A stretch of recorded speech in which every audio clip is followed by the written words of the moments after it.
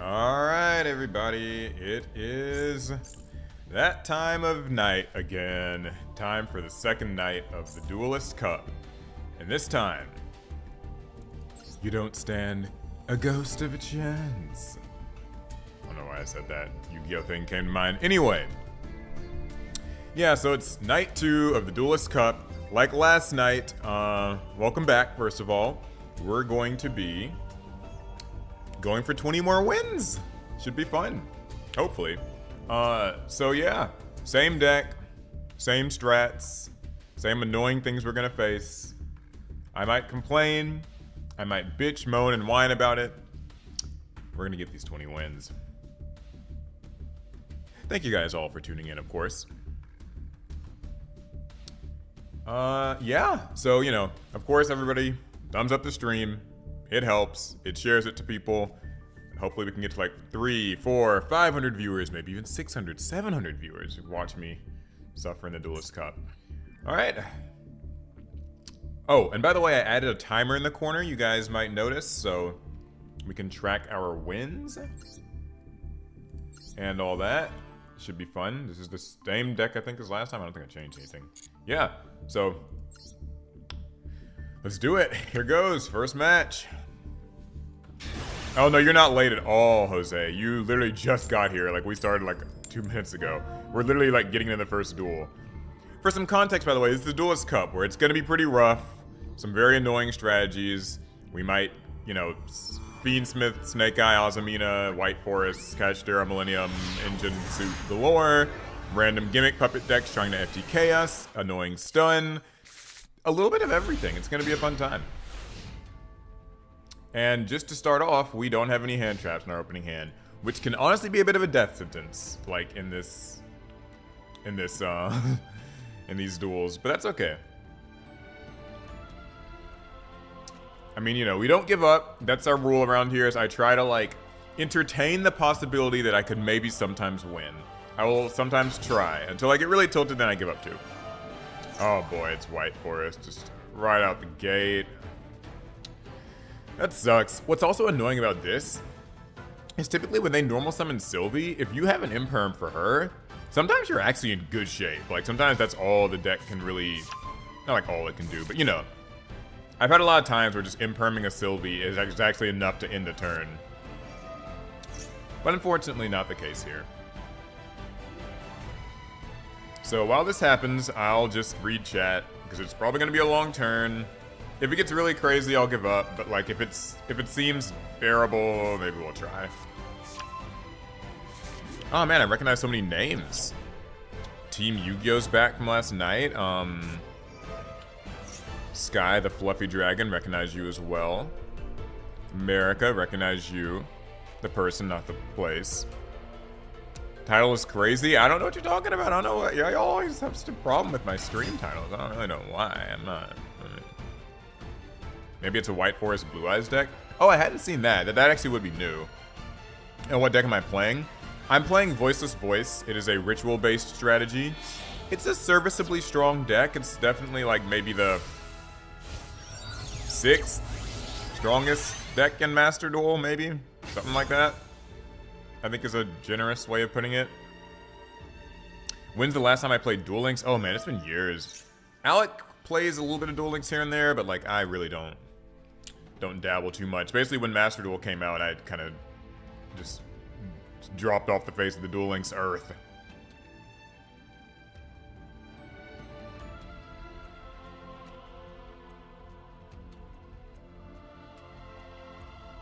Last night we got to 20 wins. Currently we're actually at a total of 31 wins in the Duelist Cup, because I did like 11 of them before the stream that was just like on my own time. But yeah. Oh, you know the archetype? Yeah, because none of these are really the rituals. This is just Saphira, who's just here to kind of get to the rituals. Funny story, actually. I was looking up the lore of Voiceless Voice. I don't know how many of you guys like to like look up the lore of your decks, but so a couple of interesting things about the Voiceless Voice. There's not like a load of lore to it, but effectively what's happening while this person combos, we can kind of go over it. So Lo is just this girl, and she just kind of prays. That's her thing. She travels around and she prays at, I guess, altars, different places. And Oh, I thought it would. Okay, yeah. So, basically, yeah, Lo goes around and prays. She is protected by the Skull Guardian, who is, I guess, like a sort of a person. It's not really a machine, but it's like a creature. And so the Skull Guardian protects her. That's sort of his whole thing. And the people that they're praying to are Seravis and Saphira. So obviously you see here Saphira's kind of got like her human-like god form. And also, I guess I need to, where's Seravis? So does Seravis, this is his human-like god form. And then they also have like their dragon forms, which are, let's see, maybe it's here. Yeah, like their dragon forms are basically like her and like obviously Seravis and stuff. That's kind of it. So basically it's kind of one of these things where, okay, cool, here comes the Fiendsmith engine, or only like 4 minutes into this person's first turn. But yeah, that's basically the gist, is like, she prays, he protects her, Saphira and Seravis give him his armor, so like they've kind of enchanted him and given him extra powers so that he can protect her. And so while the two of them are together, they are able to fight off, apparently, the assassins that come after them. Because that's another part of the Voiceless Voice lore, is that there are people trying to attack Lo and stop her from praying, I suppose, or whatever's supposed to be happening there. And yeah, you know, it goes. I think it would be interesting if there's like a little bit more lore to it, because there's really not much more than that. It's also based off that old card Novok's Prayer and Skull Guardian, the old ritual monsters, so still a bit of Yu-Gi-Oh history, but effectively they just took a random no-name ritual monster and its ritual spell that has this unnamed girl on it. You can actually see Lo, or sort of a red hooded figure, in that old ass card. And yeah, they kind of turned it into an archetype. Nothing too crazy, nothing too complex, but that's what it is. Who are the assassins? We don't really know. Like, I don't know who's after the Voiceless Voice. I think that would be interesting. Like, if they kind of explored who it is that's like trying to attack Lo. I don't know if they're even trying to kill her or to stop her from praying or what. Also, speaking of like praying, like I guess she's not even like praying for, at least to my understanding, she's not praying for a specific thing. It's more that she's just like literally just praying to those gods, to Saphira and Seravis, and is going from place to place to do that. I think it's supposed to be one of those sort of literary concepts where like somebody might be able to explain this better than I can, but like the concept that basically gods kind of don't exist unless they are being prayed to. So if everybody tomorrow were to just stop believing in God, let's say, you know, then God would not exist, because like he, she, it, whatever can only exist if people like believe in it. And so that's actually an interesting tidbit about them I forgot to mention. When Lo is praying to them, that gives them the power to transform into their like kind of more powerful dragon forms. So like, you know, Saphira, when she's been prayed to, can transform into like the divine dragon of the Voiceless Voice. And as you can see, that's like literally Lo down there, and she's like praying, so that gives her the power, and blah, blah, blah, blah, blah. So, just a neat thing. However, it's supposed to kind of be a temporary transformation that they get. I think that's at least reflected in Seravis's effect too, so. Yeah. It's funny, I just explained this whole thing, and this person's turn is still just going. Like, are you not out of time? Like, I'm sorry. I could have sworn they said that the turn counter is like 300 seconds. I feel like it's been longer than that.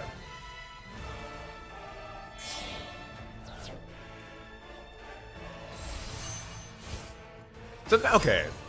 I don't want to start bitching already, but like, I swear sometimes with these archetypes, with like Fiendsmith, and I'm sorry, even White Forest, this kind of falls into the same thing, where like you're seeing some of the same monsters just summoned over and over, like within the same turn. It's like, I didn't they summon this earlier? Rissiella, and they did something, and I guess they shuffled it back, and then they summoned it again, and it's like, come on, just, let's get to it, you know? Like, jeez.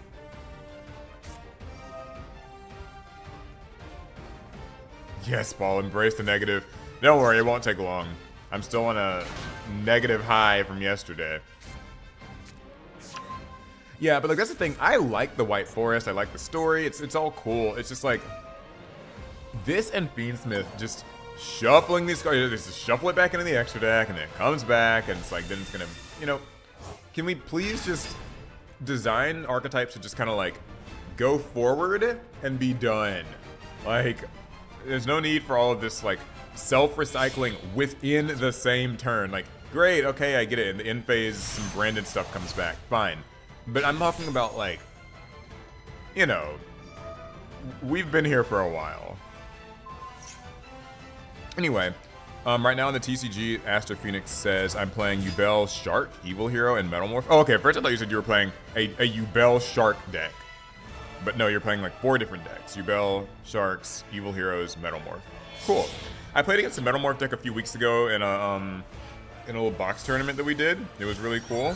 It was my first time playing against it. I also played against a Shark player in that very same tournament, which is kind of cool.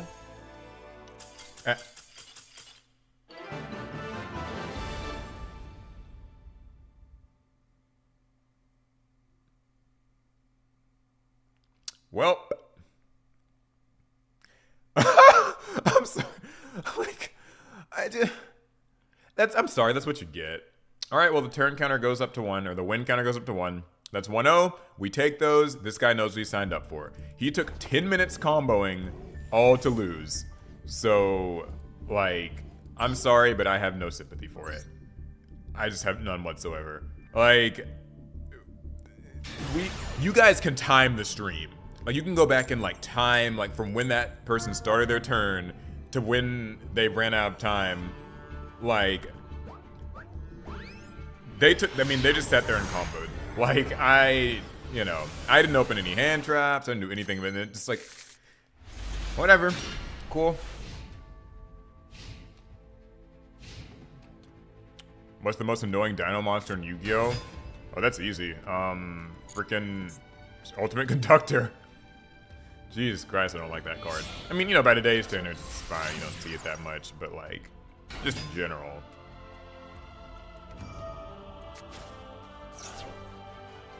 I almost feel like I don't even want to ask this, because I mean, it's just going to be like...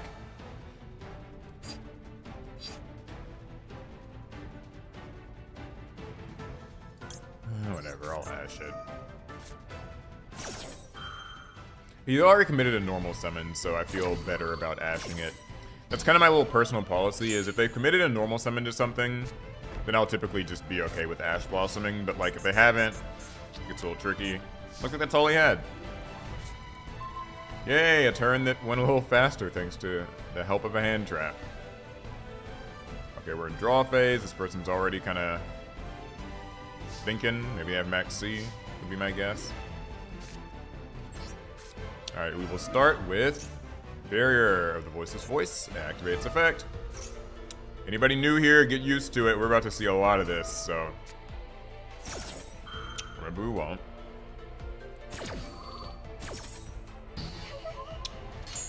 Alright, so this is a little troubling, mostly because I could play Blessing, it can't get anything, and then like if they do something I could summon Skull Guardian and it can get low, but I won't have low in the field. So my next best bet is I can summon Effect Veiler, make my way into a Link monster setup, then I can do Dogmatic and Maximus, and if that all plays out well,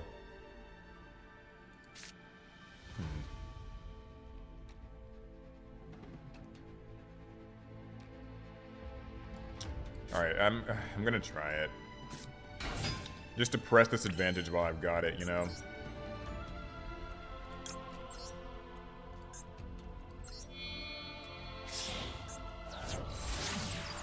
Apollosa needs to go as well. I hope Master Duel one day decides that like Apollosa and Barone can kind of just get banned. But I wouldn't be surprised if they just keep them here because for some reason they like to just make all 3 of these formats, like OCG, TCG, Master Duel, all just kind of like a little different. for some reason. Don't really know what that's about, but that's what they do. Okay, I'm guessing maybe he has like max C on this. Probably. Okay, he doesn't. Imperm is likely the next thing. That'd be what I would think. Yeah, Imperm. Eh.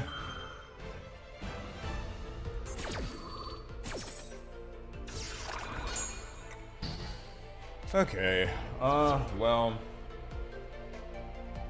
Man, I wish I had something I could get back just to recoup a little advantage.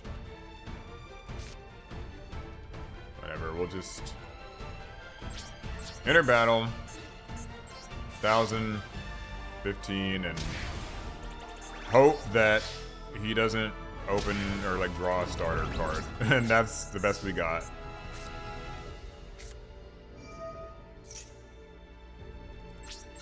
Alright, press 1 to pray. That's the rule of this stream. We are playing a deck that is all about prayers, and when we're in situations like this, that's what we do. Is we press 1 and pray that they don't open with... It didn't work. Just so you know, it didn't work. Dang it. Dang it, dang it, dang it. Of course it is Sylvie. I am so tired of not having hand traps for this. I'm also mad because if I had just not like taken the risk with that effect Veiler and just kept it and just chilled, I could have Veilered this and like we'd be okay. I mean, you know, not okay, but like, oh, fucking no.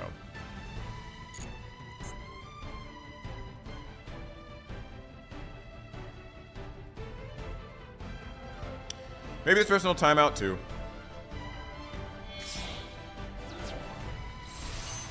Don't worry, it's okay. You can just still press 1 if you're an atheist. Even atheists can technically pray. You just pray to nothing. I don't know. Pray to atheism. I don't know. The point is, the praying didn't work, so maybe the atheists were right. Top deck Sylvie. Did I see the Rush Duel ritual deck stuff? Oh, you're talking about the Dark Magician or like the... What was it? It's not really Dark Magician. It was like Dark... Magician of Black Chaos, Rush Duel, like Dark Magician kind of based deck. Was that what that was? But I did see that and that was cool. It's wild to me too because like, why does Dark Magician not have a structure deck in the TCG? That's so bizarre to me. Like, you would think, you know, it'd just be a good, easy thing to make, but apparently not.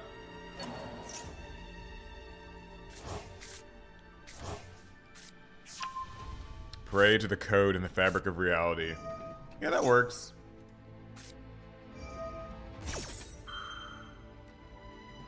Always hate this little combination of things. Hollowed Out Zamina, Chain Wanted, you can send Wanted, blah blah. I mean, it's whatever, just kind of basic little Yu-Gi-Oh thing, but...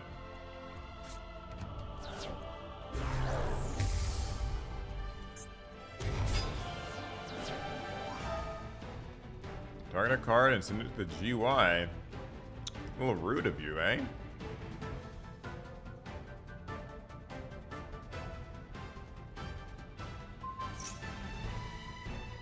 Well, they're gonna be targeting Maximus anyway, then we might as well get a ritual summon out of the deal.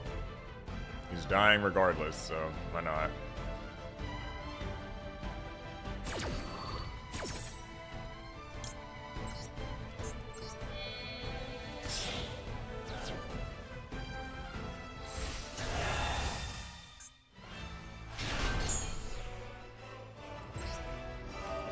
Alright, Skull Guardian, grab yourself something and hope that the rest works out.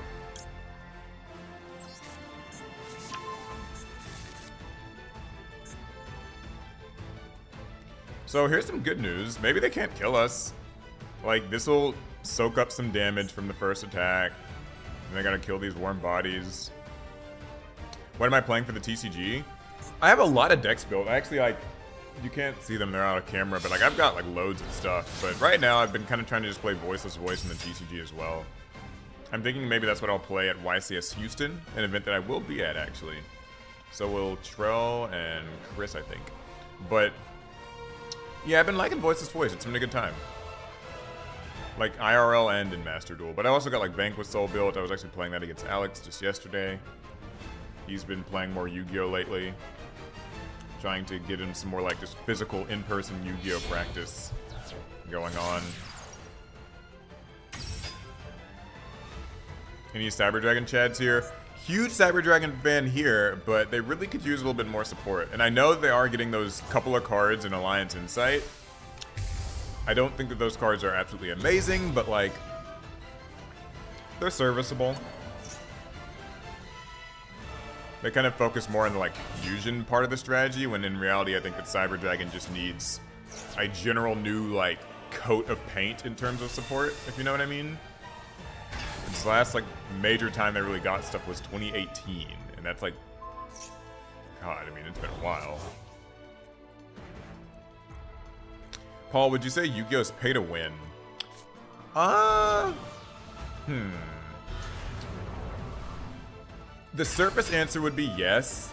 Like, typically the expensive stuff is the better stuff. But the reason I don't think it's pay to win is because, like, everyone's paying, you know what I mean? Like, if you go to a YCS, for instance, like, most people in that room will have all the expensive stuff. So at that point, it was pay to get in the door, maybe, like, pay to have a strong deck, but now you're facing everybody else who also has all the access to all those strong cards. So, like, maybe it's, like, pay to win your locals. Like, if you pay to, you know, have a Ryziel Beansmith deck, and nobody at your locals has it, sure, pay to win. In a general sense, I guess. But, like, at a YCS level, you know, everybody's got all that stuff, so. You get what I mean? Yeah, hey, it's that dude. Pay for the opportunity to even win. I mean, yeah, that's kind of a good way to put it. You know, it's funny, we just played against the same deck and they ran out of time, so it'd be great if this person could also just, like, please run out of time. Like, I'll take a time victory if, you know, if anyone wants to give it to me.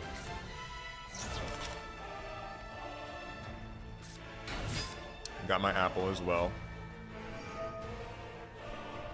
I'm ready to lock in this Duelist Cup. We'll be hydrated. We'll have our fruits and veggies.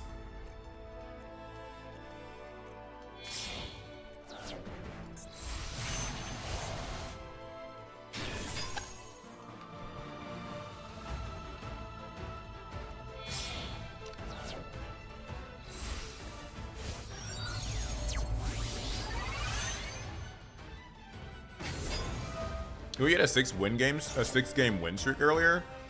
Man, in the Duelist Cup, I don't think I've ever had a 6-game win streak. I've had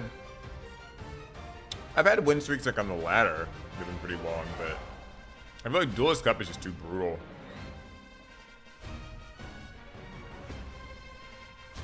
By the way, according to my estimation, this guy is currently at 18 special summons.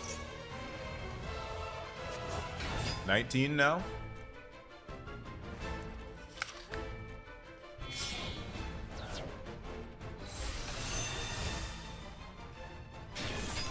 And 20.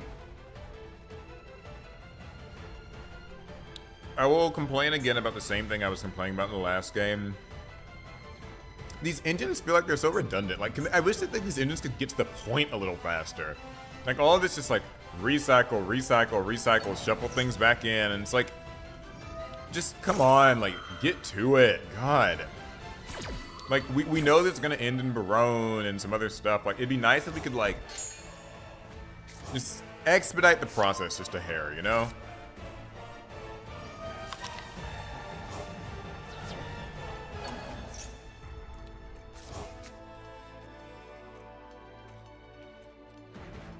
That new Fua card is needed. Oh yeah, Molcharmi Fualos. Yeah, 100%. Okay, we're finally at the battle phase. Thank God. This motherfucker forgot this thing can't be destroyed by battle because I summoned it with Blessing.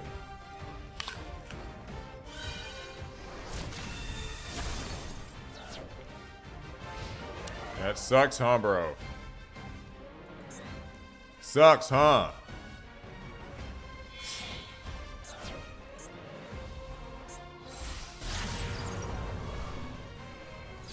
Oh, damn it. Well, at least we survived because of that. Okay, that's Imperm, I know, because he's going to try to Imperm on Blessing. Hoping I summon first. I will not be doing so. What level 2's he got?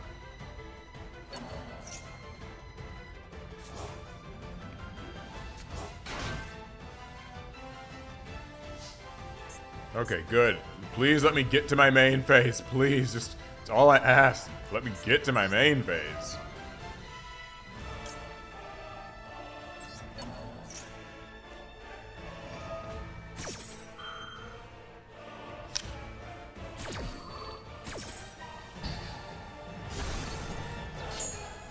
Yeah, I had a feeling it would go about that way. So we know he's got Imperm. But at least on the bright side, I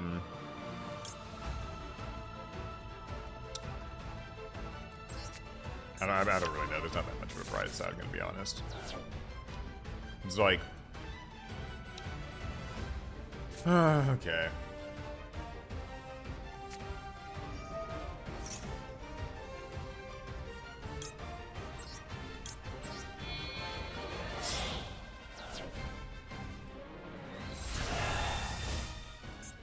If I just had prayers up, then my guy couldn't be targeted and we'd be happy, but sadly, he can be targeted, so this is Little Knight's chance to get rid of— oh no! Oh, called by 2. Man, well, that sucks. Was fun while it lasted.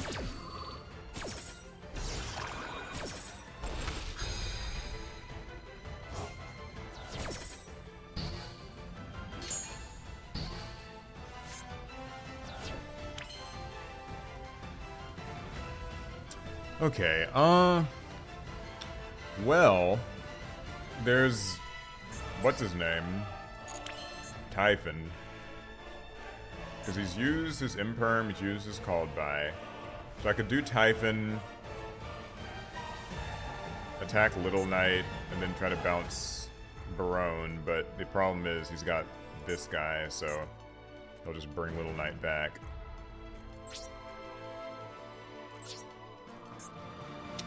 That sucks.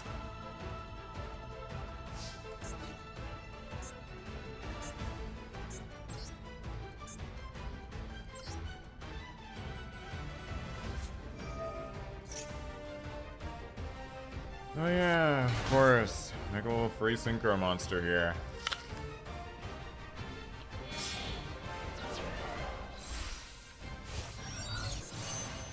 Alright, well, that's that. We tried.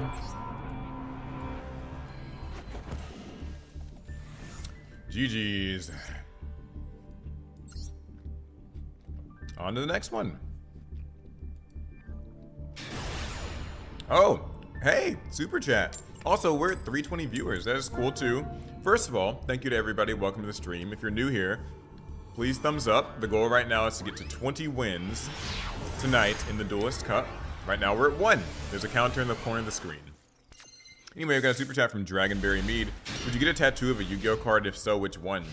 I think I would get one. I don't know which though.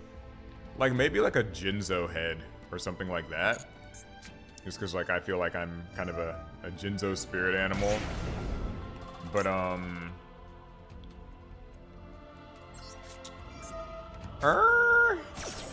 maybe I want it to be something a little simpler.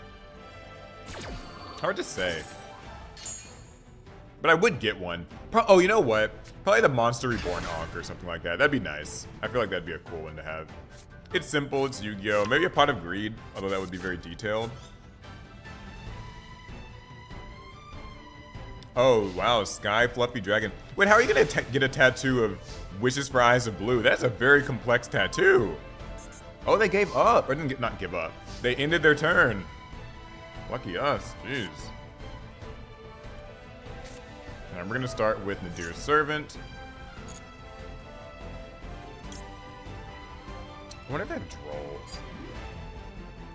Probably.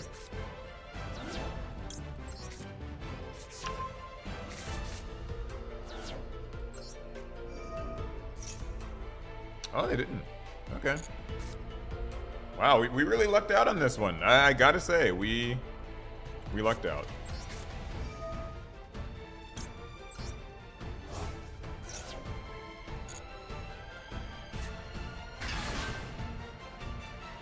Okay, so far so good. Yeah, I had a feeling. Man, why would they draw Valor off of that? I could have actually used my cross out.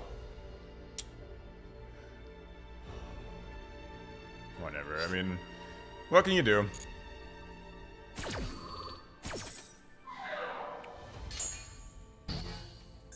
Oh, that sucks.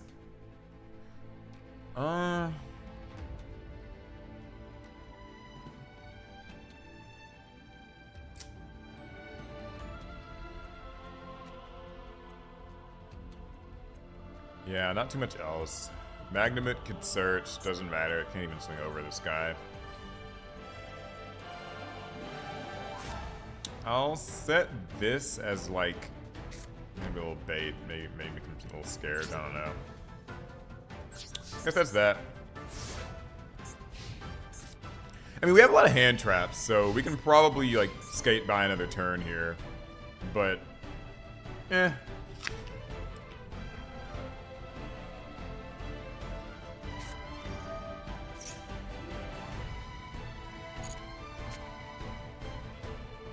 The funny part is, like, I know this is not an Exodia deck. This is not a Millennium deck. It's probably just some deck using Singinjin and Golem or whatever.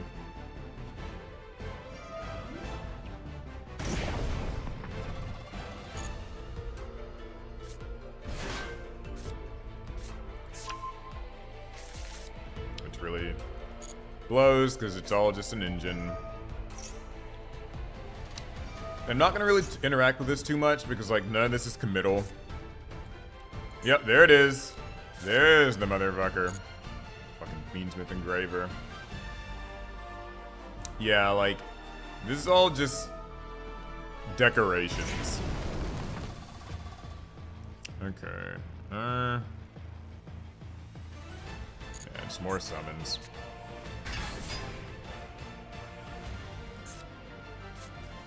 You know, when I was playing Exodia like a couple weeks back, and we were doing that stream, I was bitching and moaning about having to pay 2,000 life points just to do these little Exodia plays or whatever.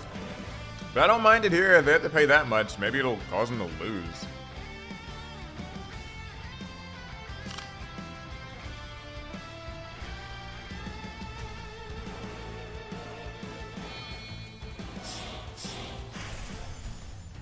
Galaxy's Photon Lord negates monster effects. Annoying.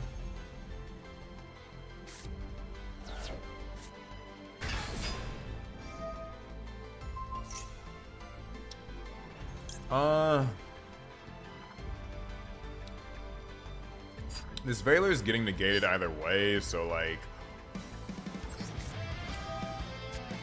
sure,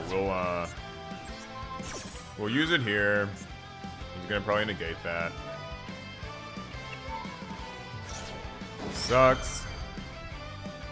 But we still have Bestial Magnamut as one more body standing between us and him. And we can Ash this. Definitely want to. He still has a normal summon, but sucks, but like, just gotta do it.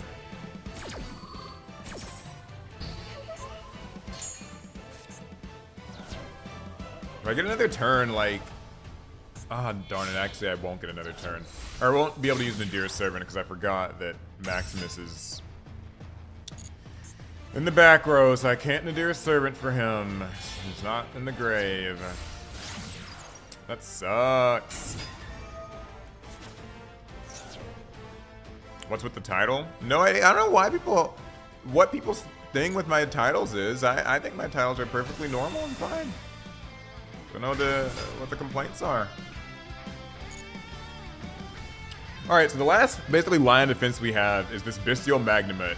We're gonna have to try to find a decent little time to disrupt this Fiendsmith engine, slap his ass in defense mode, and like, you know.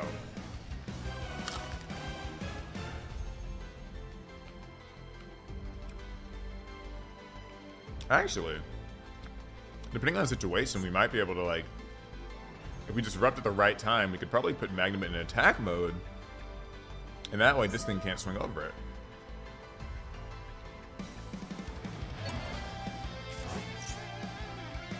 Okay, so he did that to summon Engraver back. If I Magnamut here...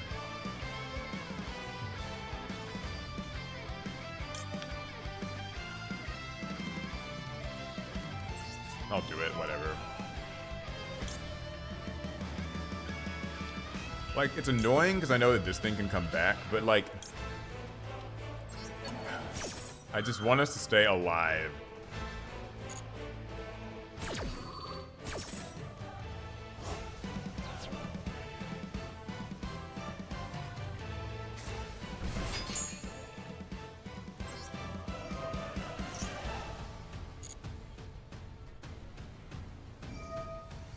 Yeah, equip. He'll die.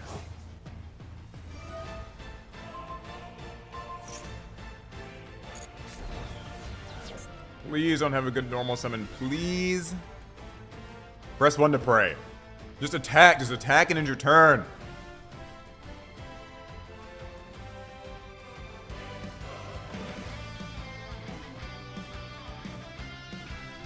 Ah, come on. Yes, yes, yes, yes.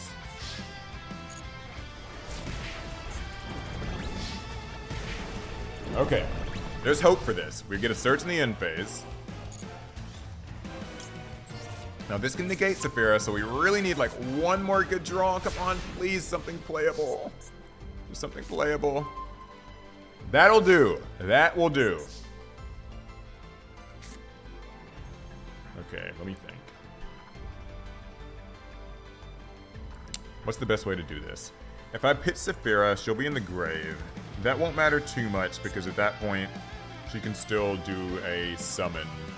Whereas if I pre-prep first, he'll know that Saphira is just bait. So I think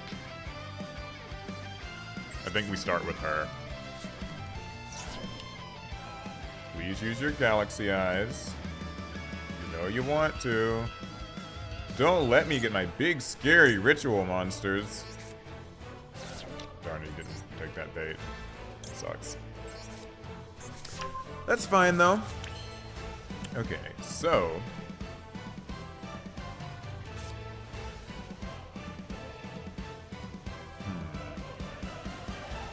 I could use it here. If I summon this, he'll probably try to negate it, and if he negates it, then I'll be in bad shape. So we'll try this first.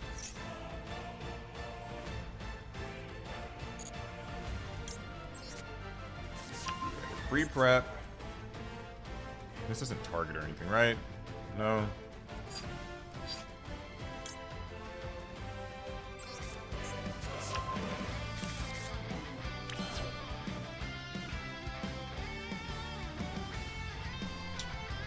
I really wish I had a way to chain block.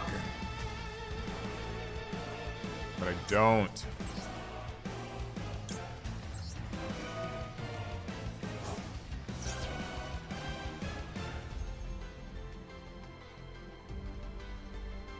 Maybe I shouldn't have actually used this first, because that might have convinced him to negate it, and then... Darn. Yeah, I think that might have been a slight miscue. Okay. In that case, because I know that he'll just negate Skull Guardian, we'll just make Saray this instead.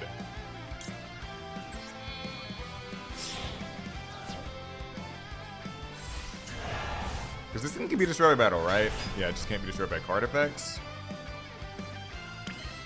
Okay, good, cool.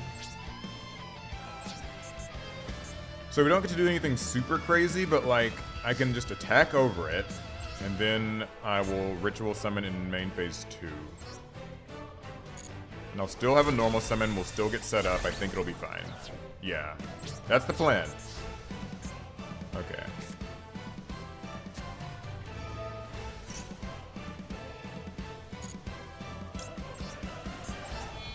Alright, goodbye, Cerebus. Would have been nice to keep you on the field, to be honest. Alright, we'll use you.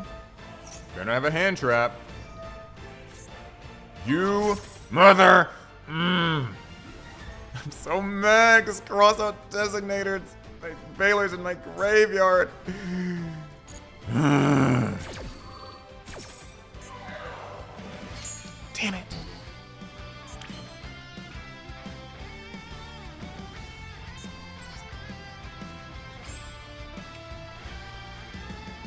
Aw, man, he can equip Requiem again. Oh, well. Guess that's that. Sorry, this got really crazy, like... I'm so mad. I wish that if his hand trap had just been Ash Blossom, then I could have used Cross Out. I got a low, normal summon low, get barrier, use barrier, get the trap. We're in good shape. This game would have been ours.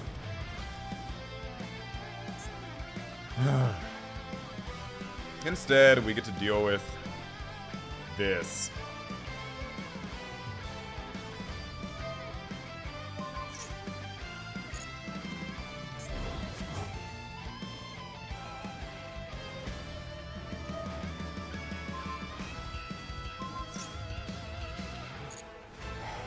Ugh. I really hate having to use prayers this way, but like, we need to keep a monster on the field just to have something. Won't even get his effect.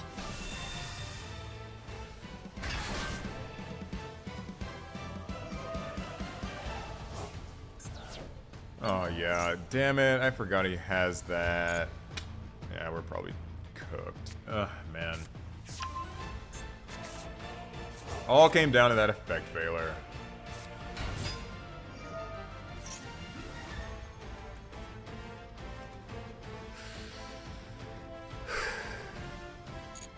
Darn.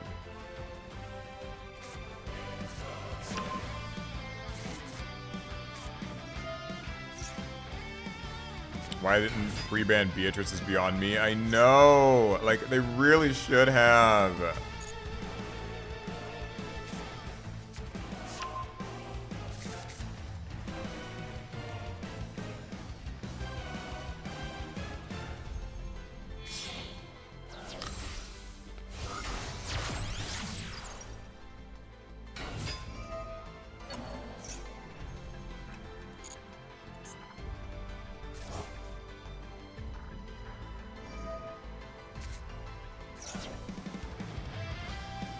Man. Yeah, okay, we'll call it there. God, that sucks. We were so close, too. Like, we actually had a chance. We really had a chance, you know? That blows. I think we're 1 and 2 for the day. Paul's close to crashing out. Oh, y'all haven't seen it yet. There's like 3 duels in. Like, I'm okay, you know, a little upset because that could have gone our way. Whatever, it's fine. Wait till we get to like duel number 10 or 50 or something.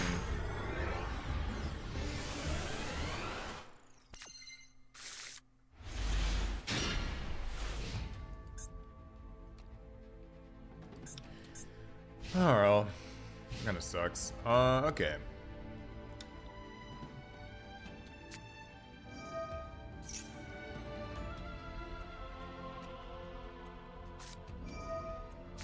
Paul, it's time to use Fiends and Snake Eyes. Amina, oh goodness.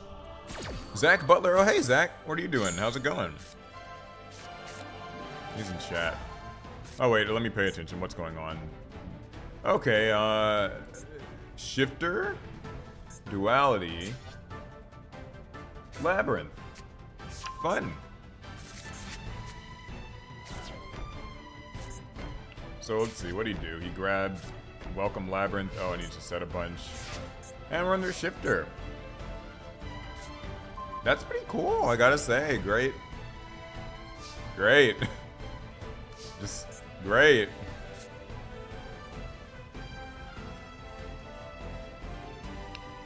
Well, I'll just do what I know how to do best. Play anyway. Can we please ban Shifter?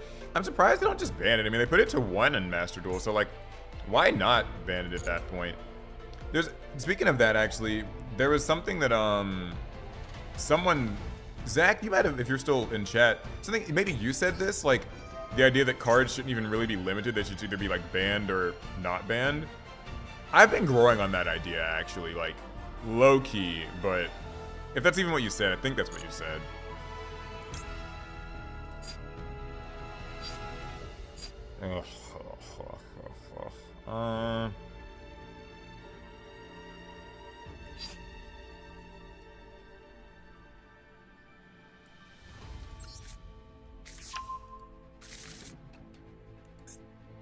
I just think it's like strange just to have like one shifter. Like it's very, it's like, it's interesting because I'm actually not a dimension shifter hater, but I just am surprised that they did one. Like just ban it at that point. I mean, it's the same with like Fossil Dyna and stuff. Just if you clearly think it's enough of an issue. Oh, come on, just activate your card. God. Yeah, but it's like, you know, if you think that shifter's an issue, like, you know, to the Master Duel team or whatever, like just ban it then. Like, same with Fossil Dyna. Like if you think it's worth limiting, you should probably ban it.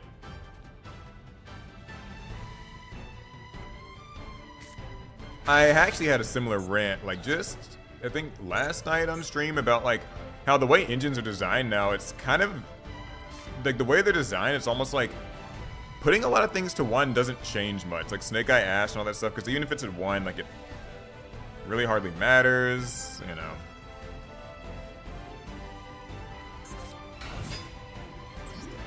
Because like the engines can get to the cards anyway, so like either ban it or don't. Like, you know, say what's the trouble.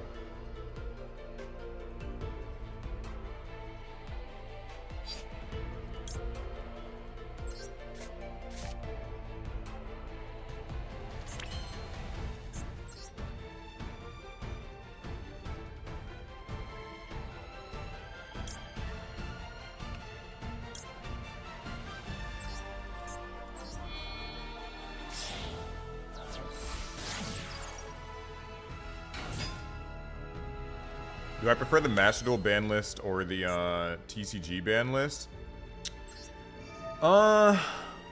Overall, if I had to say, I think I like the TCG ban list a little more because they don't have the generic extra deck cards. That's probably like the big tipping point for me. But I generally like the Master Duel approach to ban lists. I think that that's pretty cool. It's just like, yeah, I don't know. That's pretty much where I land on it.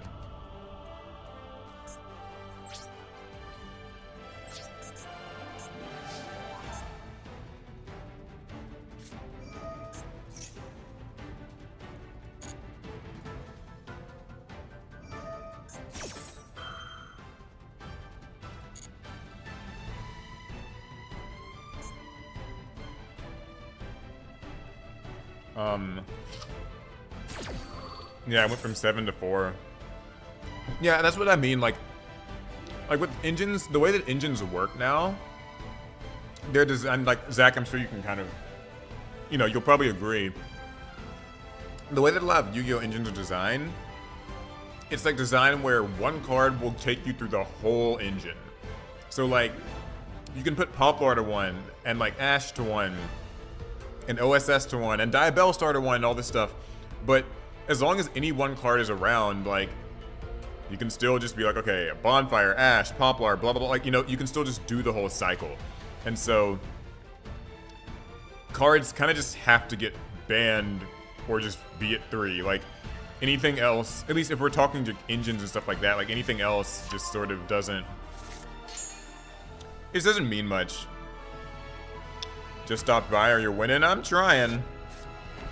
Do I like the new Blue Eye structure? I think the new Blue Eye structure is amazing.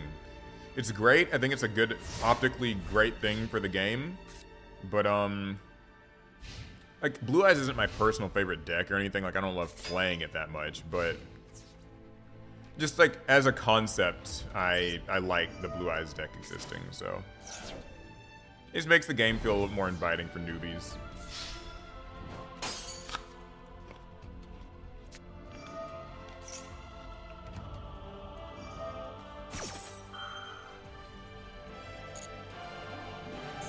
thought there might be something else I was gonna say about the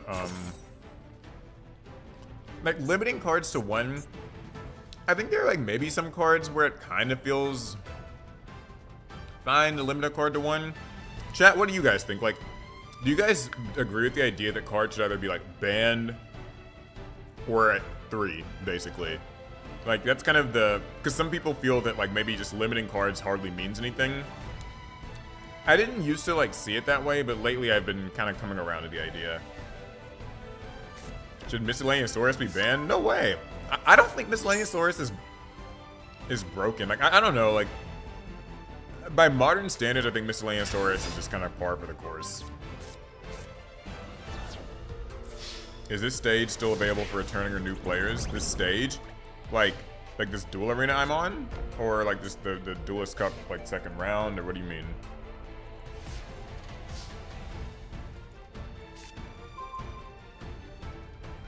So here's something fun. He set Dimensional Barrier here. I know he did, so. That really sucks. Really does. But I guess we'll just keep putting ourselves through the torture and, you know, just sort of see how that goes.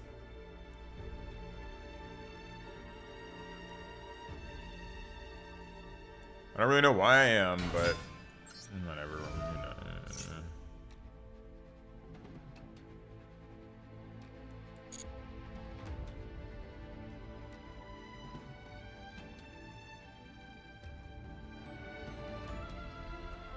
Semi-limited is honestly kind of stupid.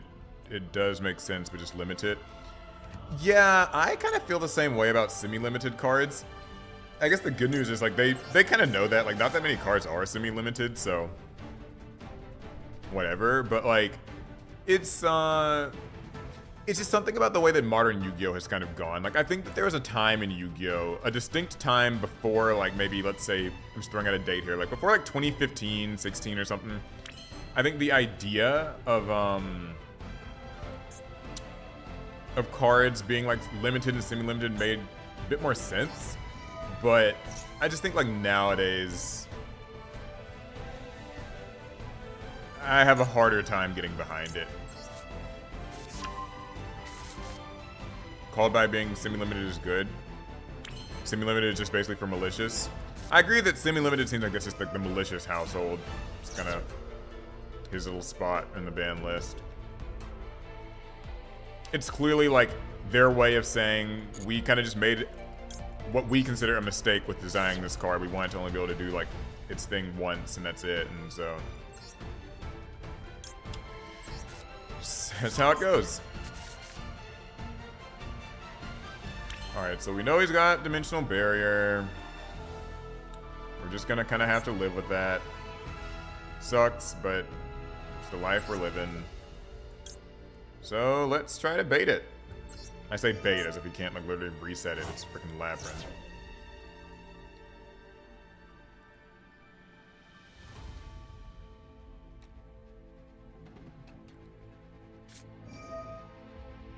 Yeah, there's Dimensional Barrier. Awesome. Very fun, very cool.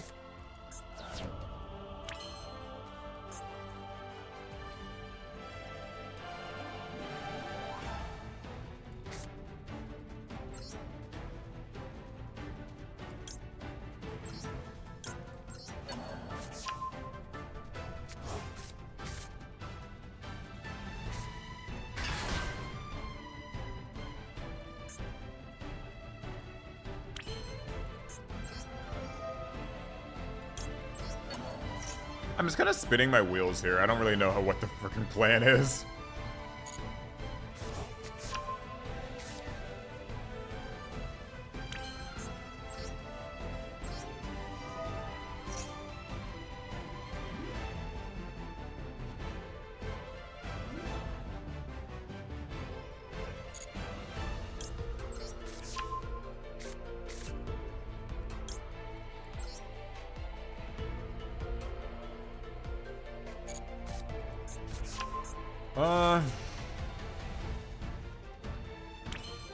I'm kind of checked out. I started talking to people, and now I don't really know what's going on in this game. So,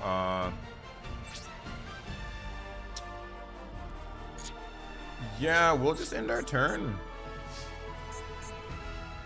See what happens.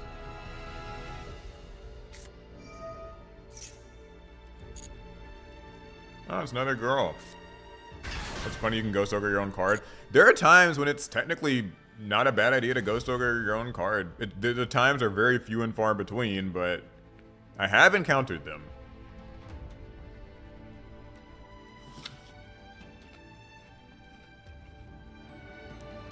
Yeah, I kind of mentally checked out a long time ago. I know what you mean. Like, it's a Labyrinth deck. Like, it's nothing about... It's not anything against Labyrinth. It's just like...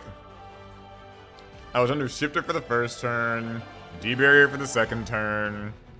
We're just kind of here, you know? Like...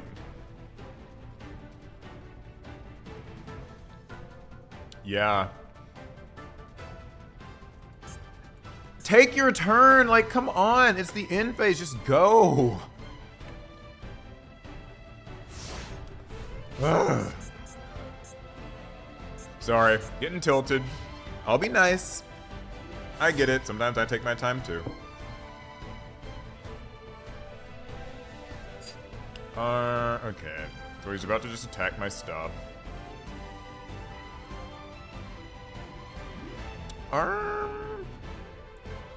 Okay, I've got a plan. Let's see if this works.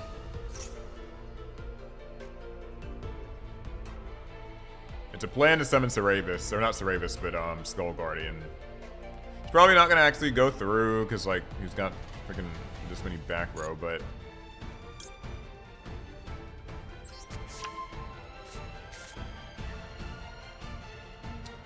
yeah. So you know, I really could have done this. Who cares anymore?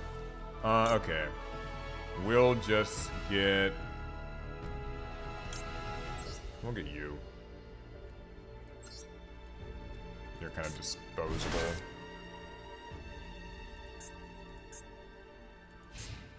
Wait, what? Why didn't this? Oh, I'm dumb. I am dumb. I didn't get my ritual guy. Oh god, I'm losing it. Yeah, what I meant to do there was I was gonna use Radiance and like grab what's his face? You know him, the ritual monster. And then I was gonna use like something, I gotta like summon something like Link Karibo so I could trigger a ritual summon and it'd be a whole thing. I didn't do it because I'm a dum-dum. So yeah, that sucks. That really sucks. Maybe we'll get another chance.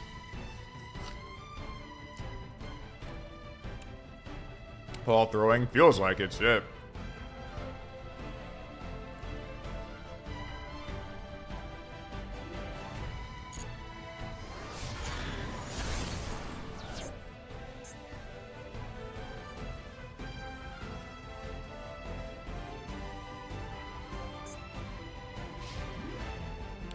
I'm about to take a break if you want to chat. So you're doing Duelist Cup right now too, huh, Zach? I mean, you can always hang out here and we can talk and chat. Like, you're I know you've got the Yu-Gi-Oh opinions. Honestly, how about this? Give us some hot takes. Some hot takes for chat to sink their teeth into. While I like sit here and waste my time against this Labyrinth deck.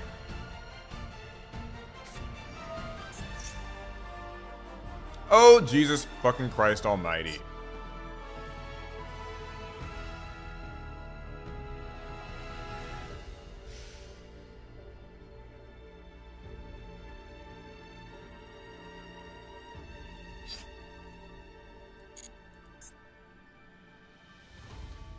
Rivalry of the Warlords. Oh man, I should have actually made that play last turn. I would have had a chance.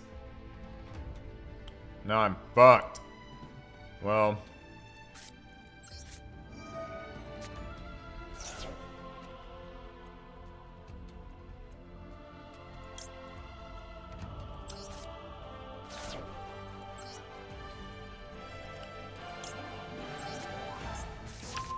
Yeah, I can only control one type of monster, so... Not a whole bunch I can do.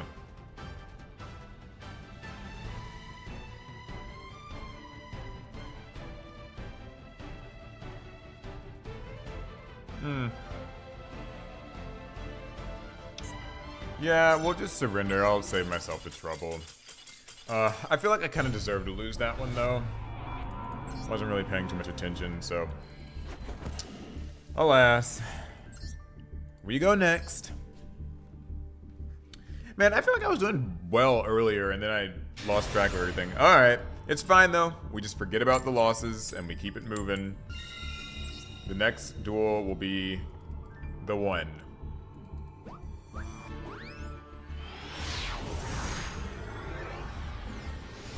Floodgates are so stupid. Like, rivalry being in this game is why, like, I'm just like, just ban them. Like, why, like, ban, like, 0 or 3. Like, why, like, because rivalry's at, like, 1 or something, and it's kind of strange. Like, why have, like, 1 rivalry and, like, 1 skill drain? It's just, I guess they're trying to, like, throw the slightest bone to these people who want these floodgates around, but, like, you know. Whatever, I need to focus. We literally won 1 game today, and that is a terrible record, so we gotta lock in a little bit more than this.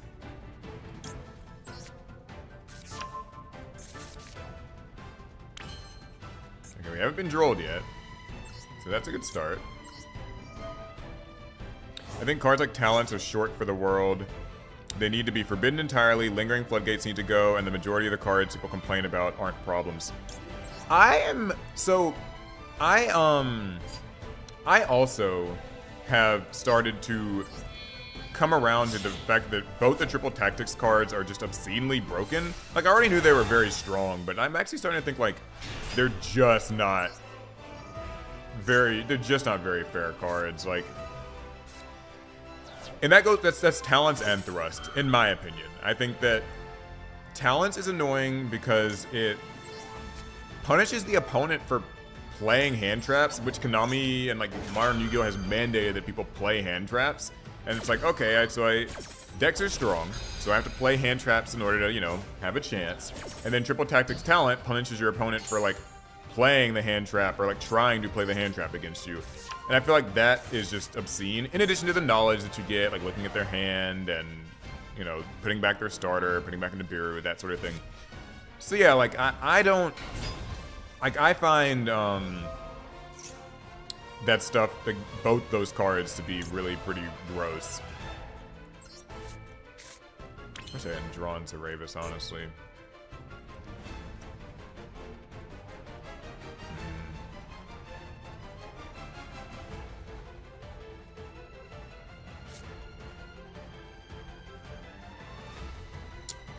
Oh well.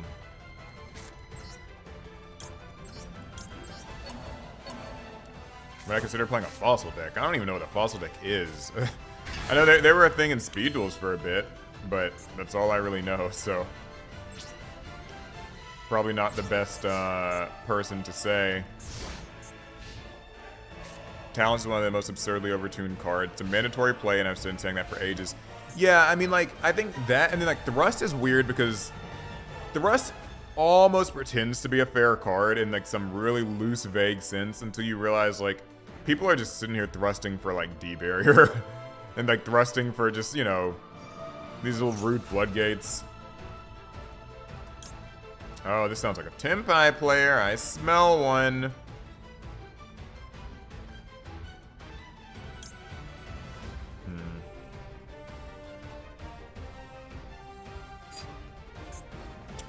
I don't have anything to shuffle back.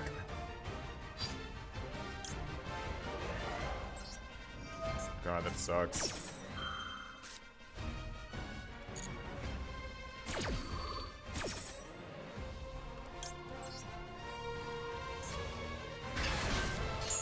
The only thing that sucks in Master Duel is the grind.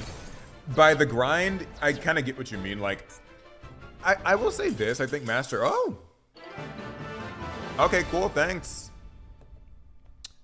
That's 2 wins for us. 2. I think, like, Master Duel would benefit from having more things to do than just kind of ladder grinding. Like, that sort of is a bit of a missed opportunity, in my opinion. Like, I think that they could have... Just something a little bit more than just a ladder would be nice. Yeah, like, that's my thing with Thrust. Like, Thrust is... Triple Tactics Thrust is never really used to grab anything honest.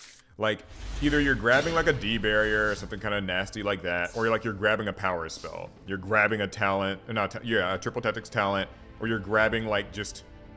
Like, in Master Duel, people grab grass. Like, it's just... There's always something rude that you can get with Thrust, so I just... Both cards kind of feel... not very chill.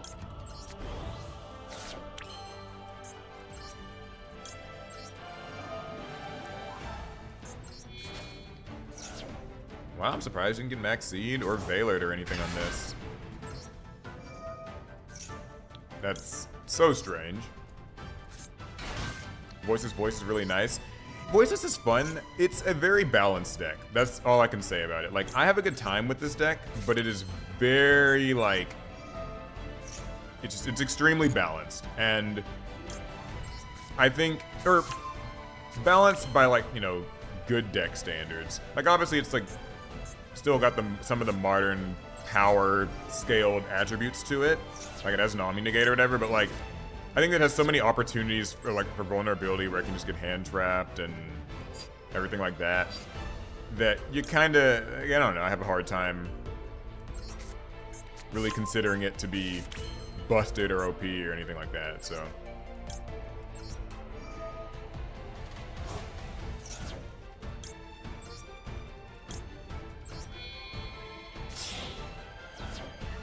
It's the Temu deck of Drytron. That's one way to put it, yeah. It's funny, I used to not really think anything about ritual monsters and all that, but lately I've found that I did play the Dogmatica deck, like a little Dogmatica ritual thing, and I ended up having a pretty fun time with that for a long time. That was like one of my big decks in Master Duel for a while. And, oh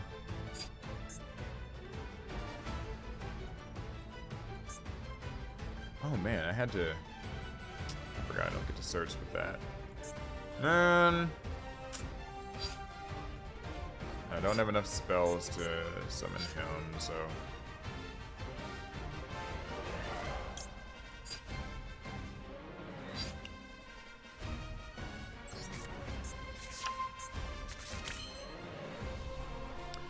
Alright, we're gonna have to take a small little calculated risk here, guys. Or not, I could play it safe. Or I could be greedy. I'm gonna be a little greedy.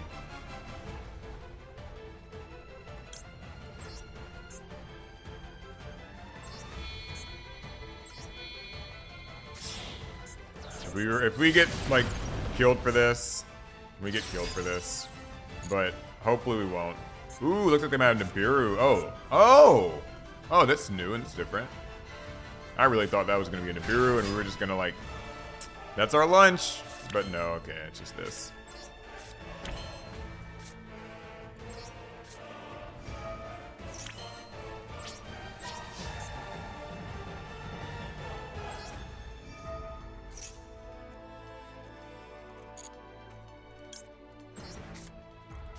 I have not seen people playing Fantastical Dragon Phantasme in, like, this feels like ages. That's a surprise. Alright, either they have Call By or they don't. Let's find out. I lucked out. Now this stops targeting effects, I believe. It can, like, discard a card. Yeah, okay.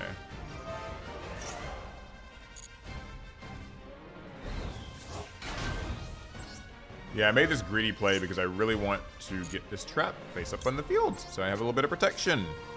It's a gamble, but it's what you gotta do. So they got a lot of cards in their hand. Plenty of plays. I have one Omni Negate, a potential pop, or I can turn this into Saravis depending on what it looks like they're playing, but we don't know just yet.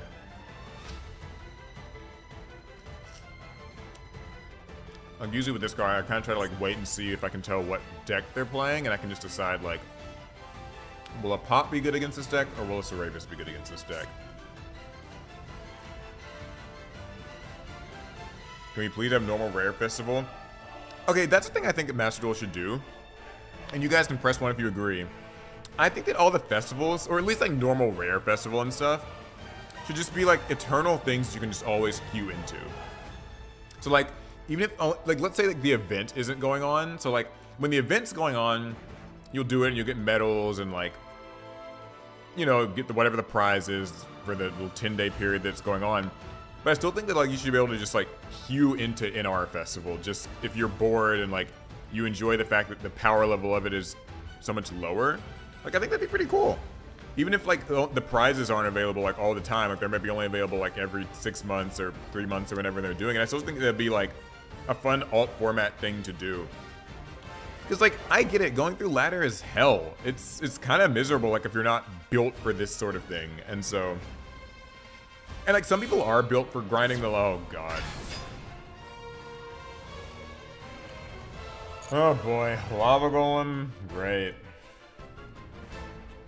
This can't be anything honest. D-Fissure!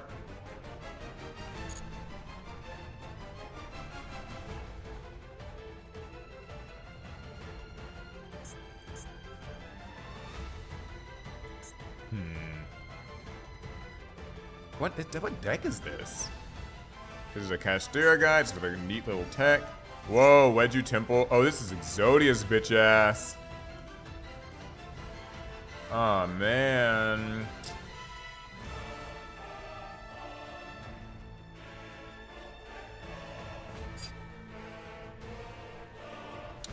Interesting that he did D-Fissure after the Lava Golem, or is that not like a...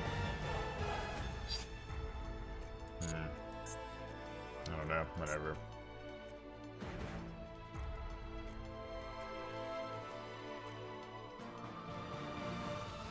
Yeah, I think this is an Exodia thing.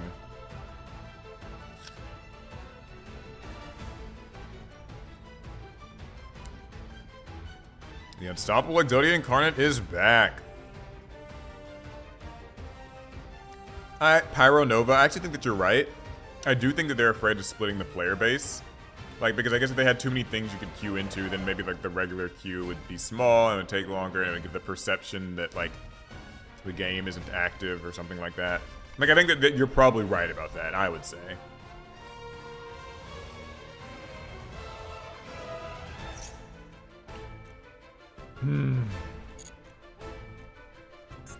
Well, there's not really anything we can do about Wedju Temple now because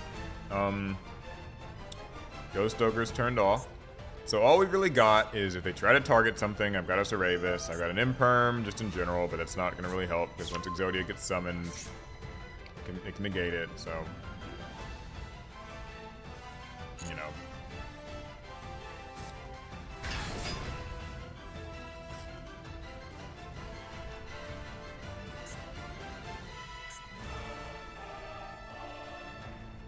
This can get us one extra monster to defend ourselves with.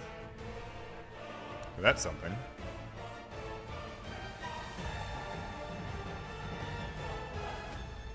I like how challenging Yu-Gi-Oh is, but it gets repetitive sometimes. I think this I agree with you, just having to do like this one format all the time is a mess. Like, it would be great to be able to, if I'm a little bored with this, like I can just queue into a draft format. Like, oh, let's play like Battle Pack today, guys. Or, you know, let's play like NR where the meta is just completely and totally different. This is like...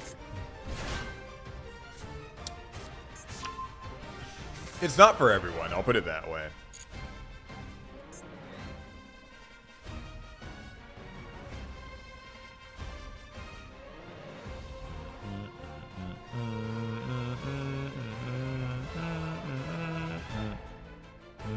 Master Duel is basically still in beta. I kind of get what you mean. Like, I feel like only recently have they been... What is this thing? I forgot what does this do? Banish a monster with two... Or blah, blah, blah. Target a monster in the field. Whatever. A stupid fucking card.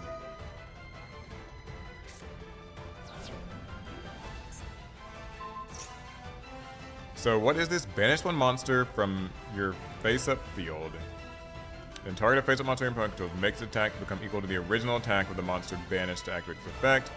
Oh, so that he can, like, kill me, because his attack will become 800.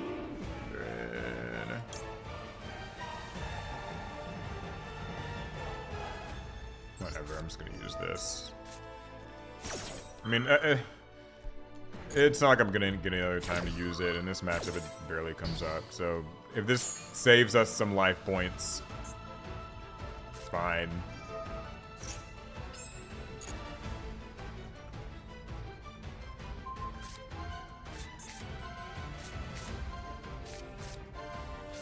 Man, I wish he had one of those Exodia pieces in his hand. Let me know he's got a dead card, please.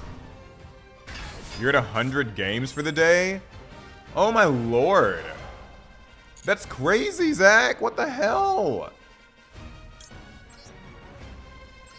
100 games? Christ almighty. Please negate this, please.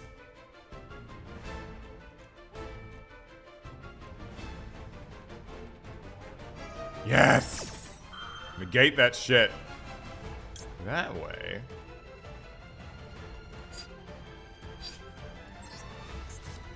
I can imperm you and live for a turn. Mwahaha. I don't really know like if that was all that worth it, but at least he won't get to set that Exod card at the end phase unless he's already got it in his hand. And so that'd be nice, you know?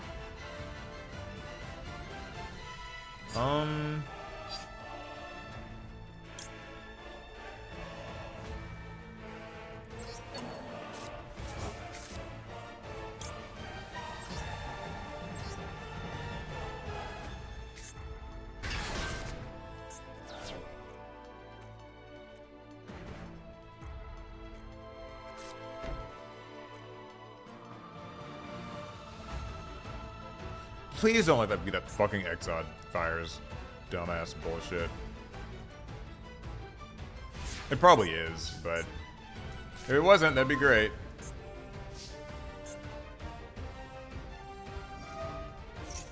Ouch. Okay, so if that's Fires of Rage, then, well, we're kind of in a bit of trouble. But hopefully it's not.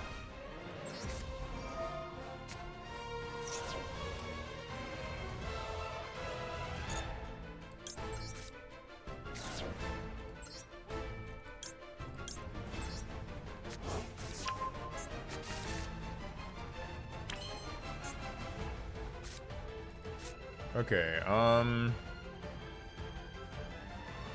gonna normal summon low. I'm just gonna take a big commitment here. I'm not even gonna place this card down. I'm just gonna just normal summon her. I'll activate barrier. I'm operating basically under the assumption that this is Fires of Rage. So if it's not, oh, okay.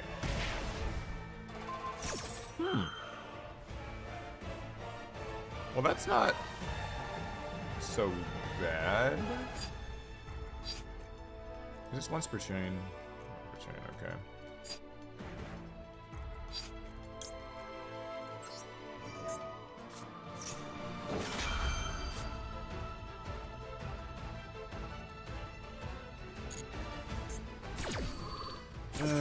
All right. So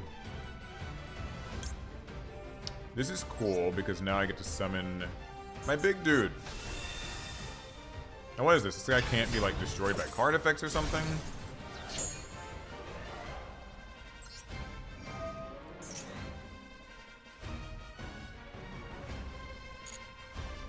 That is fine. I can live with that.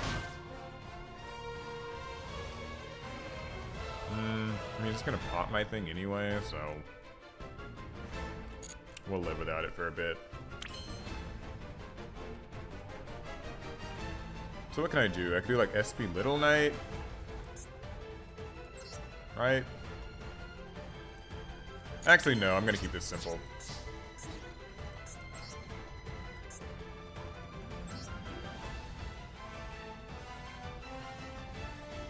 They're running pretty low on time.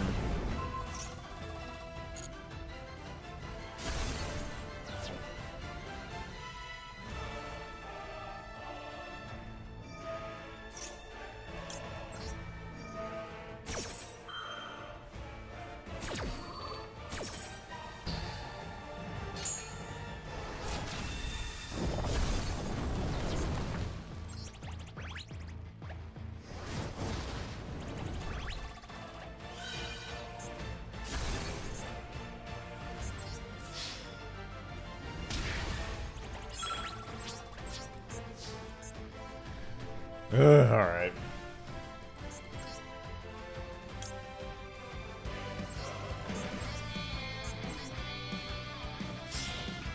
Should have done Cast Angel first, but it's okay, because at least it's here now, and that's something.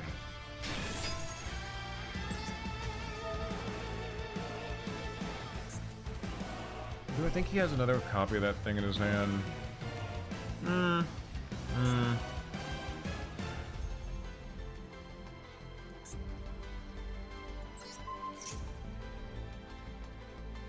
Whatever, I'll just go for this.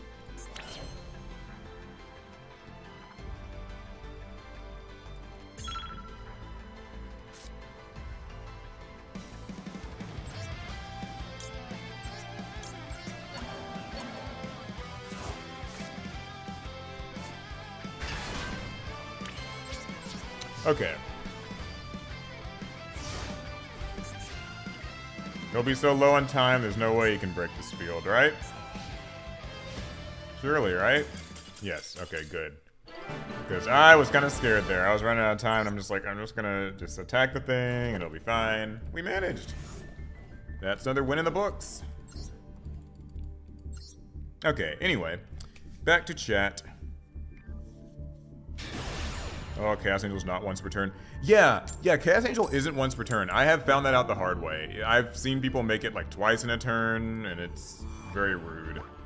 You like my hat? Yeah, thanks. This is a Blue Eyes White Dragon hat, and I'm actually trying to remember where I got this, because I got this a long time ago.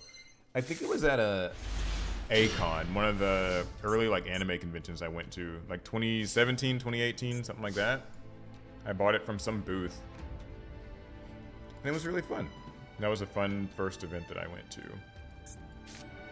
Let's see here. We're gonna start with the Dear Servant, see if they ash it. Lucky us, they didn't. Alright, next, let's see if we get drolled.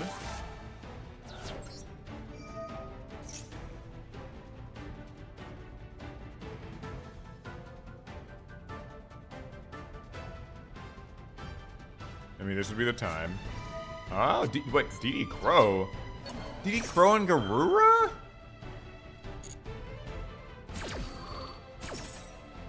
I get it, because I guess it's like to stop Maximus, but that's certainly something. Pretty wild. That's a bold one. This must be a Tenpai player, because they're the only people who play this stuff. DD Crows and Ghost Spells, they get the luxury of being able to do such things. So if he's got a second DD Crow, I guess he's set, but okay, he doesn't.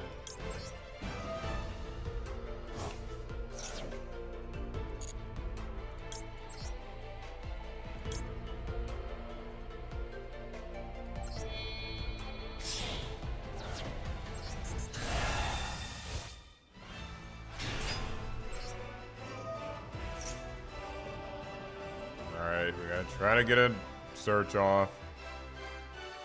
Probably won't work.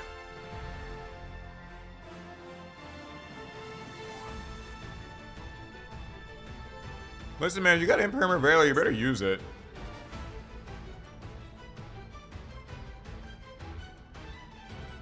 I mean, it really is like now or never, so.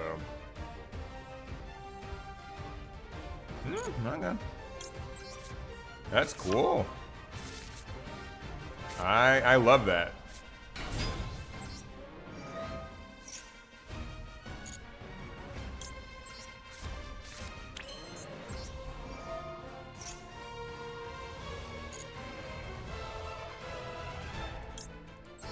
Gonna grab Radiance, gonna set it, and it's not the best opening, but it is an opening. Just the bog standard voiceless voice thing. Is Tenpai my favorite? Oh yeah, I love Tenpai. It's fun. It's great. I couldn't think of a deck I love more. Chat, can you think of any deck in Yu-Gi-Oh that you like more than Tenpai? I feel like it's impossible. There's nothing more fun. Name a deck you like more than Tenpai, I dare you. Oh, there they are. Okay,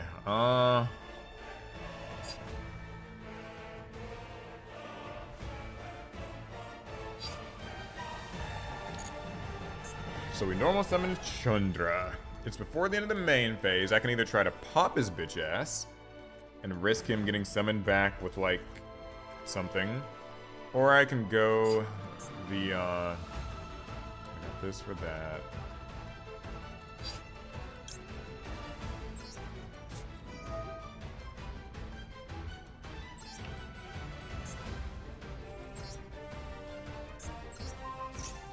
Probably droplets or something here. Well, it wouldn't really be, I mean, I don't know. I guess even if they had it, would it be worth it? Depends on what's in their hand.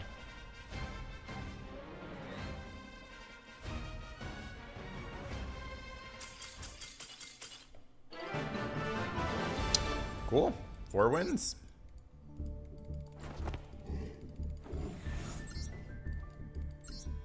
Yeah, there's so many decks people like more than Tenpai. Yeah, I'm sorry, like, I think Tenpai is cool. I feel bad that I hate it as much as I do because, like, I liked Trident Dragion as a kid. I promise, I really did. Like, I was a little Trident Dragion lover when I remember because I think I pulled a, what rarity was it? Was it like an ulti when it came out? I feel like I pulled like an ultimate rare one and I was just like, this is the coolest monster ever. It was really hard to use at the time because there wasn't like an archetype and all that. I remember, like, I built a little fire dragon deck. 14-year-old Paul built a, I'm just gonna ask this. Whatever. Yeah, I built a little fire dragon deck with, like, masked dragons. And it's, like, all I really had, and, like, whatever else I could, some other little fire things. Magma Drago, if anybody remembers that card. Magna Drago? Like, that was what I was on. And, oh, boy. Oh, thank you, Super Chat. Appreciate that. Everyone enjoy your day. Don't let nothing or no one steal your joy. That is good advice.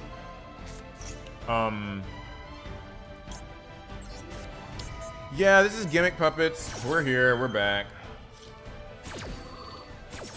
And, your Gimmick Puppets can't be affected by my monsters, so...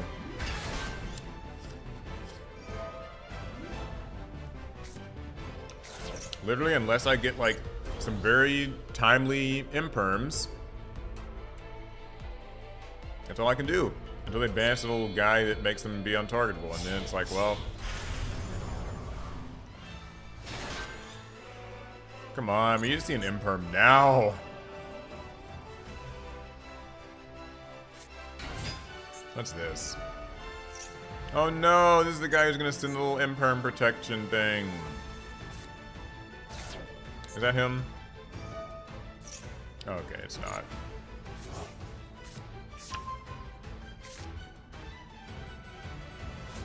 Josh stopped streaming at 40K. He hit a wall. That sounds terrifying. I'm never in it. I'm not in this, by the way, to win this. I'm in this just for fun, just a little personal challenge. And because it's fun to stream with you guys and chat and talk. But, like, I couldn't take this so seriously where it's like, okay, we're just gonna grind, you know, day and night, like... Nope, I don't have that in me. It is funny, though, to hear that, like, he just hit a wall at 40K, just, like, stopped. Like, I guess it was just too... Like, what do you mean by hit a wall? Like, I'm curious what that looks like. Gimmick Puppet doesn't need any more hits in the TCG. Yeah, I don't know anything about TCG Gimmick Puppet. I know it's like a little different, but like, Master Duel Gimmick Puppet is obnoxious. That's all I can say about that.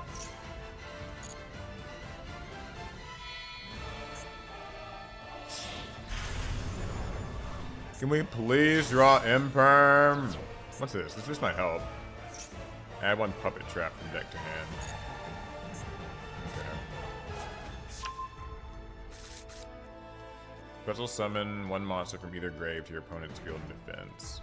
Oh, this doesn't target, so I can't really Magnamoot it. Well, if I see something that targets, I'll just try to use Magnamoot. I don't know. There probably isn't anything, but we'll watch for it.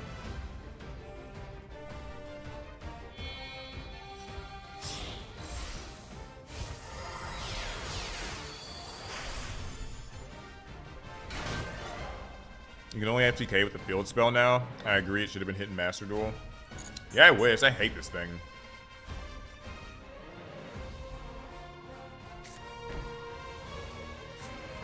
Oh, is the turnover? Wow, we didn't take any damage? I don't know what's going on. Alright, what's this do? So if a monster is special summoned to your opponent's field, you can target one of them, destroy it, and inflict damage. Okay. Well, I'm surprised we managed to get a turn. Alright, let's see what we can do. Alright, I guess we'll start with... What's that trap do? Wait, what's that trap do? Let's read that. Target monster your opponent controls the number of game puppets you control. Take control of them until the end phase. Blah, blah, blah, blah, blah. Okay. Maybe we can, like, pop it or something. Hopefully we'll get lucky and hit it.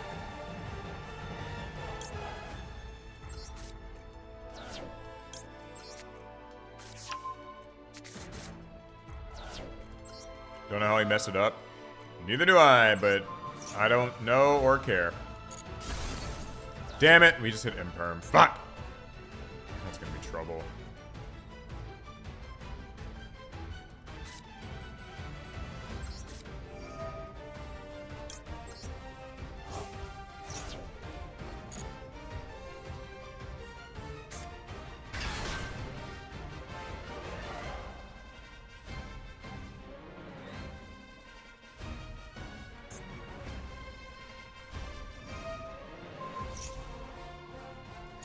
Yeah, okay. Is this like multiple times? Okay, good. It's just once. Okay, good. So that's fine. He can just be a little bit of bait.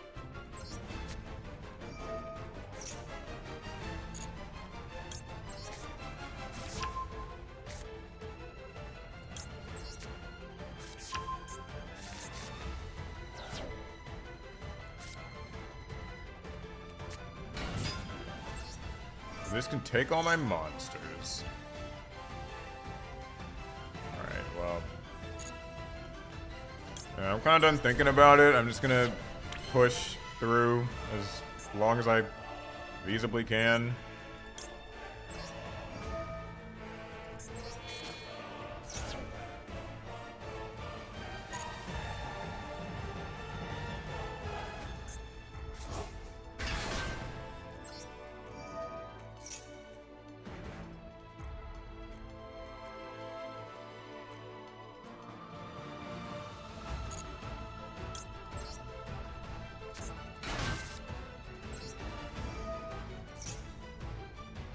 Alright, if he wants to take this, I guess he'll have to kind of do it now, because any other time would be quite dangerous. Yeah, okay, so he just takes these into the end phase. Kind of blows, but, you know.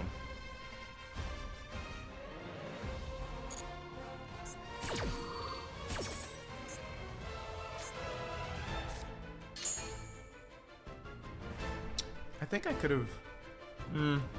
Yeah, well, whatever.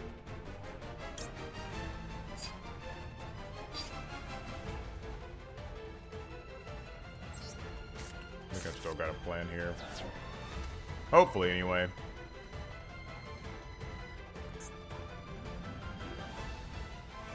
Okay, wait, so...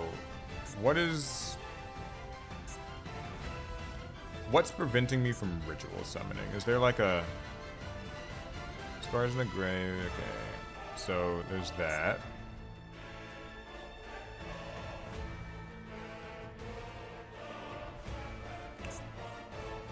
Wait, so why can't I ritual summon with this? Is there like the thing that locked me out of it? I'm really not sure. What, is it this thing? Is it this thing? Because I should be able to just use this, right? Maybe I'm just like forgetting something. Oh yeah, because it's like only light monsters? Okay, cool. That's what it is. I knew I was forgetting something. So, in that case, I can handle that.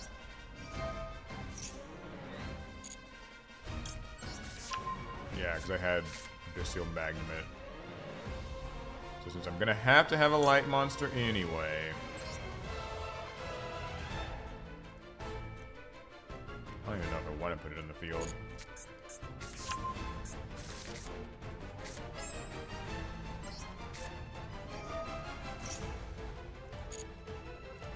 Yeah, thank you for that. I did not notice. I was like, what is going on here?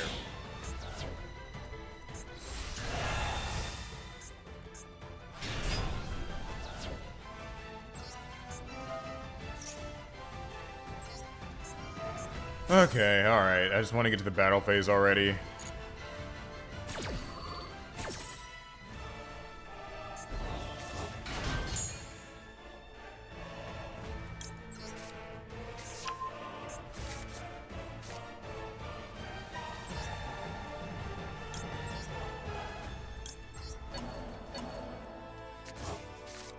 So those guys are coming back to me at the end of the turn, so that's pretty good. Alright, we'll just... This will be fine. Alright, what does this do? Does this do anything when it dies? Hopefully not. Does this do anything if something dies? Hopefully not.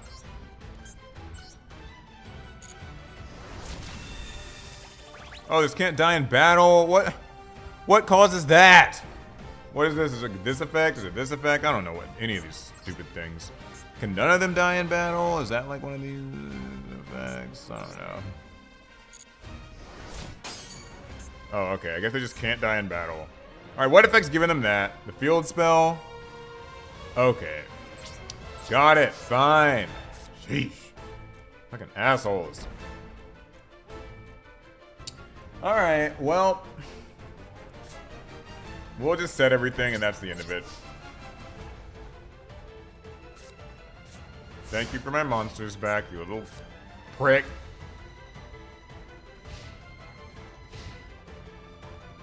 They're unaffected by monsters, and they can't be destroyed by battle. Wow, what a pain. Target 2 monsters your opponent controls, and, like, gain control of them?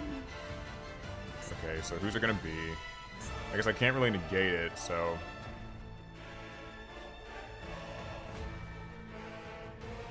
Maybe he'll target, like, Skull Guardian and something. I can use Ceravis and get my Skull Guardian back. And... Oh, he wants both my lows! That's very rude of him.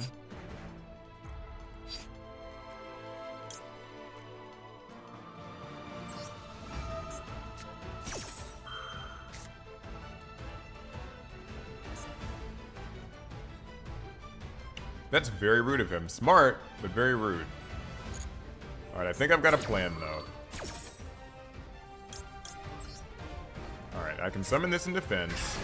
You can take my lows. What else is this? What happens? Gain control of them. Yeah, okay.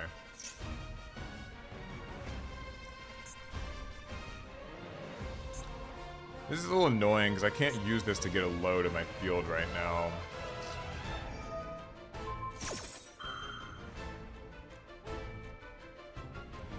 That sucks. But if this gets destroyed, I can use it to summon a low, but like, was that even really worth it?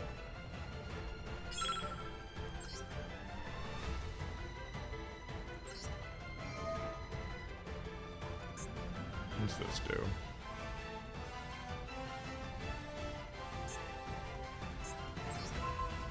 I'll hit this. And this.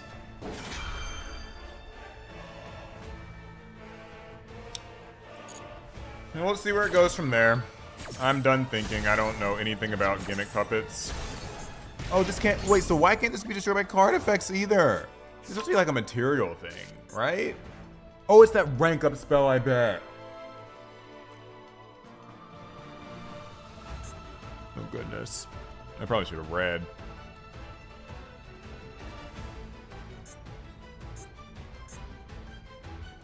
Well, whatever. He's running low on time. Maybe he'll run out of time. That's what we'll bank on for now.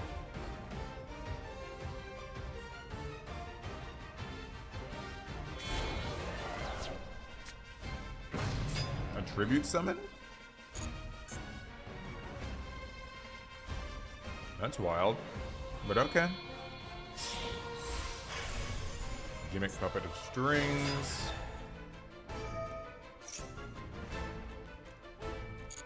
Oh, okay.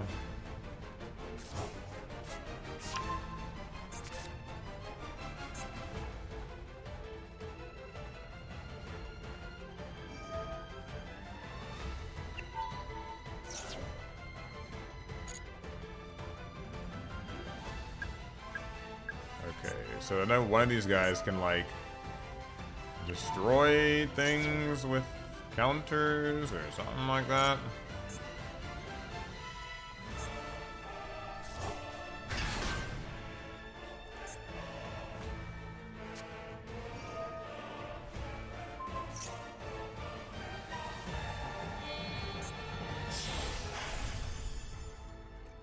Oh, I bet this will, like, deal a lot of damage or something like that.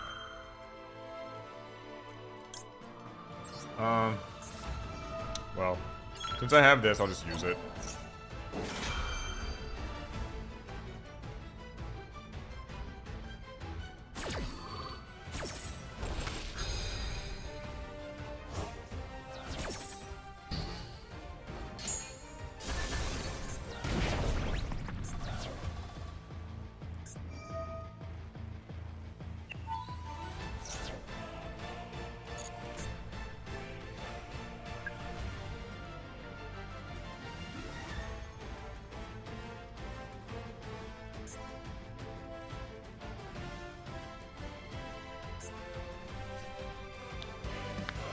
I don't really know, like, what's going on. I don't know that much. Like, I'm not used to these, Dark One Xyz monster in either graveyard, summon in defense position.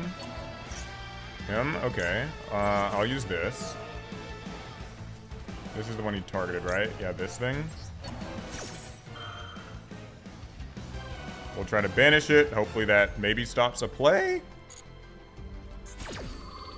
Maybe he'll run out of time, please. That'd be better. Yes, sure. I'll use Magnamut's effect. Just attack me and end your turn, please. Thanks.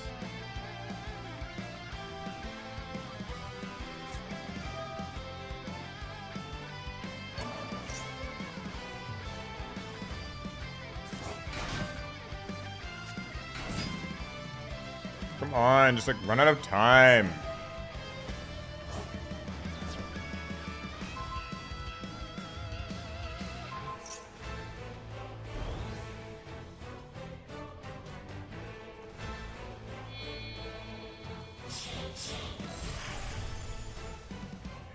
Okay.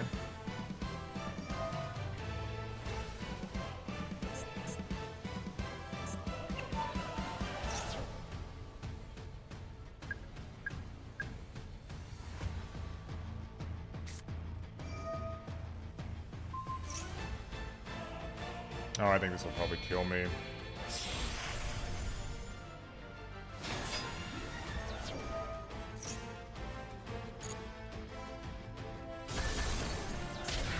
Yeah, okay. Well, I tried. It was fun. That's the most I've read of a gimmick puppet deck, I think, ever in my life. Usually it just ends in one turn. Shucks! That sucks. It's fine. We move on.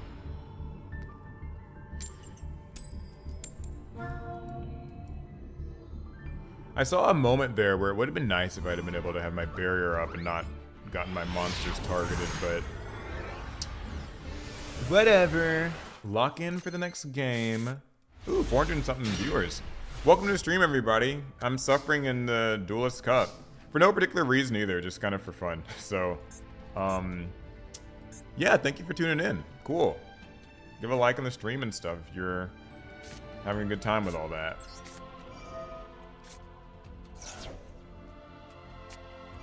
Ash Blossom, my mortal enemy. Oh, this is a really brutal Ash Blossom. This one hurts. Now we can't actually Ritual Summon this turn.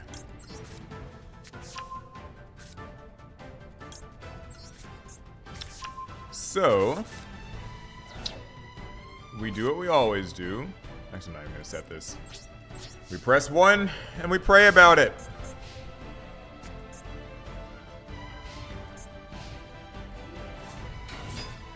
Ray? Oh, okay.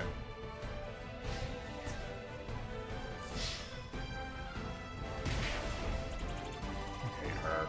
Goodness.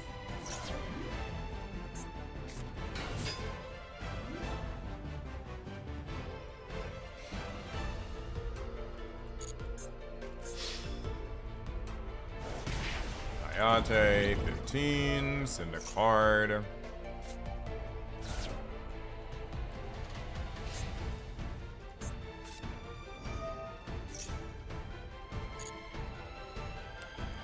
Engage.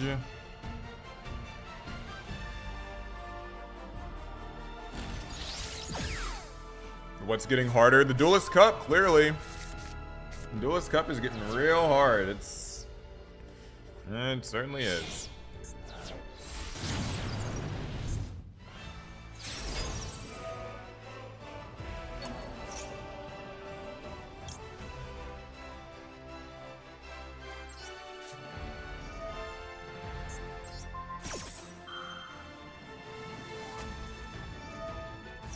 Oh, linkage. Oh god, that's rude.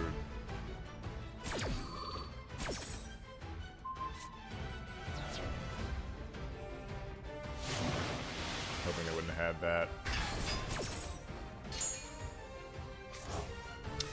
Well, not like it really mattered anyway.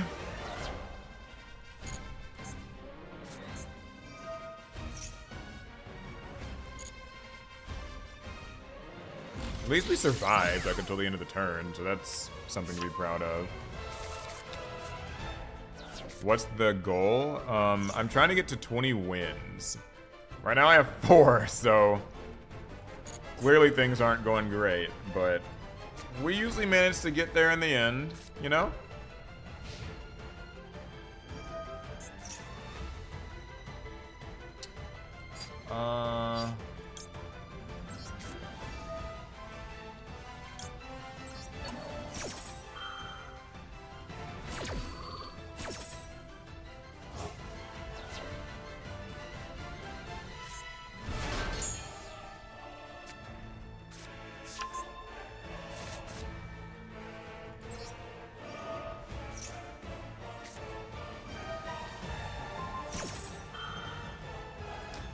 Was this one of those ones where, like, does Master Duel give you the option to just use Magnumit, like, after they search with multi-roll?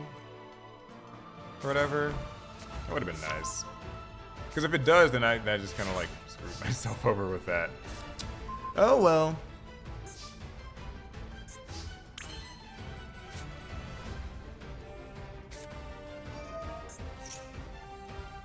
Alright, pre-preparation of rites.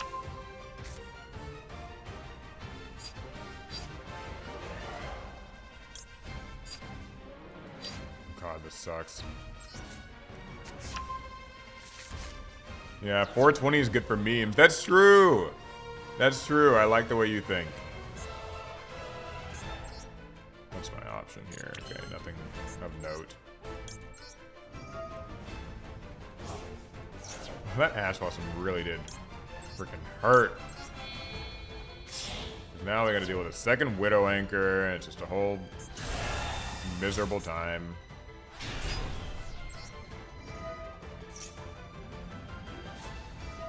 Oh, Called by the Grave. Jesus Christ almighty.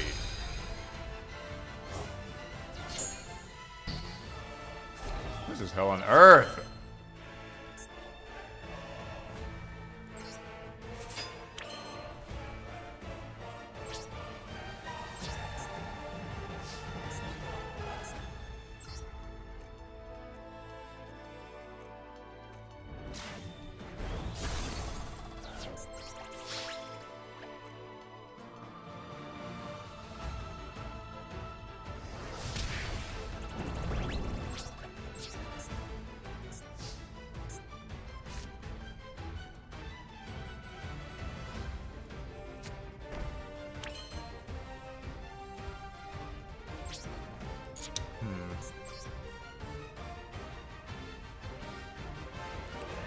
I mean, Little Knight would be cool, but...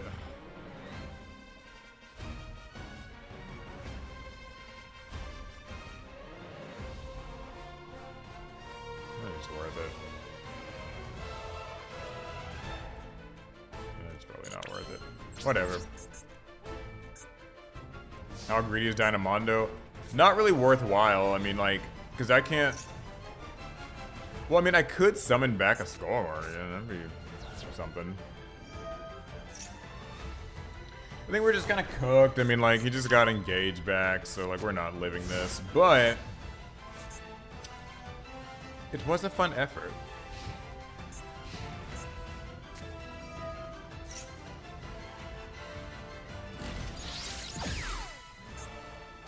Fuck you, Ray. I hate you.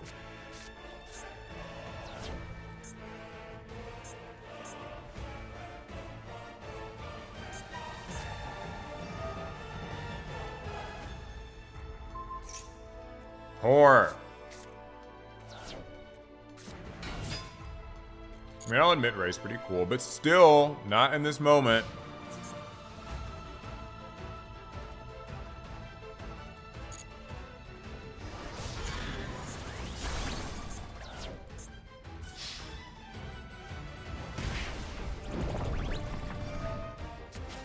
Yeah, run away.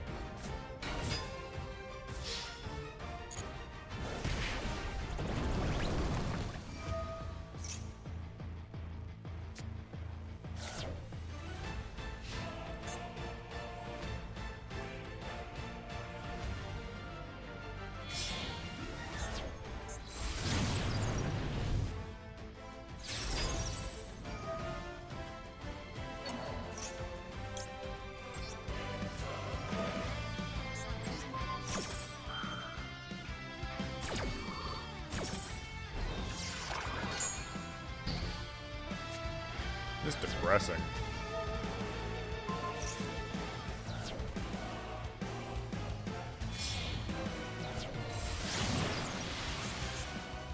The worst part about this deck is how long it takes to kill you.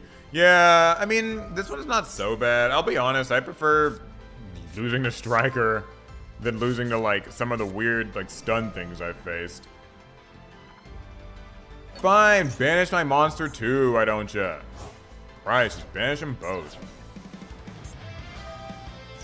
Brick. Alright, we'll see what we draw. Maybe it's serviceable, and we can manage, maybe not. But really just probably not. I mean, he's got freaking shark cannon and everything else, so.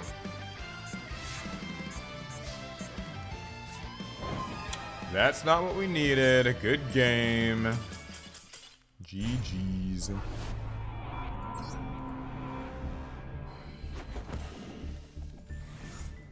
Hey Paul, love the content for a while now. How long did stage 1 take you? I got through stage 1 actually surprisingly quickly. I didn't find that to be too bad.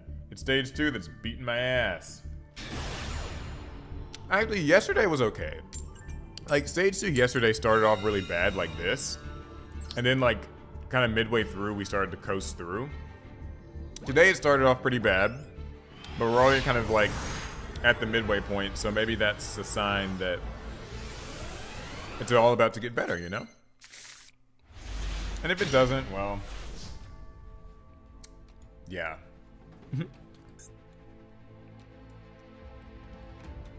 One big difference I've noticed in Duelist Cup Stage 2 versus when I was playing in like Stage 1, and I was also doing rating duels a few days before that. Not as many people dumping Fualos, like just shotgunning Fualos in the draw phase and stuff. A lot of people were doing it there. I haven't had anyone, it feels like, do it at this point, so. Just kind of an interesting little difference. I don't know if that's like a player mentality thing or people just aren't running.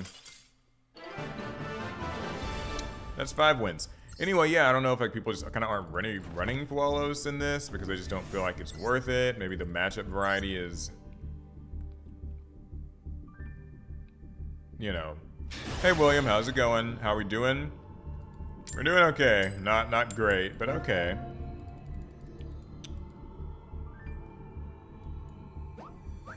What do we get for going through all of them?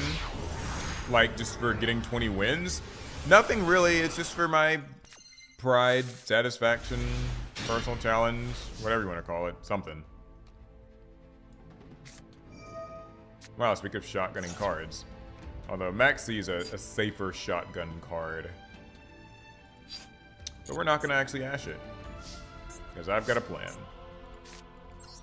It all comes down to this barrier resolving, of course.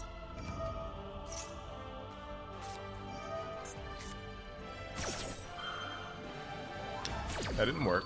But yeah, barrier resolved, I would have been able to summon Skull Guardian with 1 special summon, and I don't mind giving them a draw for that, personally. So that's usually kind of how I do that. But didn't plan out the way I wanted. Still, this could be worse.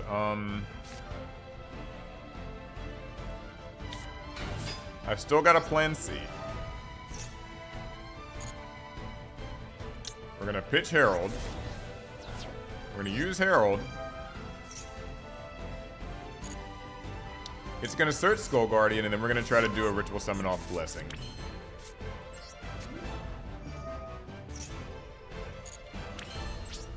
And then we're going to try to use Trias at that point, and like, because the Trials will go to the grave for the ritual summon, and then we can use it on Diviner. And oh my god, it's freaking Sangan summoning.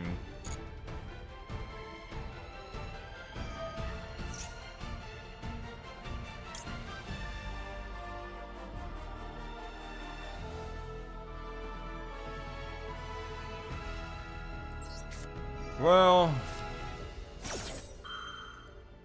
we'll take our chances. We'll ash it. Oh! Or that. Guess his hand sucked. I was scared. I was like, oh, we probably just, this is it. I was about to say, press 1 to pray, because I mean, we were not in a good spot. But okay. Maybe this is like the point in the night where like the wins start to kind of pile up a little faster because maybe we just hit like people's, I don't know. You're just farming Tempai right now? Yeah, it's weird. We've been doing good against Tempai today. It's just like some of the more weird stuff. Like the gimmick puppets and the one labyrinth deck, that kind of thing.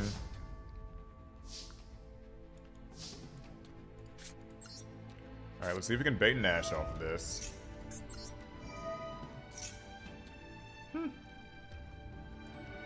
Okay, so wait a second. Gotta get that. Oh,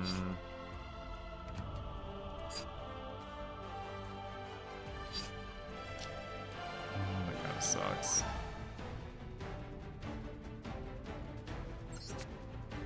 Guess it'll have to be so. Draw? Draw.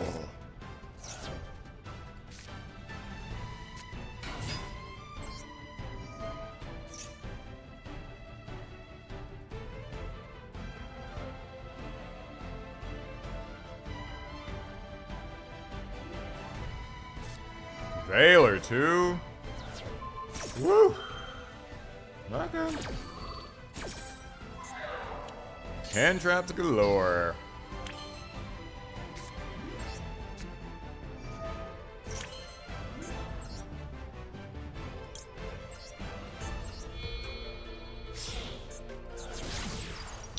Alright, well, Link to Revo.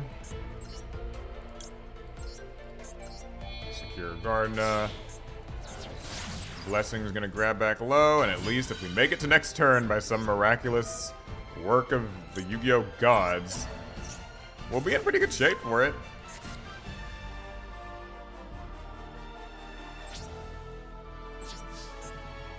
My plan with low was actually going to be to set my trap, and then that way I could, what was the plan? I'm trying to remember what I was even planning on doing. That might have been a dumb idea, just ignore me. Oh god, can I steer a unicorn? Alright, we're just gonna droll and hope that maybe we can cut off some combos. This! Alright, new ramp. These quick play search spells. These freaking quick play search spells. They designed them like this on purpose, and I know they did. Because the whole plan is so that A, you can use Wanted in the standby or draw phase and dodge Droll's activation time entirely. Oh, hey, Chaos Angel. Or so you can chain them to Droll and Lockbird. I know that's what they designed them like that for. It's true. Put it out there. I'm pissed. Alright, well, time for a movie. Yeah, whatever this... Yep, Elizabeth, you're right. It is time for a little show. The best we can hope for is that, like... no, actually, that's not even gonna work out. Okay, at least this can't search. So if he wants to get, like, his little dragon thing, then he'll have to do it with one of these guys.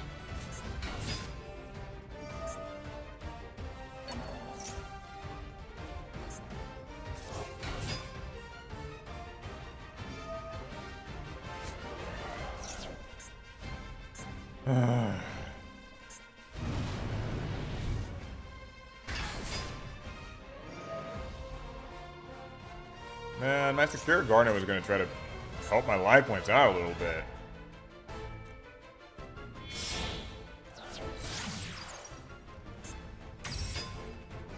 Why don't you play Tier 1 decks too? I like Lucis Voice, it's more fun. I know that's like a terrible excuse, but I don't know. I kind of prefer the challenge of playing a deck that's good but not great. That's like my whole thing. I certainly could just play this and, like, you know, run the gauntlet, but I'm not doing this with the intention of, like, going to Worlds in Paris this year. It's kind of more like I'm just seeing how well I can push this deck against, like, the wall that is the Master Duel metagame. It's more fun to... It's like the... What's that one Pokemon trainer say in Red and Blue? Or maybe someone says it in Crystal, Gold, and Silver. It's like a gym leader. Morty, I think, who says it. It's more fun to, like, win with your favorites. It's either Morty or one of the Elite Four. The Dark Elite Four? In Gen 2? Someone will know. Damn it! I hate this! I say as I choose not to play a better deck. But, like... Come on, under Droll, they can still get this much damage. Just depressing.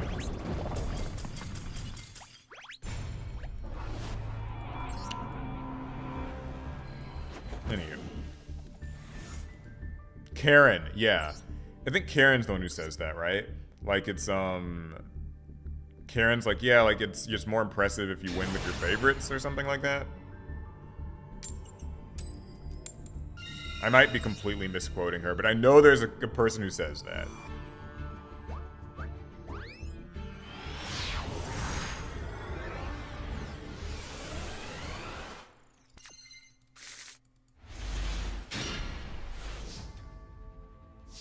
New podcast episode name, Tier 1 versus Tier Fun. I mean, I'll say this about, like... I don't think that, like, playing the best deck is or isn't fun, because, like, some of these top decks are very good, and they can be enjoyable in the process. And I think that you kind of unlock a new amount of fun and entertainment in Yu-Gi-Oh! When you're like...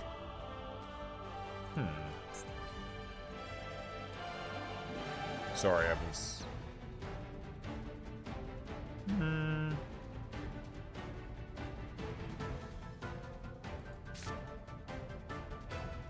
Like, yeah, but I think that, like, the top decks can be fun. Like, I'm not arguing, you know, that they aren't, like, a good time. Just that, I I think like they're not, at least currently they're not for me. There have been times I've enjoyed playing like the best deck or whatever, but not currently.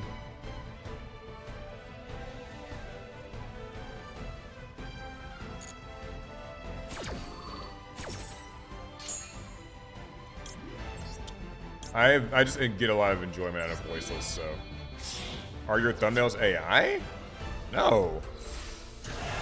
Wow, I'm insulted. I actually have an artist who draws my thumbnails. He's gonna be very sad to hear that. If he ever like reads that, that would be not very cool.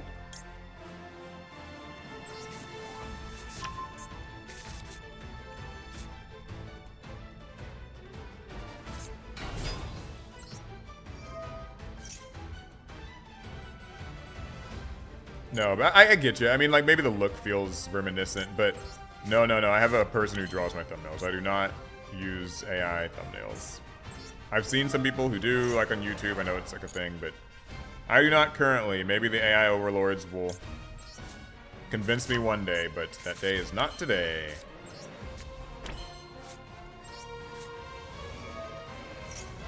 But anyway, yeah, the point I was making is just that, like, I definitely, I get, like, you know, I think, like, there's definitely an argument to be made that you should just play the best deck available to you in these sorts of events. But I just like playing voices a little bit more. That's all.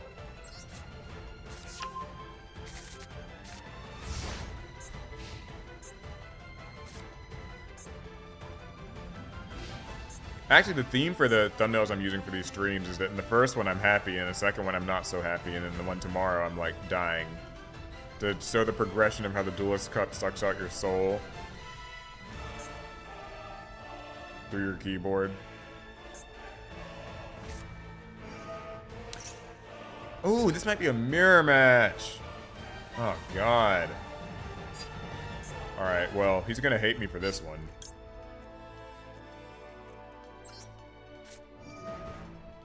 Because I can actually use Crossout Designator on this shit. And I will.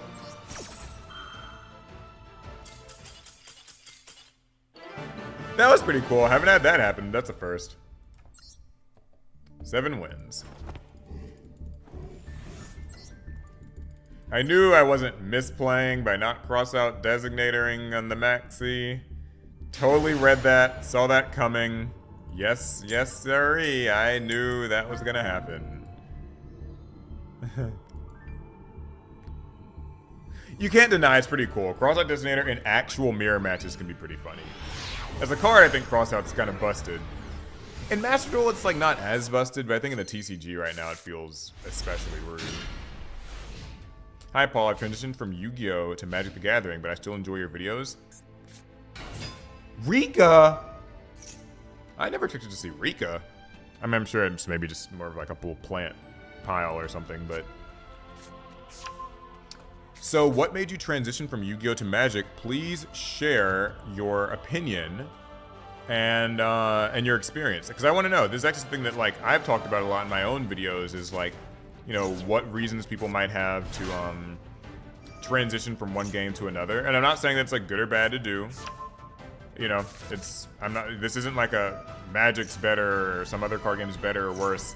But I'm just always curious, like, you know, what made you kind of change? Was it like a lifestyle thing, friend group thing, money thing, interests, the gameplay? Because, you know, there's a lot of reasons why a person might like quit Yu-Gi-Oh! Or take a break from it.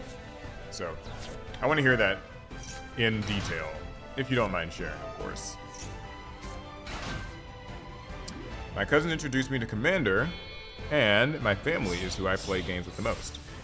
Yeah, I having learned how to play Commander, I definitely see the appeal in Magic. I think it's just I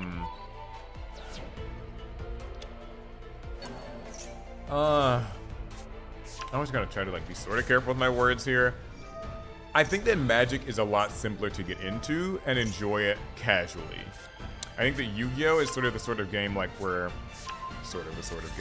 it is the type of game where, like, with Yu-Gi-Oh! You're kind of... Oh, he stopped there? What's this do? Okay, and then this is just... Did I see what he said? I was not paying much attention. Ricochet. Okay. I can make it where he can make where I can't use a monster's effect in the field. Okay. And you can also snatch it.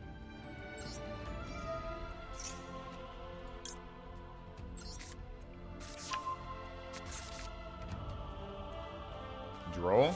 Ugh! Golly!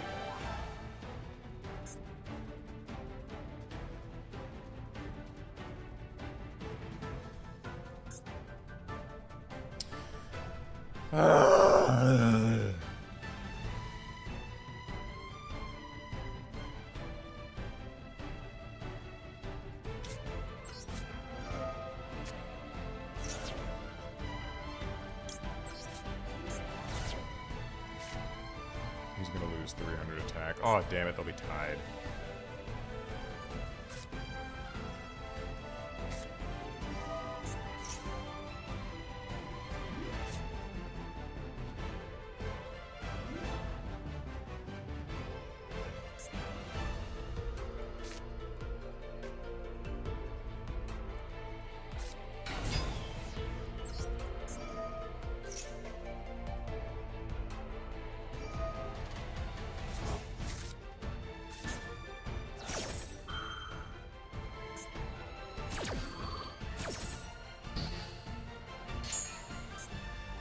My plan with Diviner was I was going to try to just send low and then next turn use Seravis to do a ritual summon.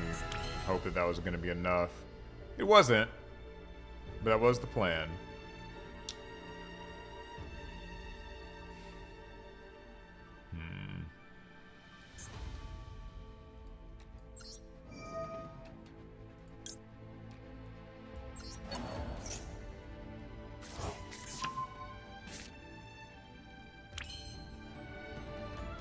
So what's this?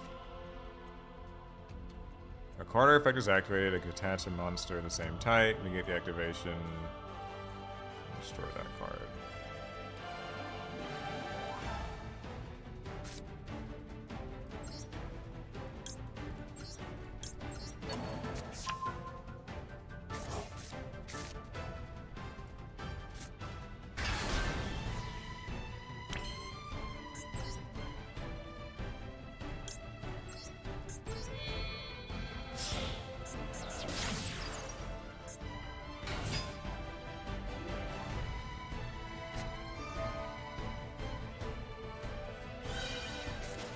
Okay, yeah, he saw what I was trying to do. I was trying to make Little Knight and have a little fun with it. Didn't work. Darn. Yeah, I'm probably cooked this turn. I don't have anything I can really do.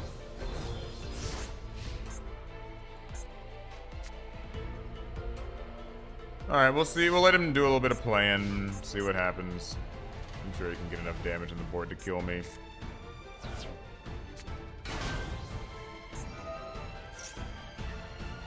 Actually, I know he can. Alright, that's fine. We'll go to the next one. We go next! Woo!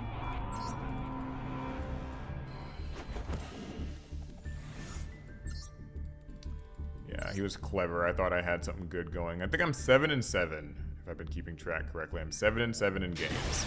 So I have at least finally gotten to a point where, like, I haven't lost more than I've won, I think is my little minor accomplishment. But having only won 7 games means that we've got a long, long way to go. Alright, I can finally catch up in chat for a second. Because I was reading things and I got distracted. Yu-Gi-Oh! Is very front-loaded on the information you need to learn to enjoy it at a casual level. Start Command Commander because I enjoy more the back-and-forth gameplay. MTG for 17 years. Yeah, like, that's my thing. Like, I think Yu-Gi-Oh! And I say this as a, like a Yu-Gi-Oh! Lifelong Yu-Gi-Oh! Lover and fan. You are either in or you are out with this game. Like, it feels like there's the middle ground of being able to enjoy Yu-Gi-Oh! Kind of in a mid-core way is like shrinking. You kind of got to be like all in and know everything and know exactly how your deck and every other deck works. Or like, there's not much else. Not say it's impossible. That's not what I mean to say. But just that, like, you know, it can feel that way.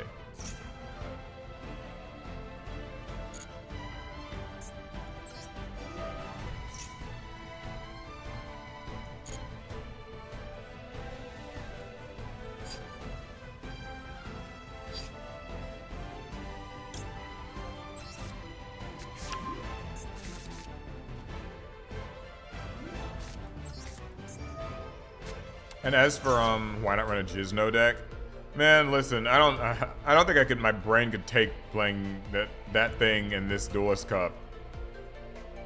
It just seems like torture.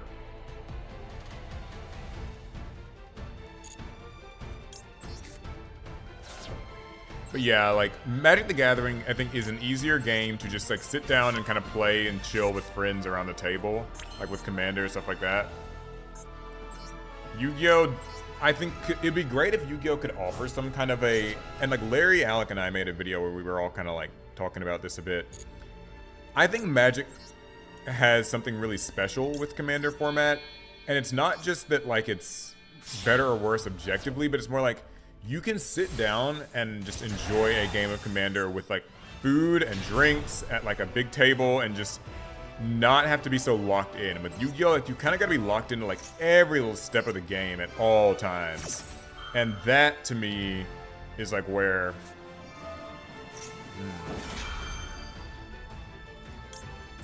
yeah, that to me is like where the problems come in. Cool. 8 wins. Yeah, but so while I don't play Magic, it's actually kind of funny, the reason why I don't love playing Commander. I like it fine, but I don't love it. And my reason why is actually because I've played Yu-Gi-Oh! For so long that when I play Commander, so like here's what happens. I take my turn, and I have to wait so long to get back to my turn. Like 3 turns of other people just doing other things, and like I just kind of like start to tune out a little bit to where like by the time I get to my second turn, I'm just like, oh, okay, it's my turn again. And then I like sort of start trying to play, and like it's just, yeah, it doesn't keep me engaged enough, I suppose, is what I'm trying to say about that.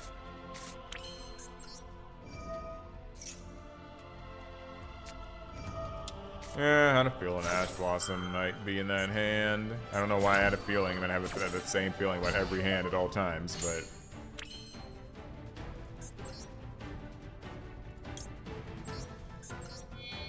yeah, so that's kind of my weird Commander Magic experience. It's not that I hate it, I'm not saying like Commander sucks, just like it's weird because like as a Yu-Gi-Oh! Player, I'm just used to like reading everything all the time and like kind of just like eyeing the game state like a hawk. And that's just not something that you really do. And I'm gonna have to get a pretty lucky draw off this if I wanna. I keep summoning Link Karibo by accident. I need to be making Almirage, because Link Karibo is actually good to have in the graveyard. Fuck! Max C2.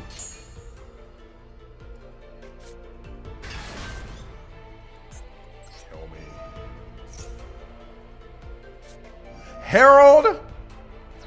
How many things does this person have?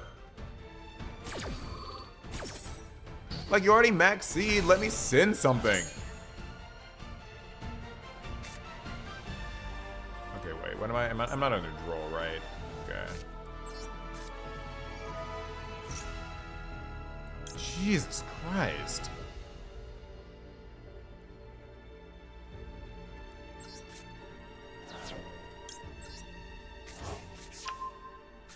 Okay, I'm gonna get this draw at least, right? Like, you're gonna let me have that. Okay, well, it's not even a good draw at all. It's kind of nothing, but... Alright, what do we say in situations like this where we've gotten hand trapped by 1, 2, 3 different things? Press 1 to pray about it. Pray that it's not a Tenpai deck. Doesn't look like it because, I mean, it's got like some Verniself monster. But like, golly, did he have it all? Unaffected by whole normal traps. Add a Traptrix monster from deck to hand. Sarah's not affected by traps at all, right? So I should just imperm this because like they're gonna make Sarah either way, and once they make Sarah, I can't use imperm on her, correct? Like that's how that goes?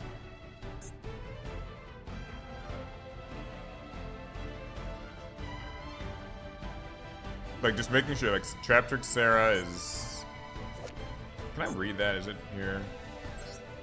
Yeah, okay, it's unaffected by traps. So like, it's just in my best interest to use this now and at least curb some of the bleeding.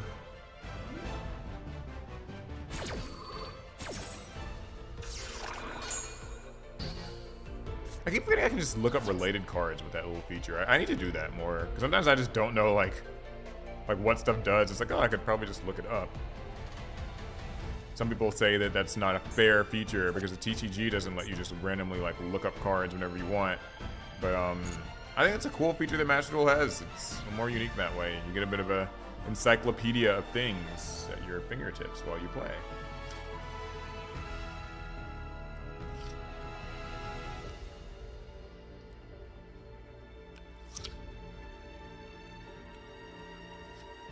All the extract monsters are immune to traps? I guess they are.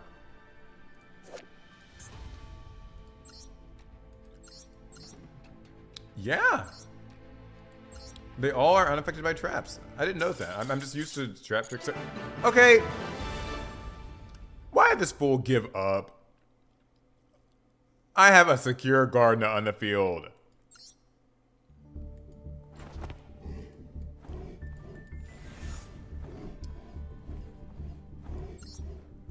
Okay, cool. I mean, like, I guess I shouldn't complain, but you guys know me. I have a hang up with people like giving up when there's a chance at victory, but too much aura, I guess, something like that, whatever the kids say.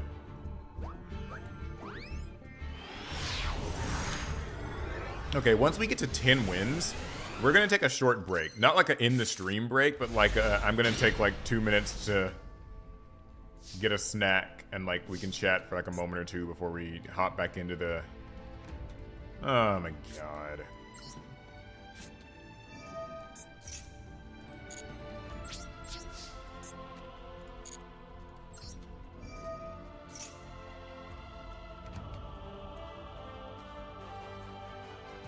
Oh, this person has Ash Blossom, I bet.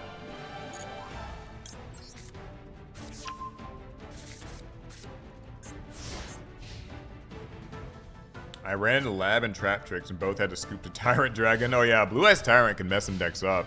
If that's the one you're talking about, I'm pretty sure it is. Oh joy! This is just the deck you'll love to face when you had a bricky ass hand. Balatro hand? Oh yeah, it really is. Wow, was one imperm enough to keep us alive? I'm okay with that. Now watch this deck give us some fucking shitty ass draw. Here it comes. Watch, watch, watch. Alright, press 1 and pray about it. If enough people press 1, we'll draw like, you know, barrier, low. Actually, low would probably suck, so we'll get negated. Something good.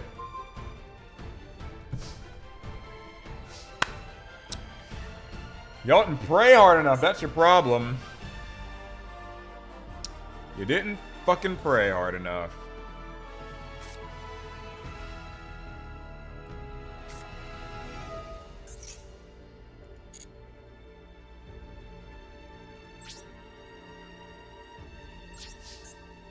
It's always the rare single time where an imperm is enough to stop a Tenpai deck that you then have the hand like this.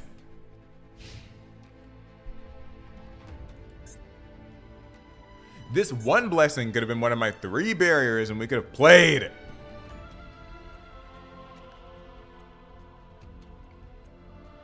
Look, bro, just kill me. I mean, I know you can.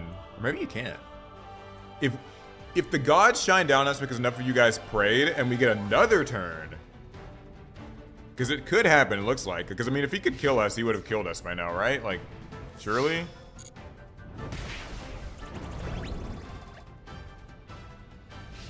Oh my god, it worked! Okay, I'm sorry, I take back everything I said about you guys. Alright, please, deck. Come on. There was enough to give us something.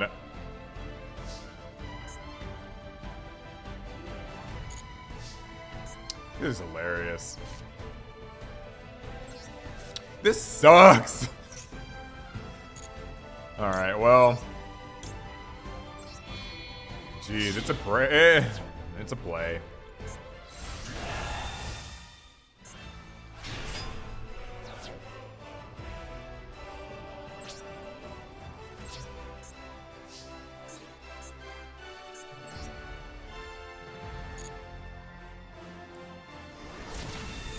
Alright, that's dead. Main phase 2.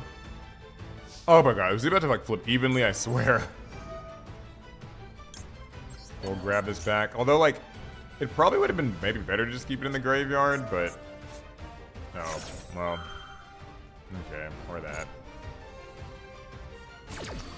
Well, I guess I won't know. Or I'll get to find out. I can have it in the grave, and maybe if he dies, I can use... That really sucks, because there's like there's a world, if you can believe it. There's a world where these Maxis, plus that blessing on the field, could have drawn me into a Skull Guardian and a like low or something, and I could have tributed it from the hand, and like a whole, we could have had a chance there. It's an unlikely world, but like it's totally possible. Instead, we're getting impermed.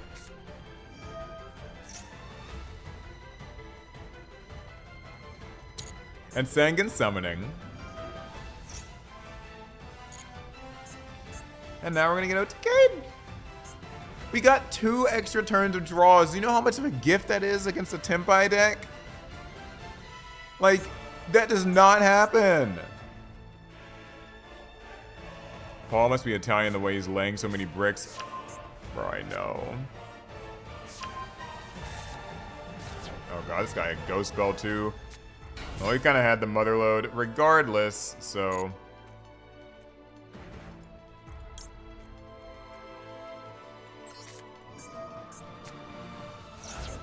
Well, there's not really much point to using a Maxi here, but... Oh, okay. Yeah, I get it. Well... Nothing feels worse. Nothing feels worse than when, like, you brick... But your opponent bricks, so it's okay. But then you keep just drawing bricks. And they drew another brick for a turn. And then you draw another brick. And it's just like, man. Man. Man.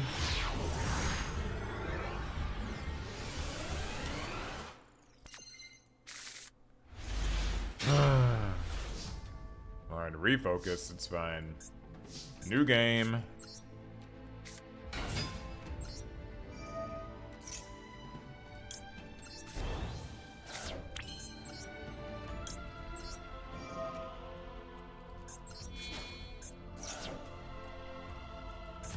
Okay, no Maxi, that's nice.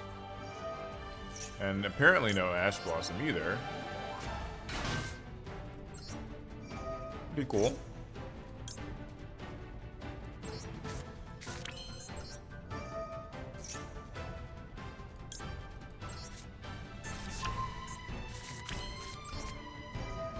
Alright, so a decent setup. Swears, grab Skull Guardian.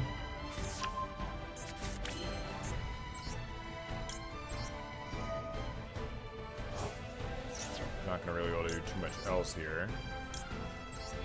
That's alright.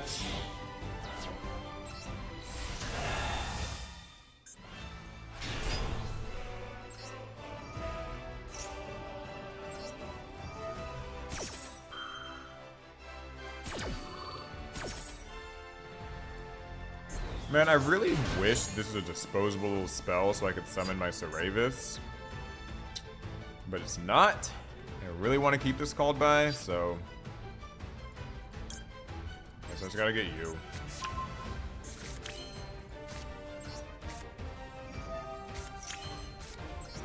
Set 1. Set 2. I could do Dynamondo.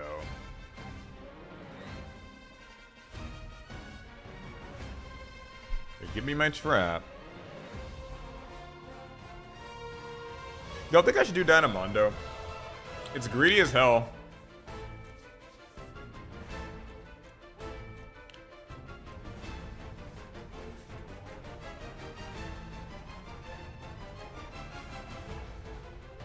I mean, like, if I do Dynamondo and it gets stopped and it gets called by, I will suffer and cry. But, like, it'd be so cool if it worked. Nah, we're gonna play it safe. We have good hand traps and stuff, so it'll be fine. I'm trying to get this 10th win already. So I don't need to get hit by a called by. Just because, like, they didn't use any hand trap, so that's like a full hand could be called by it. So it's probably just better to just relax it. Oh.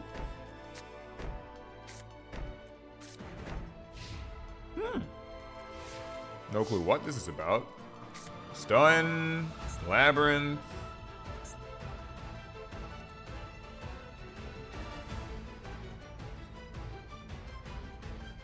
The draw phase, so it looks like he's probably got a little bit of stuff going on. Aggressive setting, I know the feeling. He was just like boom, boom, boom, boom, boom.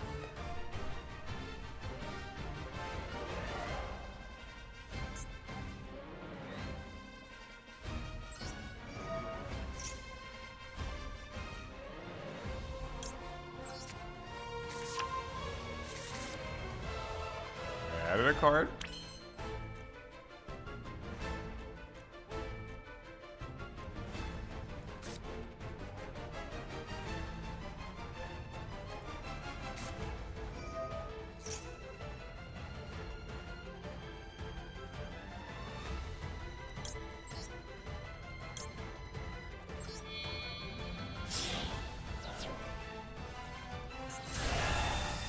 I'm sure most of these are traps, but in case he has a spell, this could come in handy.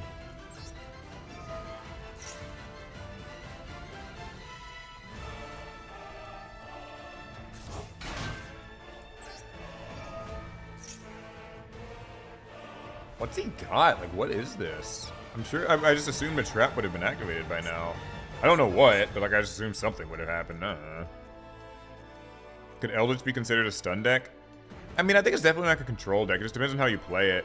Because, like, a lot of Eldritch, its success was, like, kind of from Floodgates, so I guess I would say it probably classifies as a stun deck. Chat, what do you guys think? Is Eldritch stun? Ooh.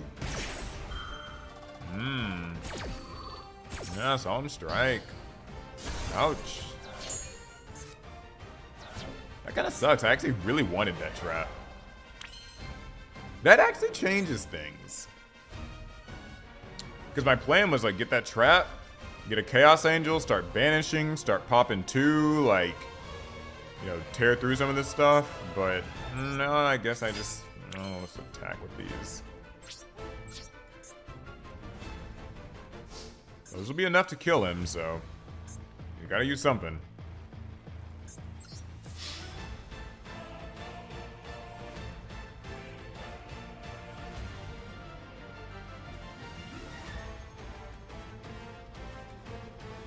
Calling Eldritch stun is like calling Labyrinth stun. Yeah, I get what you mean. I'm with you. I think it's like a control deck that can basically play traps or play floodgates. Ah, it's an annoying card.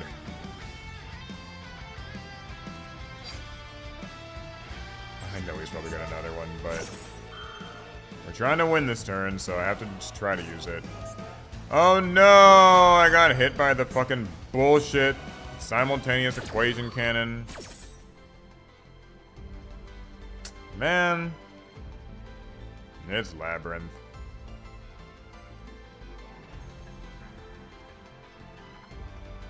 Ugh. It's done if you believe hard enough.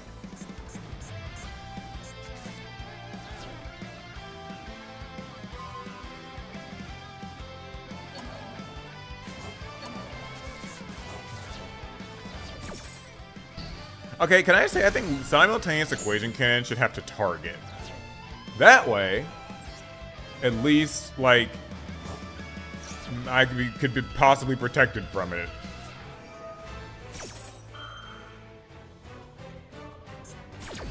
Big welcome, Labyrinth. Big welcome my ass. Fuck this deck.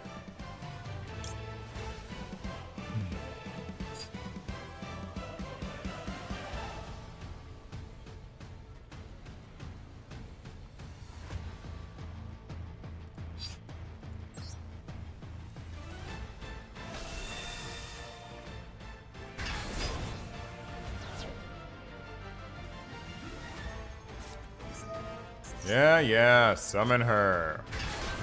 So cool. Die!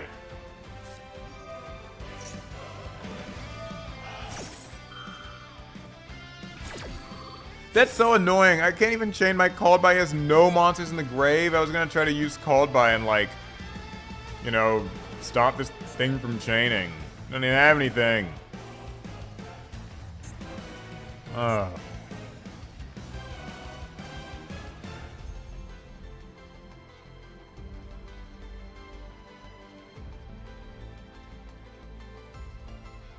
Lab can be infuriating. Careful, Paul. VTubers love Lab. Listen, I know. These VTubers love this deck. I know Nova likes it and all that shit, and that's great and all. But this bitch can die. I hate her. I say, despite actually having a Labyrinth deck built in real life that I've been kind of trying to max rarity. But still, what did he say? D-barrier? Okay. And then whatever the hell this is. Like... Lord! Like, how much resilience does this deck need?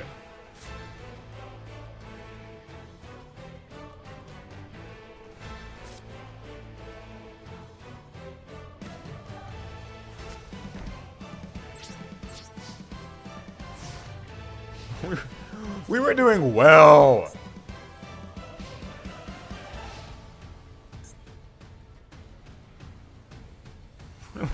It was going well. Things were okay. You know?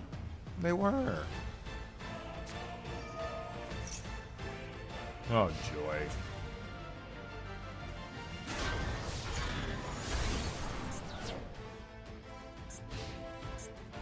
Yeah, we get it. Lord of the Heavenly Prison staring at me too. Very fun. Ben Stiller. Joey is a better kisser, but Kaiba is a better lover? What is this draw? Oh, come on. All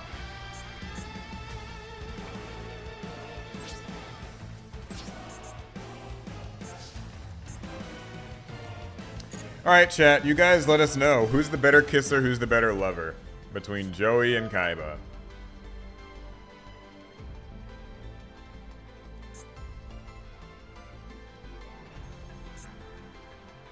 We gotta know. We gotta get to the bottom of this.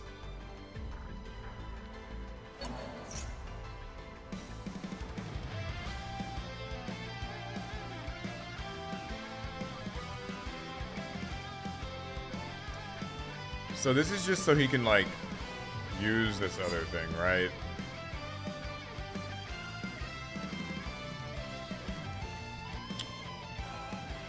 I mean...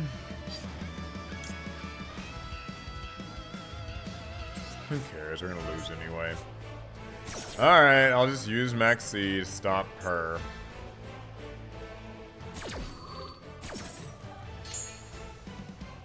It gets me a draw, but not like it matters. The end phase, so I can't really use it. Of course I drew another Maxi. This game truly hates me today. Bro, I just wanted to get to, like, you know, 20 wins. That's right, I don't even get to 10.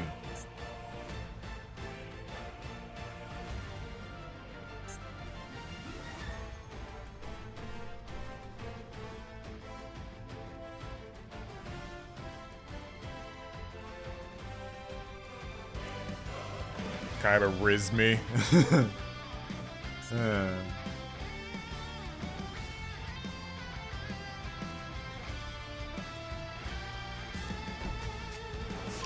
Yeah, get the Labyrinth so we can get it all over already. 30,000, 3,000. Yeah, that'll be enough to kill me. I won't even get to use my Nibiru. It's really sad, you know? That game started off really well and completely fucking shit the bed. Like, Christ.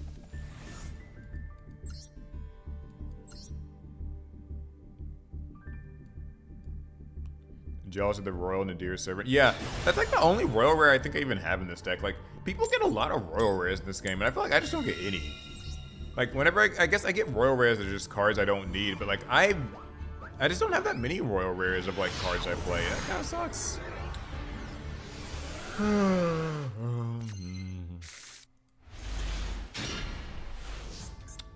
Alright. New game, even though I'm already tilted and sad and depressed.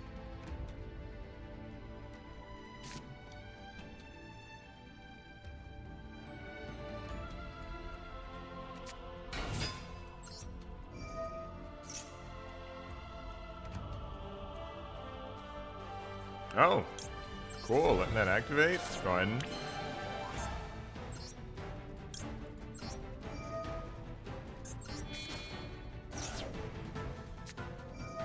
Maxi. Always very nice. We'll use Called By. You have Ghost Spell because you're a Tenpai player who runs that shit. Good. Alright, nice.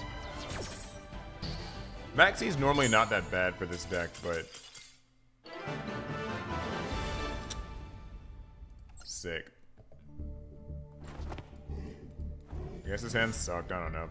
Alright, that's 10 wins for the stream. We're only halfway to our goal. I'm gonna take a quick break. Just a quick little break. We can, you know, chat for a bit. I'm gonna go grab some snacks. Nobody go anywhere. The duels will continue in like 5 minutes. Just gotta recharge the system. And then we're locking in for what could be another 2 hours. Alright, BRB.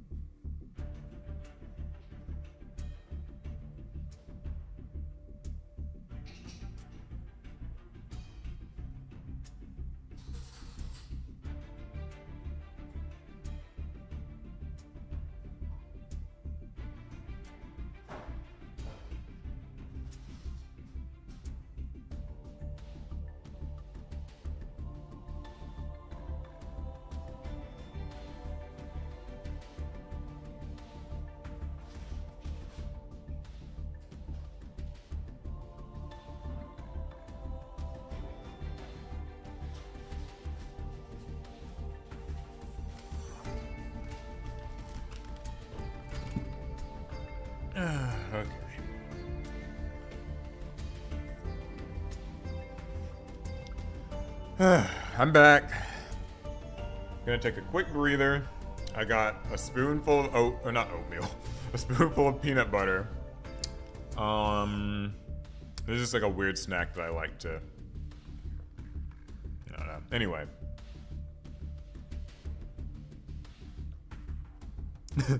Paul leaves screen. All we hear is unfiltered screaming and cursing. I want to.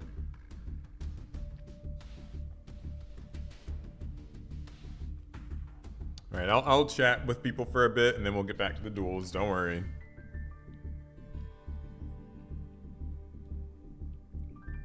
Right now we are at 10 wins. So we have 10 more to go. Why do I have a spoon of peanut butter? Yeah, this is just... I don't know why I've just gotten into this recently. Like, I just grab like a spoonful of peanut butter and just... I don't have any Red Bull. I have a friend, by the way, who lives off Red Bull. Like at his job, he was telling me he literally just has like a case full of Red Bull at the office he works at, and that's like how he just gets through the day.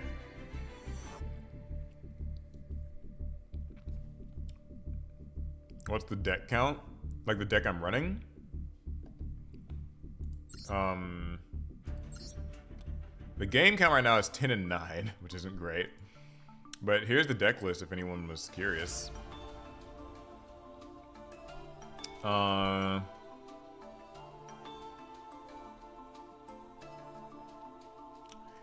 mean, I thought about like changing the deck list, but I've actually realized I feel like none of the deck. I haven't had a problem with this deck list. I haven't really been like dissatisfied. I mean, like sometimes I guess it breaks like it just in general, but like I haven't really found times where like I feel like I need anything in particular. I just kind of show the royals. Is there a way that you can filter for that, where you can just show like royal finish cards? I don't actually know. Oh, okay, you can. Alright, here's all the royal stuff I've got. A lot of this stuff is some promos. But yeah, the only royal stuff I have that I use is like, I got a royal feather duster, a royal Nadir's servant, a royal rare requiem. Yeah, I don't use any of these things.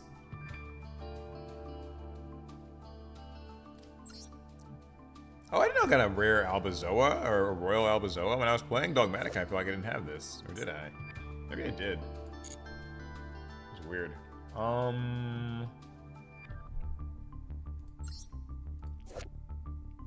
Was this one of those promo pack things, like a Blue Eye Spirit Dragon royal finish? I don't remember. Oh, she's a cool one to have.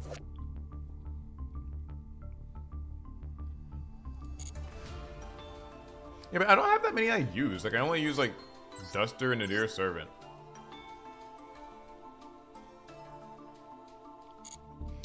Alright, I'm ready to get back in the duels. We got games to win, so... back we go. You got a Royal Finish Flame Wingman Inferno Rage? Lucky. I don't know when I got that Royal Albazoa. Like, I feel like when I was playing, because I played Dogmatica for a long time in this game, and like I don't remember having that when I was playing it, so it must have just been something I pulled in the last some odd months. Weird.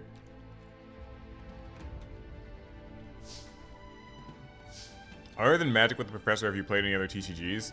Tried Cardfight Vanguard for a little bit. It was it was okay. I played like the Waterfall Dragon deck or something. Somebody will know what that is. I've played Pokemon very lightly. And I mean very lightly. And like that's kind of it. Ghost Ogre. I actually happen to run that, sir. Ooh. Alright, the snack break was what we needed, guys. Really powered us up. 11 wins.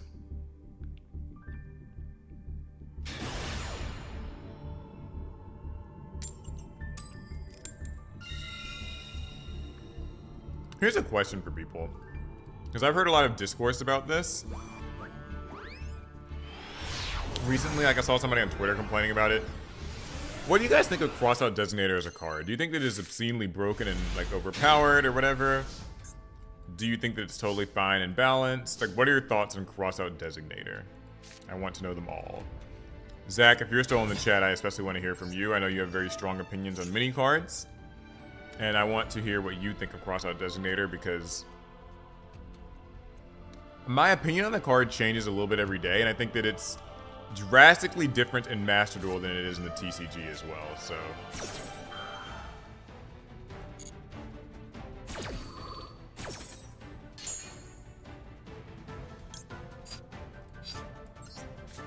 I think it's fine, because sometimes it can be dead. If it's not limited, I think it's not fair. Biggest flop in TCG history. Is it limited? Yeah, in the TCG it's at 3, and it's far from flopping right now, I can tell you that much. A lot of people currently are running it because of the whole just general hand trap like situation that the TCG is in.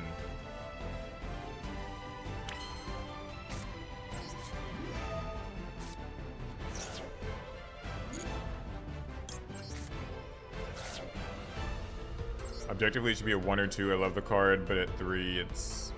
I love the card at 3. Super satisfying to play. Yeah, okay. I'm always interested in like what people think of certain cards, because I feel like Crosslight Designator is like towing a line right now in terms of like, you know, how good or bad or whatever it is, and so I just was interested in like people's opinions on it. I think in Master Duel I don't really mind it, which is like weird to say, but I think at 3 in the hand trap climate that the TCG is playing in, it kind of feels like it's a bit much. Like, it can be so game deciding, and that's annoying. Like, it's somewhat annoying in a similar way that Triple Tactics Talent is, if that makes sense. She's already picked it. Okay, yeah, so. Yeah, so just kind of a thought.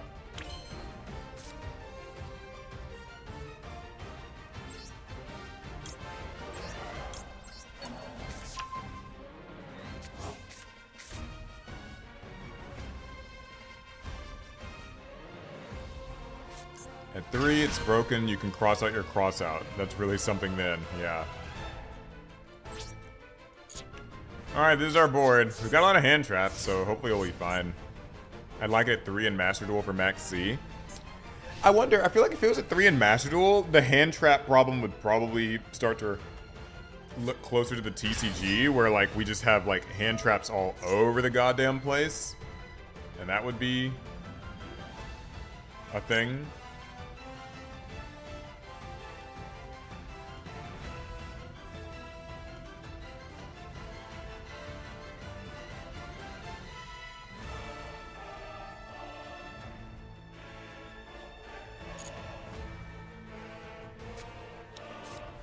I mean, I guess we already kind of have a lot of hand traps in Master Duel, but like I think that if it was at 3, then you'd be very encouraged to just be like running like more like, because like right now I kind of see Droll as like it's sort of a tech card or whatever, but yeah,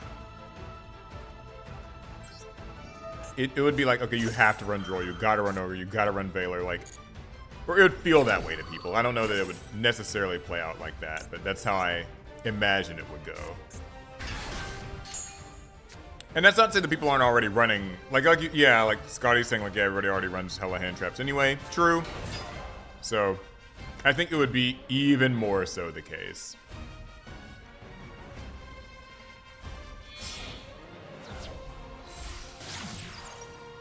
Fuck you, Fiendsmith's Requiem. You can die in a hole. Alright, that was your normal summon. Please have no more engine.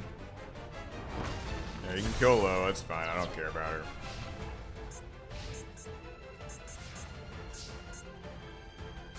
I mean, I kind of do care about her in the sense that I would like it if she would come back so I could have my Omni negate. But... So what, he searched for Unicorn. So next turn, he'll be able to summon Unicorn. Oh. I guess it would have been nice to keep Lo. But I don't have any more spells I can shuffle for this guy, so... Unfortunately...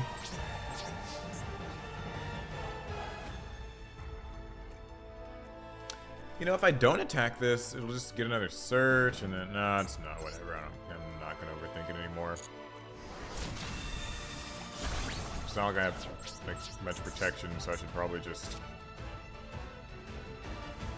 Yeah. Whatever. Anyway. Dynamondo. Yeah, like, maybe that would have been a good idea, huh? Just use Dynamondo. You know what? You're right. That was dumb. That was dumb of me. I should have just done Dynamondo, I think.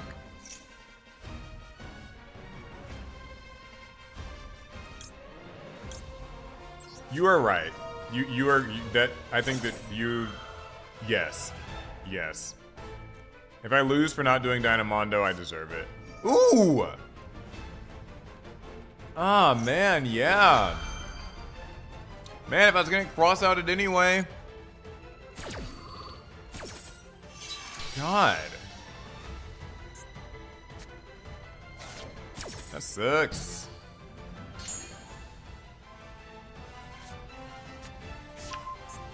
Okay, so cast a birth, grab back Fenrir. Yeah, take a look at the extra deck. I don't care. But yeah. So birth, grab back Fenrir. I don't know what this like. I mean, they have a Fiendsmith engine in here clearly, so this probably isn't really a Kashtira deck. It's something more like a deck, just something, some engine pile, Snake Eye, or whatever else.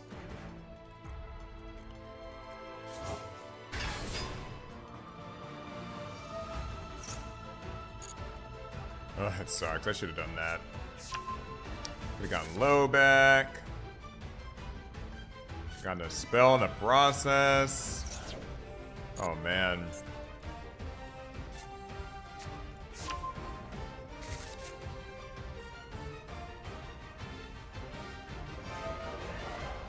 Alright, all I can hope for is I can maybe use Nibiru at some point. Like, that's about it.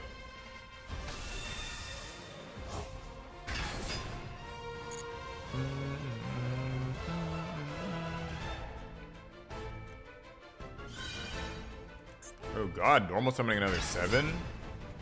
He wants my ass, but Fenrir will not actually be able to banish this. Because I at least have Zeravis to protect me. It doesn't mean a lot, but it means I won't die this turn. Now I can cry about my life choices next turn.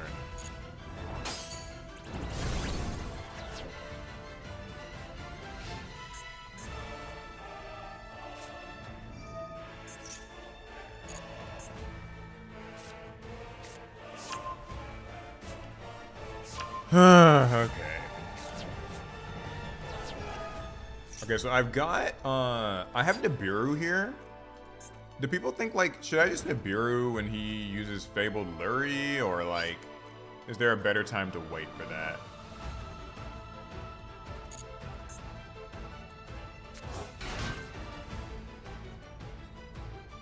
If I Nibiru here, like, this hasn't used its effect. Okay, this has used its effect. I think I'm gonna let him do a little more. Let's, like, maybe get a couple extra deck cards out. Now that we don't have to worry about, like, any Kashtira effects, really, like, he's not gonna make Apollosa because he knows I can attack over it. So, like, let's see if he maybe burns a few more cards.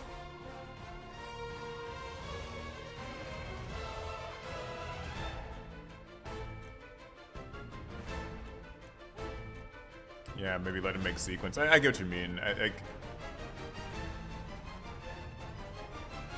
he makes sequence, I'm just trying to think. Maybe 2 of these. And sequence could, like, fusion summon Lacrima. Lacrima could get Engraver back. Maybe they overlay into, like, making, like, Beatrice, maybe. I have a question. Can someone explain this to me, by the way? Like, someone who knows a little bit more about this Fiendsmith stuff. Is there a reason, like, no one runs Wave King High Caesar in Master Duel? Is it banned? Like, I feel like I've never seen anybody play it. Is there, like, something, like, am I missing something stupidly obvious? Because I'm sure I am.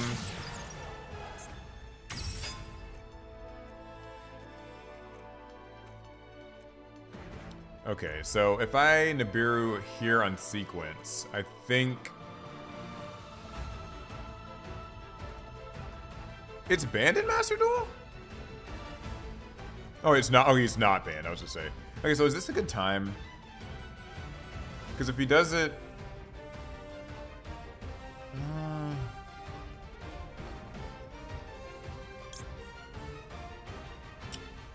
thinking, like, yeah, this should be enough.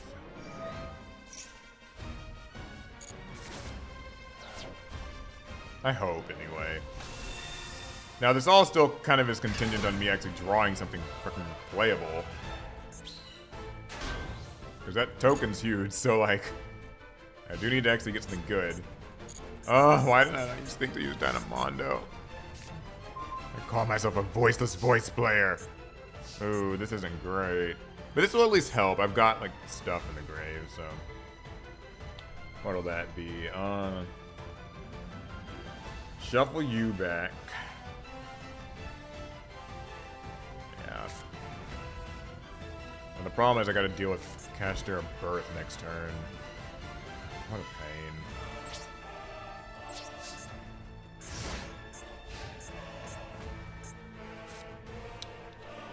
Oh well. I got myself in this mess, so I'm gonna see it through.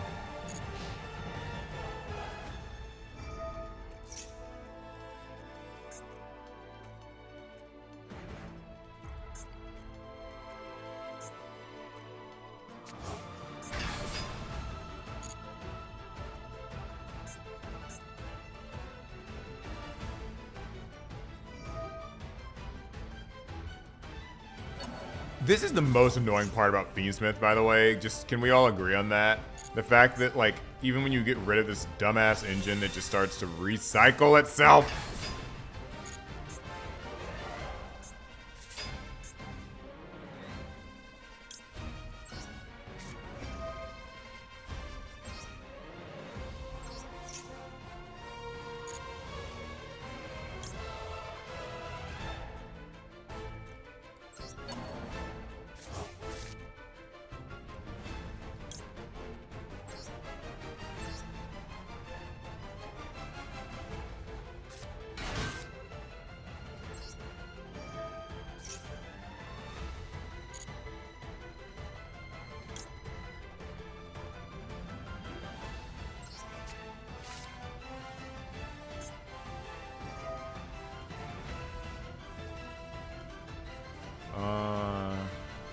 Oh yeah, this isn't gonna work, because this is just gonna get banished, so...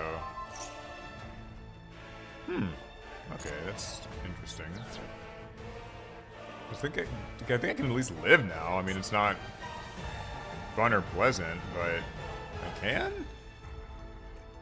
Right?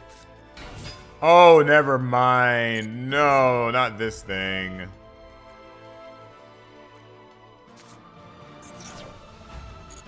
God. I deserve this. Okay, yeah, we'll give up. That's my fault. That's on me. That's on me. I can't blame him. That is on me. Should have set up Dynamondo when I had the chance. Oh well. It happens. Can this deck die already? Please,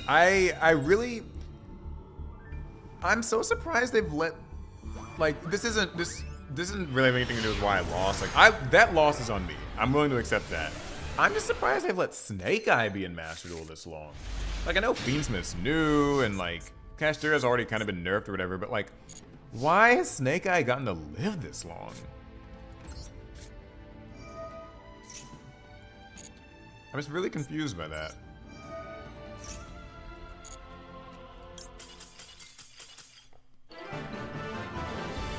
Okay, whatever. I guess if Voice's voice is enough to make this person scoop, that's fine. But yeah, like, because Snake Eye's been in this game for like since. Didn't they add it like in like last January in Master Duel? Because like we already got a full year of it in the TCG, and like. We're in Master Duel, and it's like it's like March 2025. It's like we're going on like 14 months. Is Flamberg still legal? It is.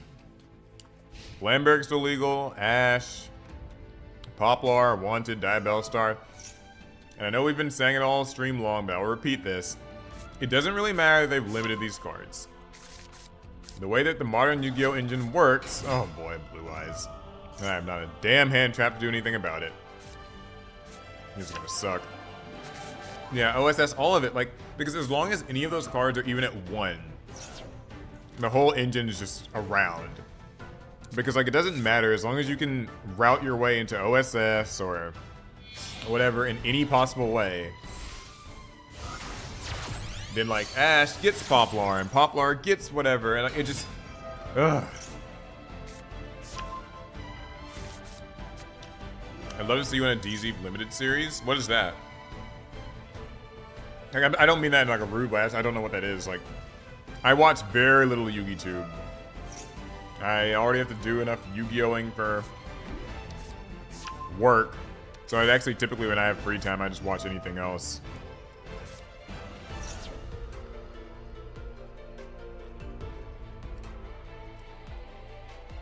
Europe kind of died, then Snake Eye Fire King took over. And Konami assumed Fire King was the problem, and here we are now. Yeah, like, I'm telling you, man, Snake Eye is one of these decks that, like, it's, you know, it's kind of immortal. Like, if you don't really nip it hard in the bud, like, you know, like kind of what the TCG did, like, you know, OSS has got to get banned, or like Flamberg's got to get banned, like, good taste in Blue Eyes. But yeah, like, if you don't, like, this deck just lives forever. No, I know who DZeef is, but like, I just don't know what the limited series is. Doug's cool. Yeah, we've hung out a bit. He's fun.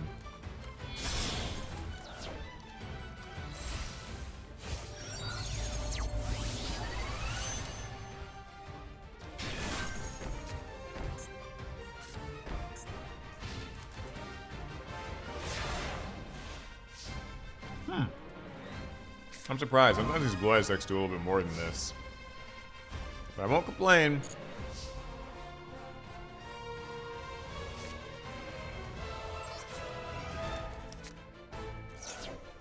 And by the way, I'm eating barbecue Lays. I'm sure someone's like wondering what the hell Paul's eating here.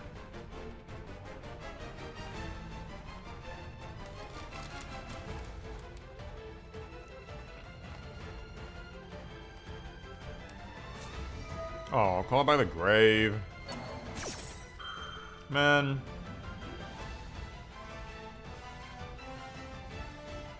I mean, it's funny, I could actually use Magnamoot on, like, on my card, but, nah,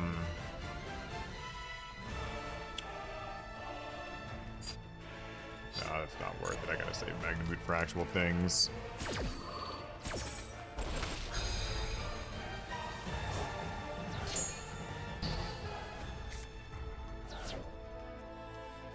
And Called By will be really good if he uses that.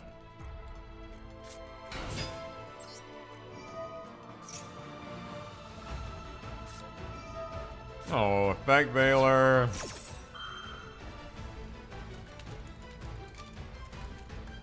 Man. I really wanted to save Called By for Spirit Dragon. But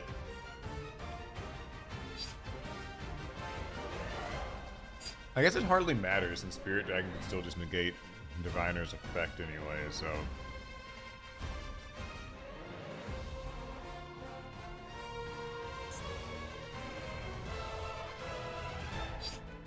Ugh, it sucks!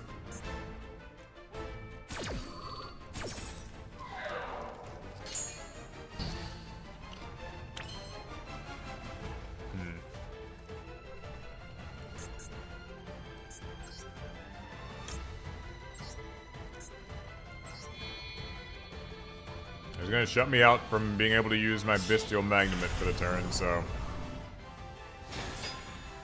Let's see how it goes. Oh, of course they have that. I should have known.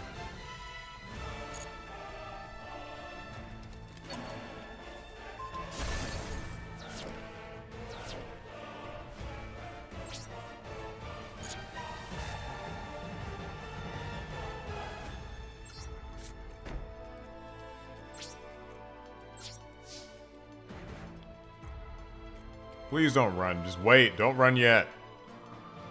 Don't run yet, please.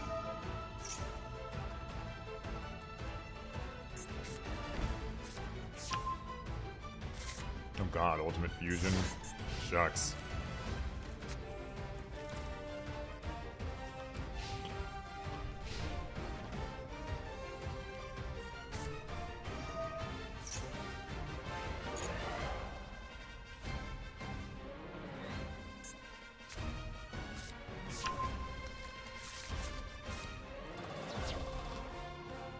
Well, it seems like Blue Eyes does more praying than low.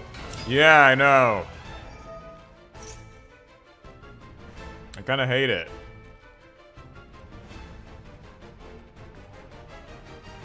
It's annoying because I could use Called By on this, but like, does it even matter? I know what he's gonna do next. Whatever. Get your search.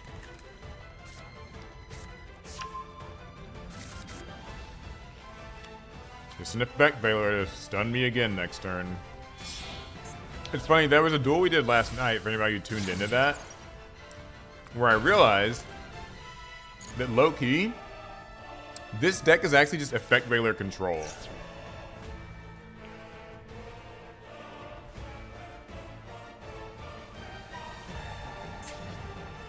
So you can lose this, you can tribute this card, summon a Blue Eyes monster from hand or grave. So like, does he have any other Blue Eyes monsters? He doesn't have any other Blue Eyes, so I could use like a Bestial on Blue Eyes, then it'll just chain True Light. So like,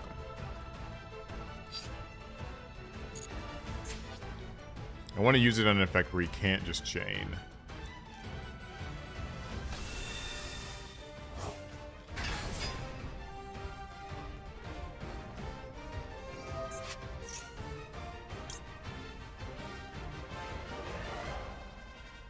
I could use Called by the Grave or Magnumit here. Alright, I guess now's as good a time as any.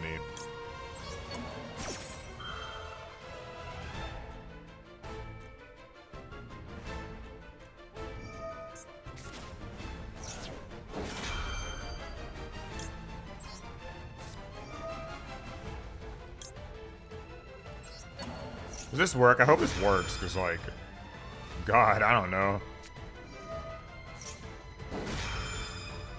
Oh, yeah, he said that in the end phase. For some reason, I thought he said that this turn. Yeah, okay. So we can just use this and shuffle the fucking shit back in. That blows. Oh, man, I'm about to eat so much damage.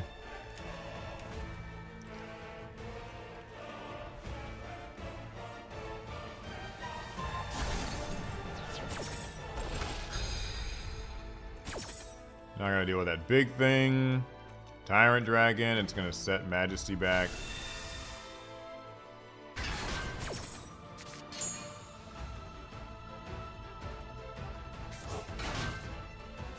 Yeah, that sucks.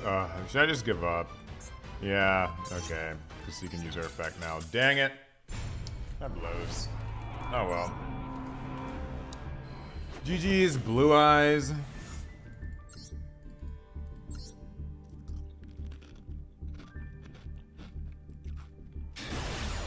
That was pretty well played, though, Ultimate Fusion. I think it's a pretty good card. Like, I know some people don't like to play it, but I think it's pretty fun. Because it's quick play, you can dodge around stuff like what we saw there. I mean, it sucks because I lost to it, but the concept is nice. I like cards that have a little bit of mix to them. So, it gets my seal of approval.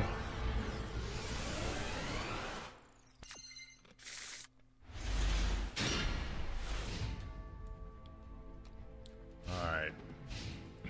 Here we go again. Foolish. What's that? If it's into the grave, added Ice Barrier monster. Okay. We'll try to droll him, see if he's got a Called By.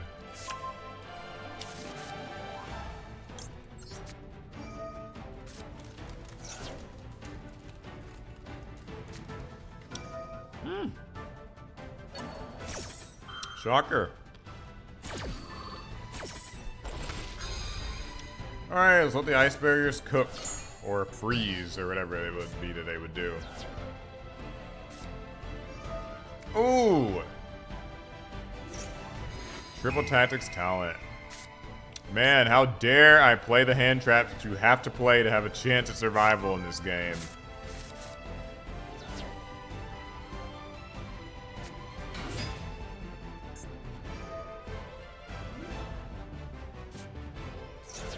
What can come back in the TCG? Thoughts on, like, super heavy Samurai Scarecrow?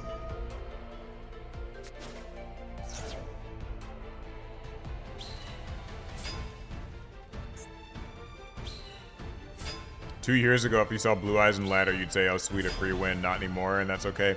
Yeah, I mean, Blue Eyes deserves a little bit of time in the spotlight. Like, it's sucked for a while, so. Talent should be banned. I think so, too. I think the Triple Tactics talent's pretty obscenely strong.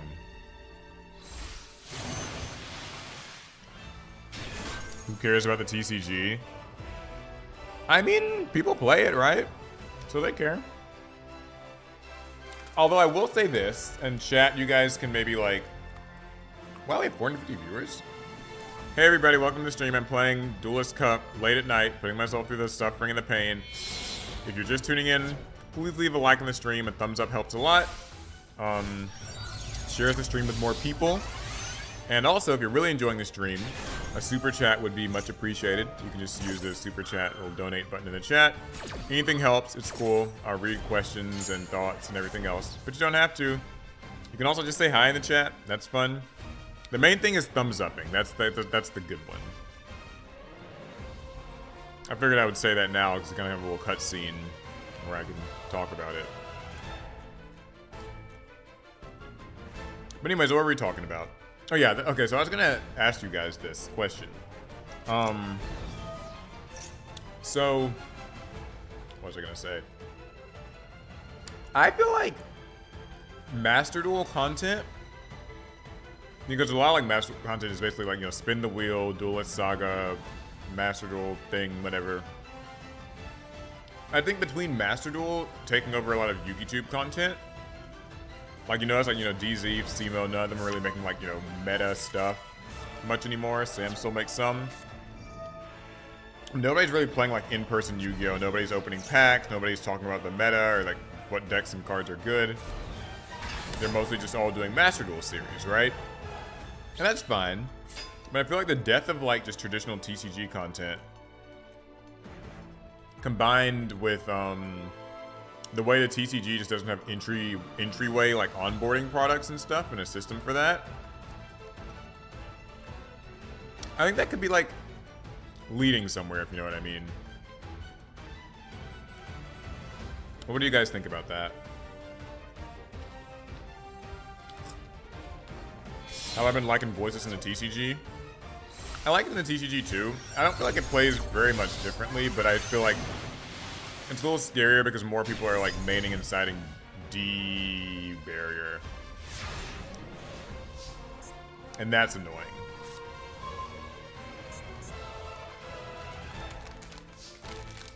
Okay, so I know what the ice barrier guy does. What do you do? Pitch to pop one.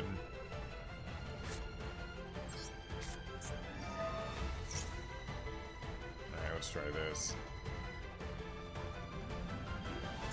Did he set a trap that I know of? I don't think he starts a trap.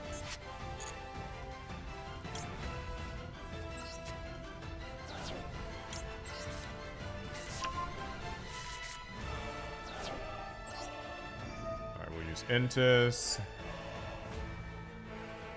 I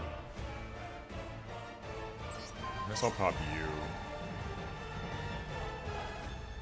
We played an Ice Barrier deck last night. Eli Morehouse donated $50! $50 super chat. Hey, Lamau. I always love saying it like Lamau. Thank you. Appreciate that. You know what? I could have actually popped this thing and just used Called By on it. That might have been a smarter idea, huh? Oh well.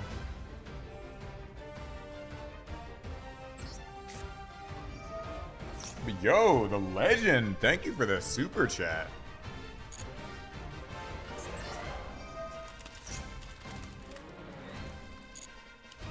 Okay. No, this actually really sucks. I should have just popped this thing and Called By on it. Because, like, that little alligator thing was not really that bad.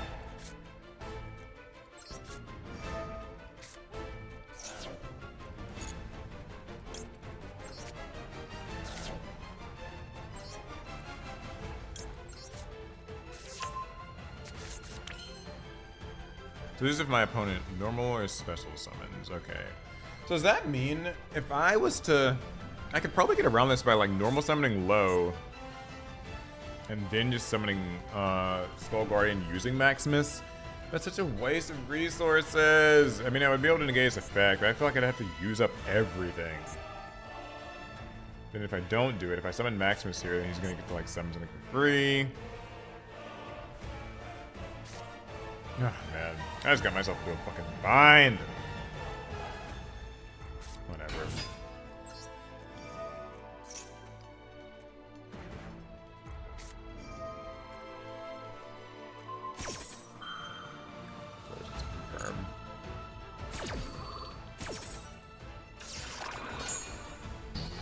Well, that's alright.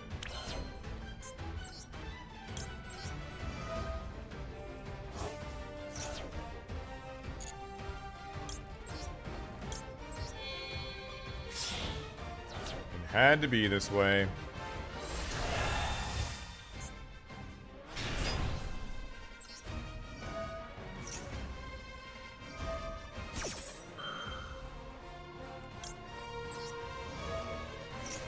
Die for that.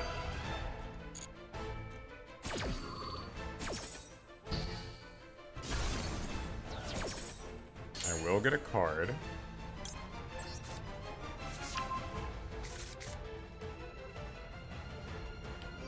I'm gonna use this. We're gonna use Called By. I don't know or care what you want to summon.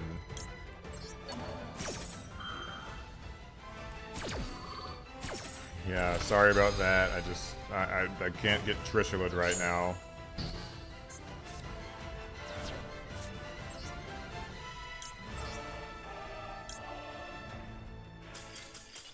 Cool. Yeah, he kind of just knew. You have to go first with Ryzio, with Voiceless Voice against Ryzio or Malice. Yeah, that's kind of the problem. Like, if you're playing Voiceless Voice in the TCG, like IRL right now, those matchups are pretty rough. I mean, I think that they're not like unwinnable, but they are pretty rough, I would say. It's not fun. It's no bueno.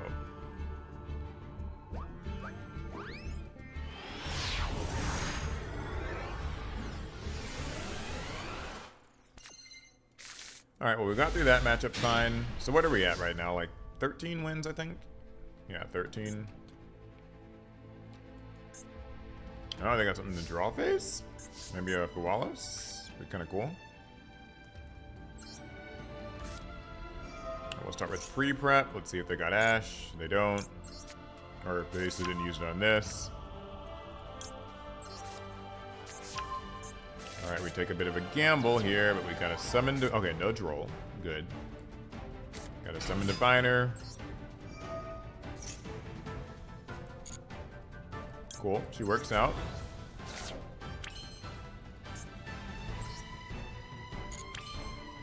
Maxi could be there. Wouldn't surprise me if so.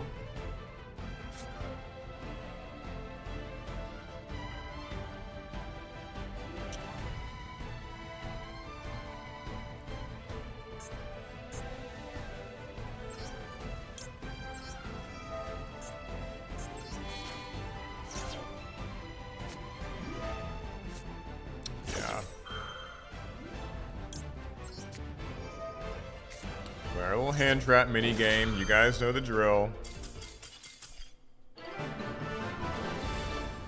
Yeah, I get it. I get it. That sucks. Probably really wanted that to resolve, but now he's got to deal with Voiceless and like one non-negate and a continuous trap, and that's just too much for him to handle. So, happens. We take those.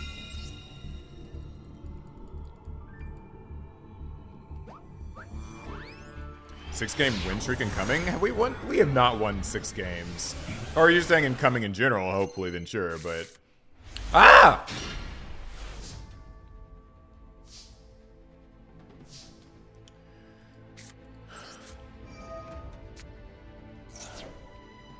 Certainly the hand of all time.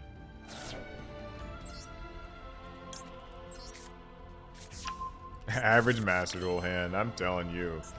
We're gonna do it. We're gonna do it because, like, I mean, listen. It's so funny. We're gonna sit here and tribute these cards for this thing to get impermed or veilered. Like,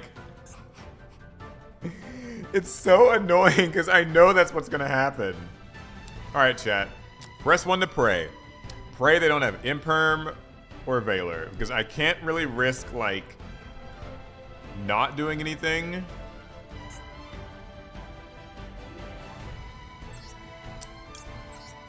Let's just hope they don't have it.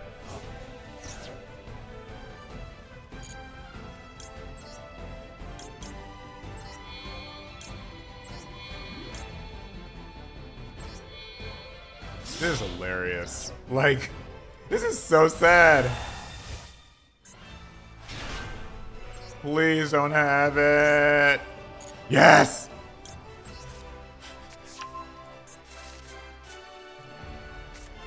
They're probably laughing their ass off right now. This is so pathetic.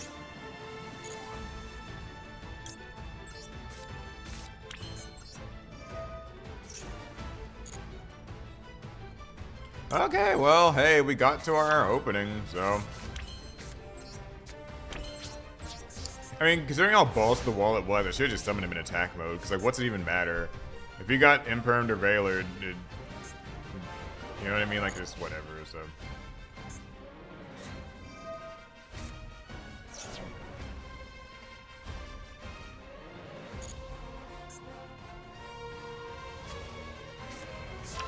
Beansmith's tracked. Yay!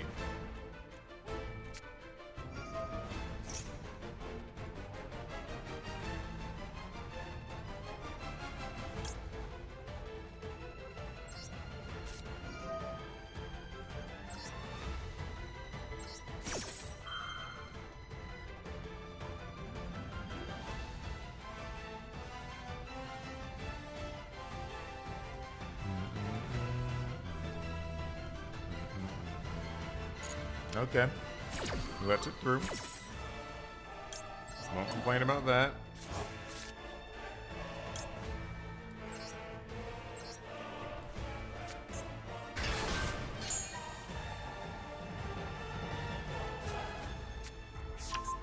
Okay, grabs and gravers. He must already have a Lurie.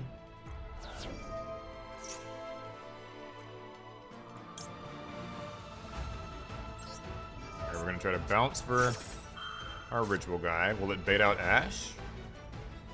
I didn't.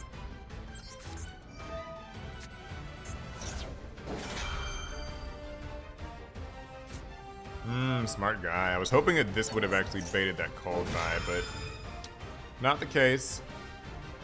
I mean, so I can negate called by, try to like get some draws, and I'll have one guy to fall back on.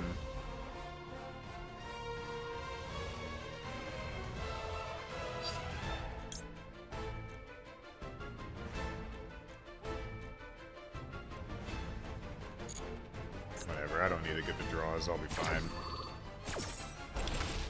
I'll keep my Omni negate, and I'll keep, you know, my other summon negate, and like,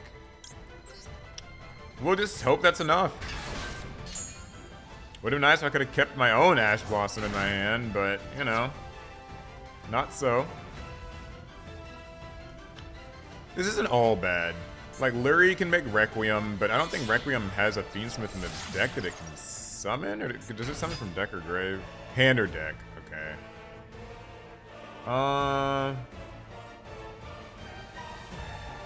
This is fine.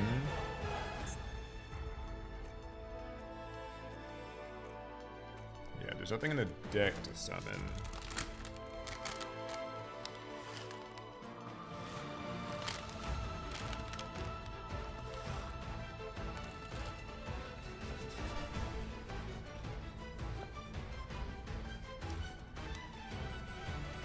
Yeah. Wait for sequence. Oh yeah, someone in chat said, he literally just said, yeah, always hit sequence, yeah. This is fine. Yeah, he's gotta summon it from the hand. So it's kind of whatever. He can't pop my cards because he can't target lights. Patrick Maloney gifted 5 Team APS memberships. Thank you, thank you. Appreciate that. What up? I haven't seen you too much in chat, but I appreciate just what you've done in general. That is awesome. Got a few new channel members. John, Barricade, Thalasia, Ryan K, Jacob Cobble. Evaded, dodged. Yeah. Okay, so he's gonna put Requiem on. He can't pop something. If he tries to activate Requiem, it's gonna be really funny. I've seen people do that shit in like ranked ladder. I'm assuming this guy's smart and he knows what he's doing. But it'd be so funny if he used Requiem and just like had to pop his own thing.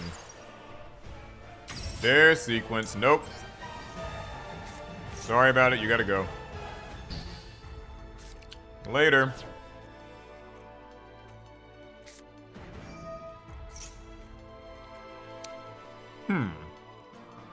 Y'all think this is bait?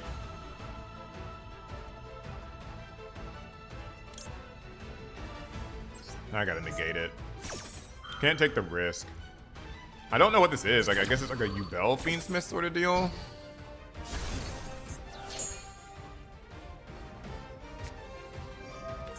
What the hell? Ubel Fiendsmith Sprite? Or I guess, actually, no, wait. It was just Sprite, and this was just meant to... Yeah, okay, I get it. So it's probably not Ubel, it's just another thing. Okay. Smart guy, I mean, like... Gotta give him credit. He... kind of baited me, so... I'm not gonna lie, this just wasn't what I was expecting to see.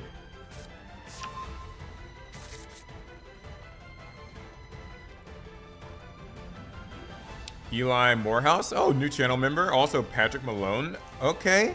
Malone or Maloney? Probably Maloney. Because Malone would just not have the Y. 2 new channel members. Hello, welcome. Thank you for tuning in at this time of morning. We're having a great fun time. Getting a little bit of a Sprite combo happening, actually.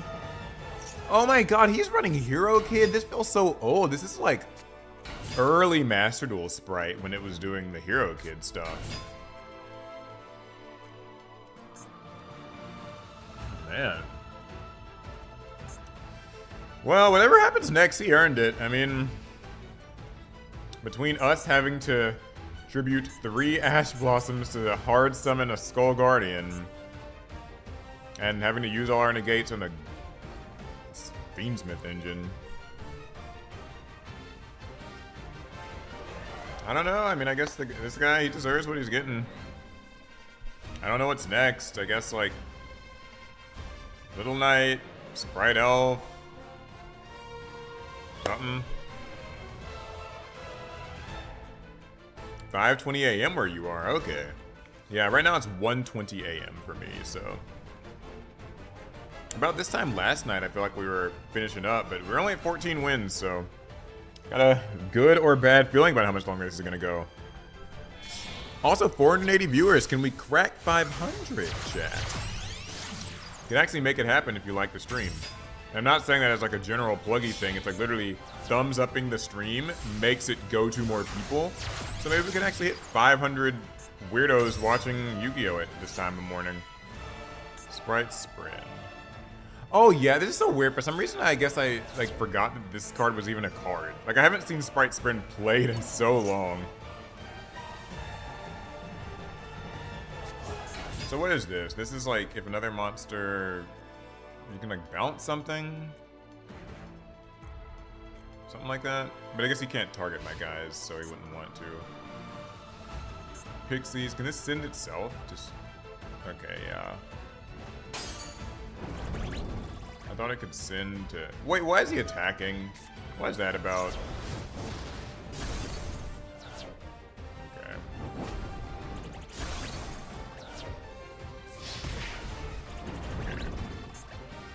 Okay, we're alive. Alright, so this is if a monster is special summoned while this card's in the field, you can detach, target a monster in the field, return to hand. That's gonna special summon something. This guy for now is fine though. And we got a called by, so.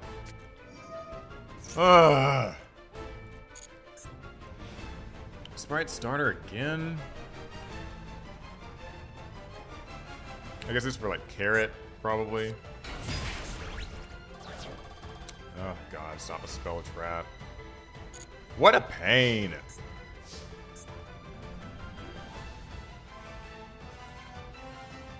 Oh yeah, and he's gonna be tributing a Link monster. It'll destroy the card too.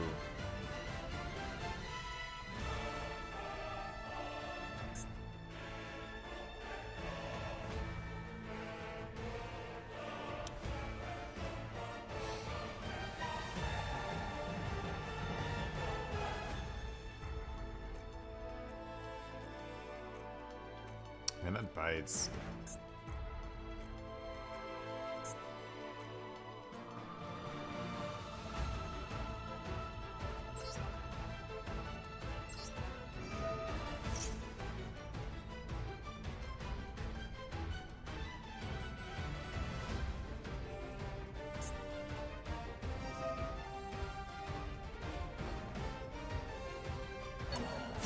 Sprite blue. Okay, blue's gonna get summoned, but other than that, it won't be able to bounce anything, so blue's just gonna search. I think the search itself isn't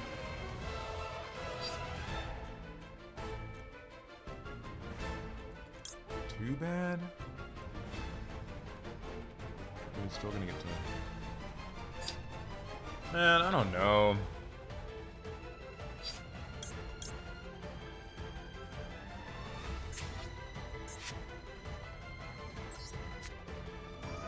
Whatever.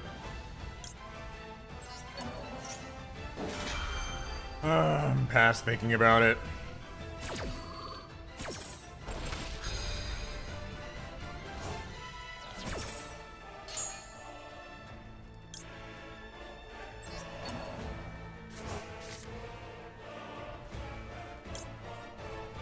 So I can grab her. That would also get me something in the grave, so... Guess that's the safer way to do it.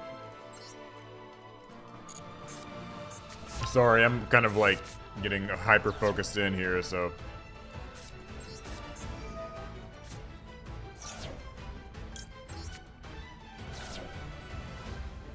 So this thing...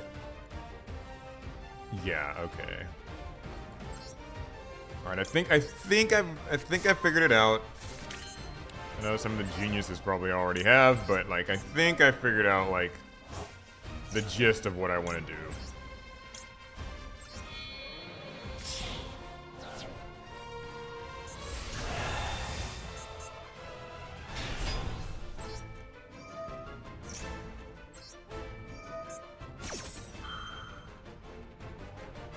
He's gonna use this because this is the monster's been summoned. Target it by attaching that.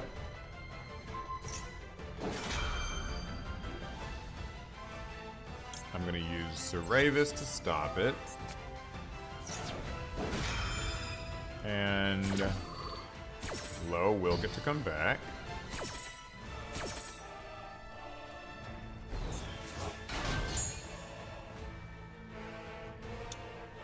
I'm going to get to add something.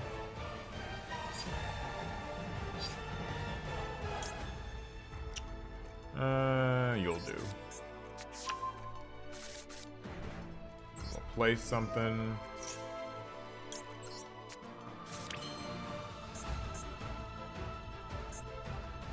if I attack this, then I can be like a little safer. Even though I can just get it back, but like, whatever, that's fine.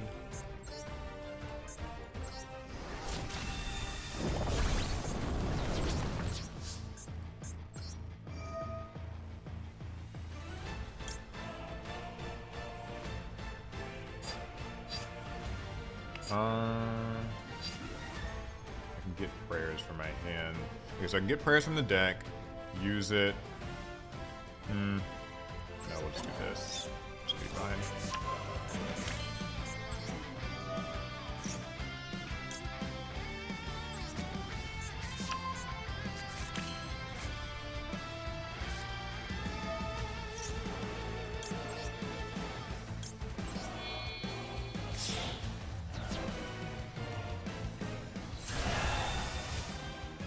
hope I did that right. Maybe. We'll find out. Okay. So, he's got to special summon something in order to, like, really be a threat to me. And it has to be a special summon, I believe. So, Sprite Elf is the only way you can really do that. I can negate Sprite Elf. And I can negate a spell. I can also pop 2 cards.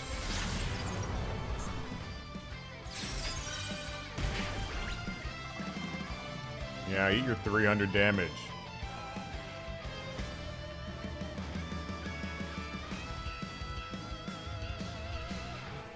He realizes he can only banish my back row.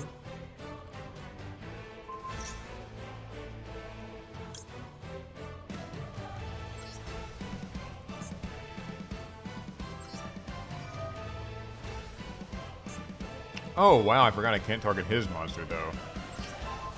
Kinda sucks, but whatever. If we change it, it's fine.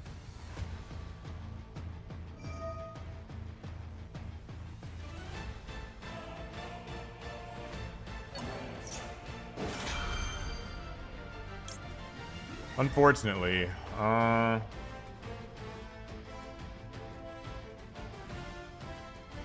this is okay.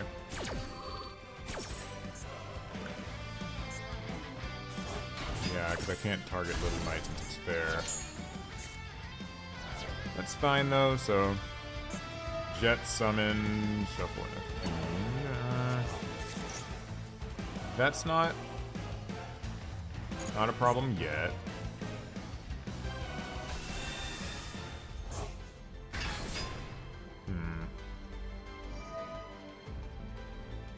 Oh, he can target my monsters now, though. That's a little troubling.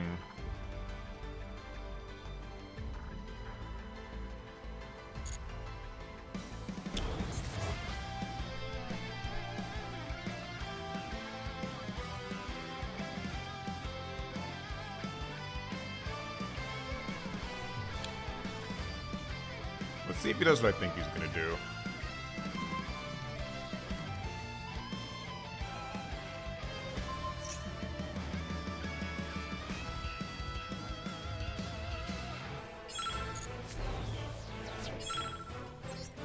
Yeah, he did what I thought he was gonna do. So I can use prayers, summon another one out, and even if he uses SP Little Knight, it's fine because I get a fresh monster. Still got a negate. So now what? Alright. This one's a little bit riskier to do, but we'll do it. I'll get my targeting protection back.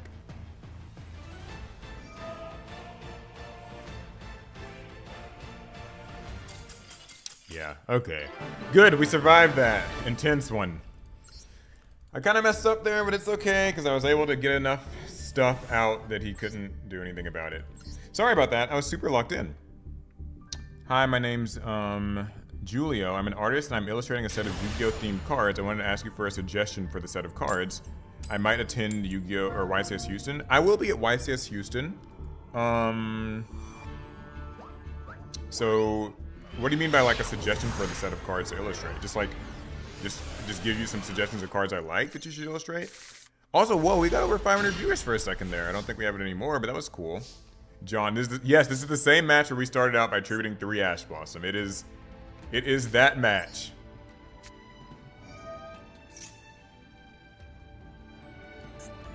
That is the match that we somehow managed to win.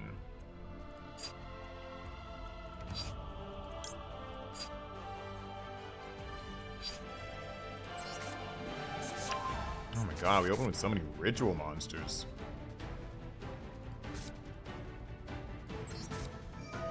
Really sucks.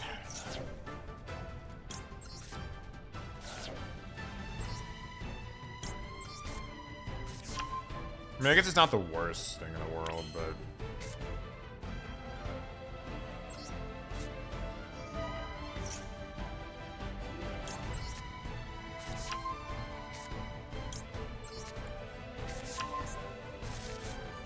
yeah, sorry I wasn't, like, super active in chat. I feel like I'm kind of bad at that when I'm locking into these games.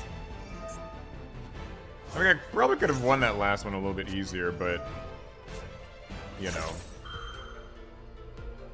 Oh, Maxi. That's not a problem for us.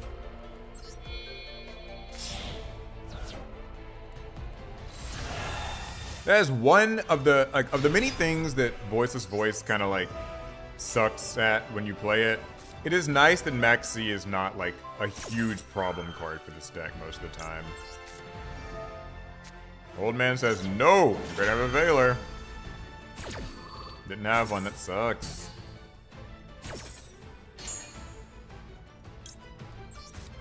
It is also nice to be playing a deck where you have a small answer to some hand traps in Saravis. That is nice.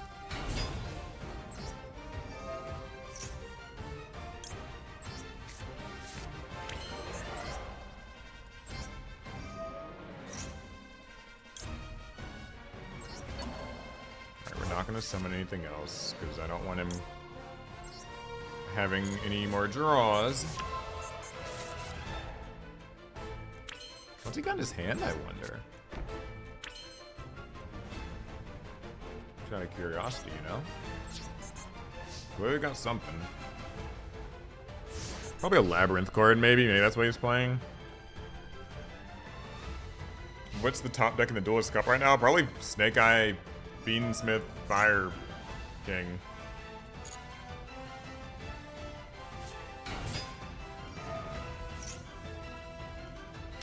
Ah, I see. So he's just going Sangan summoning straight to Phaedra, so Phaedra's unaffected by any of my stuff. Rough.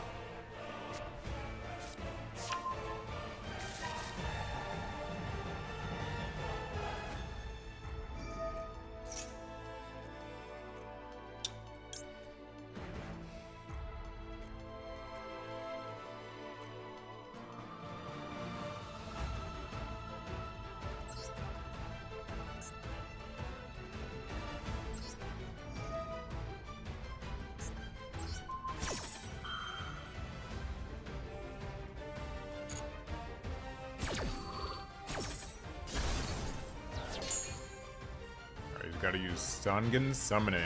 That's the only way to get another monster out, I think, because it doesn't seem like he has anything else. So I'm hoping. Straight to the battle phase. There's like a 90% chance that he's got Forbidden Droplet, but... Oh, okay, good, he didn't. Burning Light Phoenix gifted 5 memberships.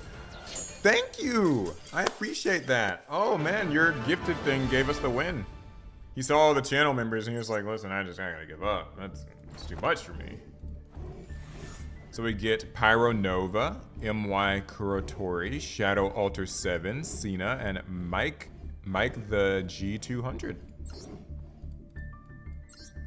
All right, we're at 16 wins. We're doing a lot better in this second half than we were in the first half. I'll say that much. I don't want to jinx it or anything like that, but like, Elizabeth, yeah, evaded again. I'm surprised. I feel like when people get gifted memberships, they say that it generally goes to the people who've been kind of like active in chat, so I'm a little shocked at that,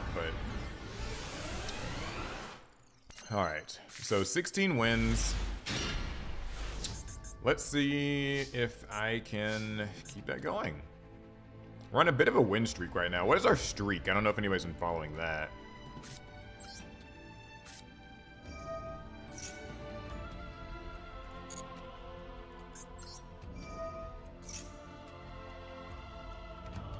Use barrier. You might have Ash. You might be tempted.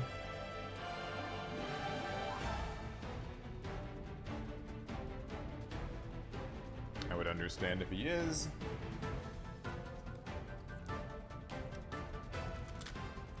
All right, next snack, the banana.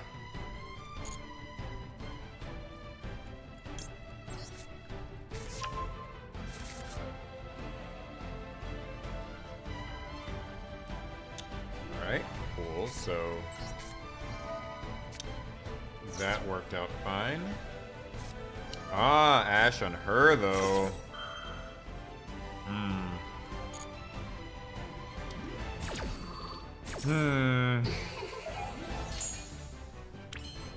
So no ritual summon for me. I mean, I could do it, but it would be so ill-advised.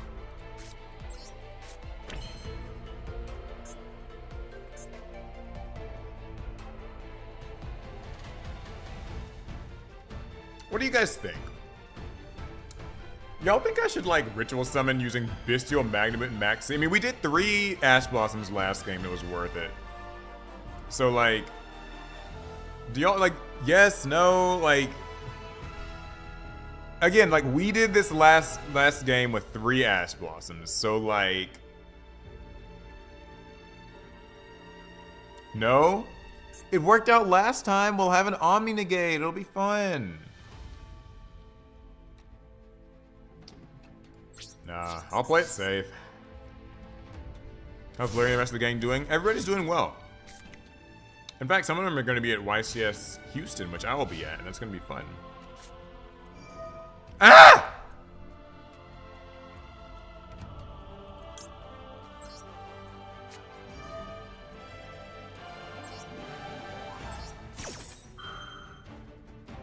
Stand by.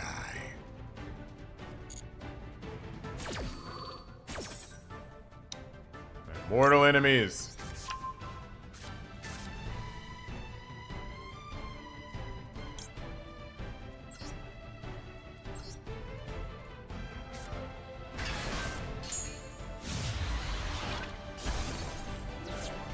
Well, damned if you do, damned if you don't, huh? It probably wouldn't have really made a difference what we did. No, that was me screaming at the awful fate that is Heavy Storm. I didn't see House of Champs in chat. How's it going, John? What's going on? I'm just relaxing here in the early hours of the morning on the Duelist Cup. Shit pie. Yeah, I know.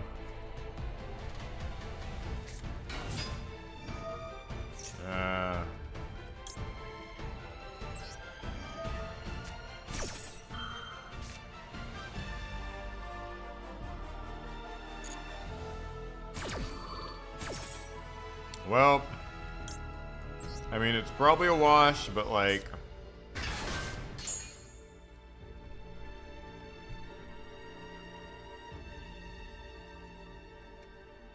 man, that sucks.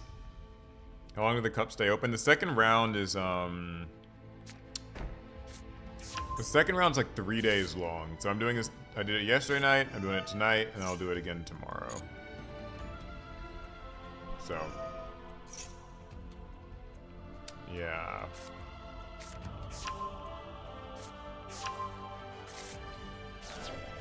Oh, I got him all charming. Well, we can use Maxi, see what we draw. Won't make much difference. Imperm won't help us. Baylor won't help us. Nothing will help us. The world is conspiring against us. And there's not going to be really any chance of a light or a dark. I might be able to use Magnamut to, like, get an extra body on the field before they make the level 10. Yeah, Saravis works, but the thing is, the smart Tenpai players, and I'm sure that this guy knows, he's in the Duelist Cup, if you use 2 different fusion effects, or sorry, 2 different synchro effects, then Saravis won't be able to negate the synchro monster. So I mention that every stream just as a general little skill check thing.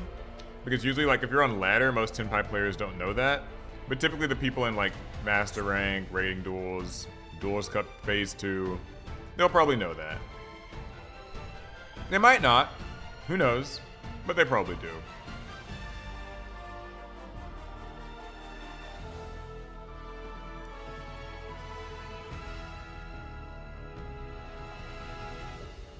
Tenpai showing up like it's the calm after the storm. Yeah. So what were you saying? Just finished a workout and chilling. Coder bubbled top 16 at the Alestrals event. Yeah, I heard that Alestrals event was like pretty good. I I actually saw a little bit of the stream for that Alestrals event earlier. Like I saw the live stream on YouTube. And I kind of just tuned in. I don't know that much about Alestrals, but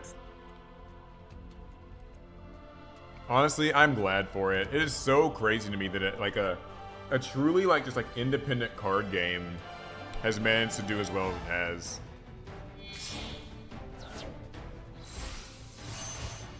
Hot Eyes Meteor Burst. Oh well. Have to negate that, because I don't really have a choice, so.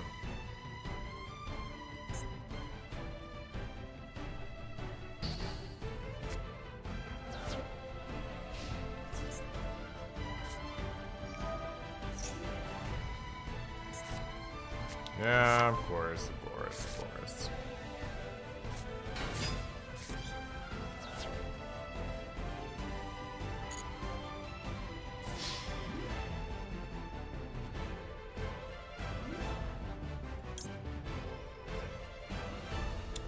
I'm trying to think here. Chandra's gonna summon something no matter what. What I wanted to know is, I need to look at something real quick. Like, okay. Ah, okay, alright, got it. Yeah, so I might as well just summon my Magnamut here.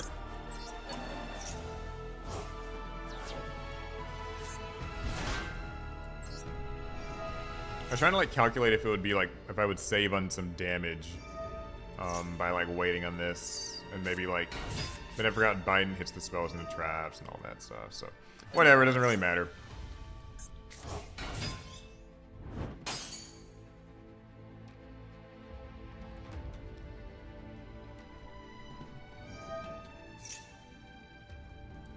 Well, these can both synchro summon, so even if I use Ghost Ogre here, yeah, that won't really make any difference, because they'll just chain another one. I'm gonna try to find a time.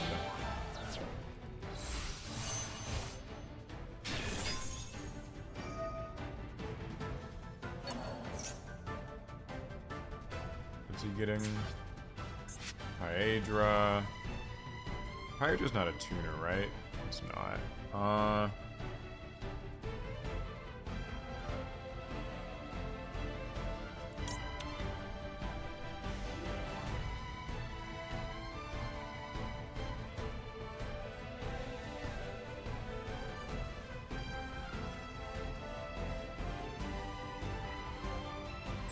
Whatever, I'm just gonna use this now. I'm tired of trying to think it through.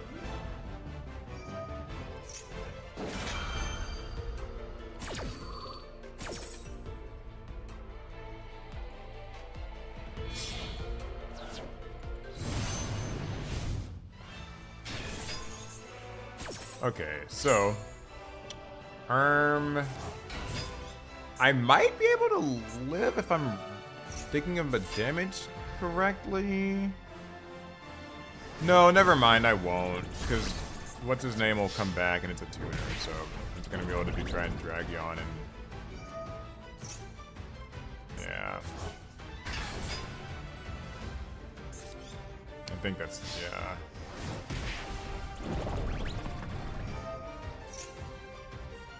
So unfortunate.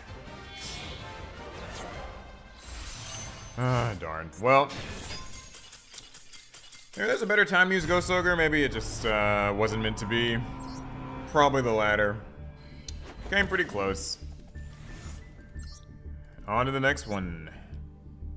500 plus people showed up for Alestrals. That's a Yu-Gi-Oh! Regional in Texas, right? Like Yu-Gi-Oh! Texas Regionals are usually like 500 people.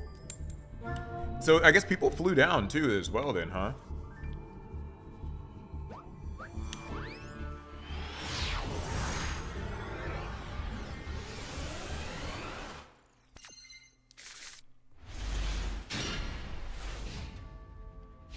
Yeah, there's no Ghost Ogre window. Had a feeling. It was like, oh, whatever. I'll just use it here and whatever happens, happens. Oh, great. This little engine deck.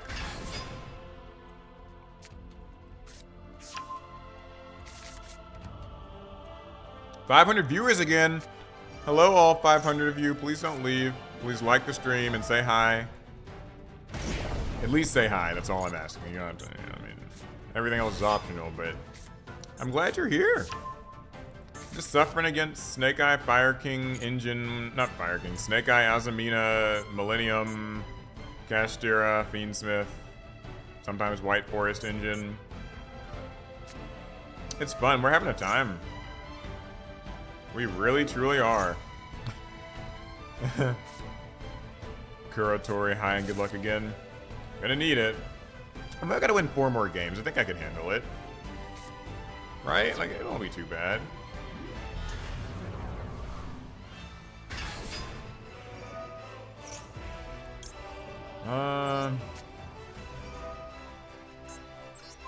We'll try to imperm you. Maybe it's worth it, maybe it's not. I mean, this deck melts hand traps, honestly, so, like, it really probably doesn't make much difference, but, you know.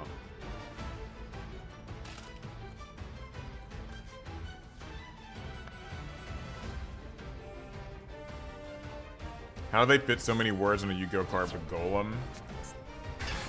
Like this thing? There's a lot of them.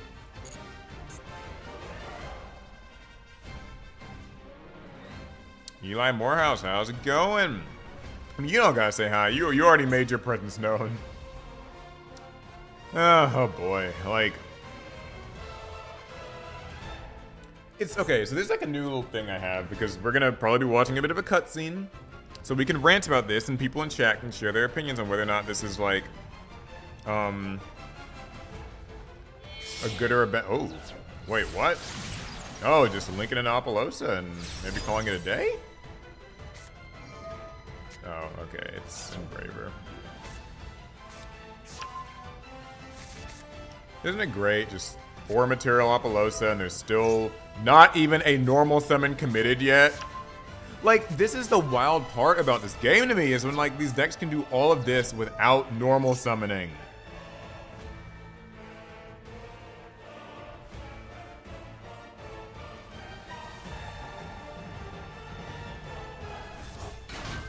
He's not playing well. So here's the thing about that. What's so annoying is that you're probably right. He might not be playing this optimally, but it really hardly matters because the deck has a lot of forgiveness when every monster is just material for something else. Like, God. Because what I really don't want to have to deal with right now is like, part of me is like, okay, save this Imperm, because I can just Imperm on Apollosa. Like, when he did that Apollosa, I was like, okay, I'll Imperm on Apollosa, and on my turn I can probably play and be alright. But now it's like, well, I'm probably going to be staring down Fiendsmith's Desiree. And if it's Desiree plus Apollosa, then there's no hope, because Desiree can just negate Imperm, and then you're just like kind of screwed either way. Oh! He disconnected? Maybe his misplay was so bad that he gave up? Either way, we take those.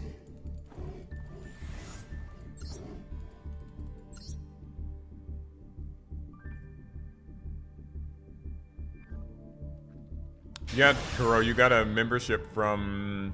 It was either Eli or maybe Patrick, one of the two. They both gifted memberships, I believe. The Disconnect Cup. People be leaving, man. Like, I don't know. I know, like, I get that there's like some pain and like, you know, you're playing a combo deck and like you make a mistake and you want to just give up, but like, I mean, you still had an Apollosa and you could have just done a little Fiendsmith line, ended on something. Probably been okay. I don't know.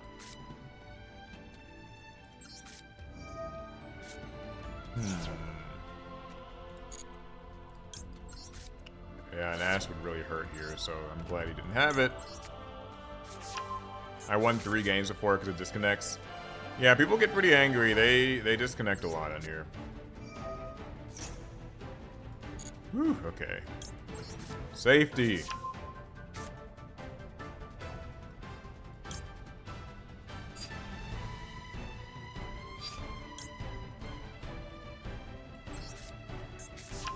This kind of sucks because we're not going to get really any protection for our Skull Guardian summon, but still got to make it. Max C maybe? No? Okay. Someone scooped earlier when I had nowhere near a good follow-up on an Imperm. Yeah. you'd be so surprised. Like, I think that there is a brand of player on Master Duel, and I guess just in Yu-Gi-Oh in general, who like, if the combo doesn't go absolutely perfectly for them, they're out. They're done. It's like, oh, my thing got negated. I don't feel like rerouting. I don't feel like thinking about it. I'm done. I scoop. I give up. I misplayed. My board's not actually like absolutely 110% optimal and ideal. I'm done. And I'm just like, man, listen.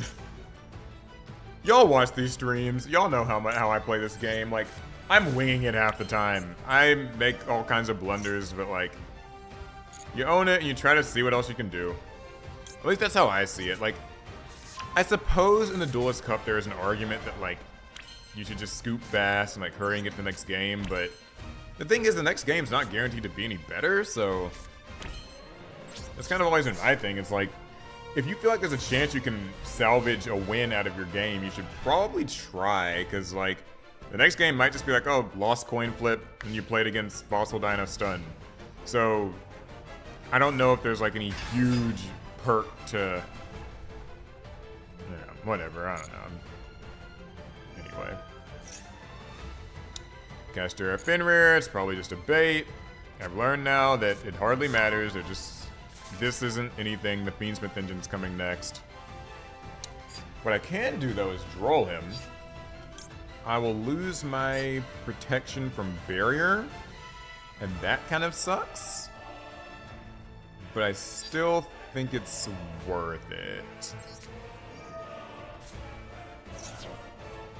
Crimson Dragon's like the hacker of synchro summons. You're very right. Oh, yay. We take those. You know, that's kind of interesting that he just gave up. I mean, I guess his hand must have really needed some stuff, because, like, I was thinking what was going to happen. I was like, I drolled, then he used Fenrir's effect, banished my spell, because that's the only thing he can target. And then, like, you know, I get it, whatever. I'm not going to question why he gave up. Who knows what his hand was. Probably just one of these, like, Steam decks where it's just, like, it's all gas and steam and stuff, and, like, once they run out of that, that's it. The droll scared him, yeah? Yeah, Crimson Dragon really is. It's the hacker. I mean, like, all it does is, oh my god, this hand sucks.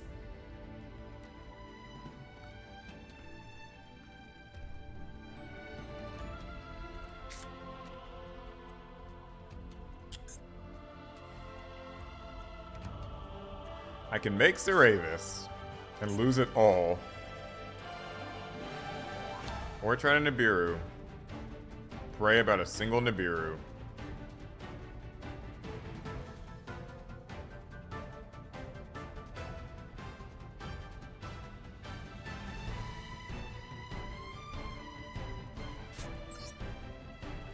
We'll just do it because we have to.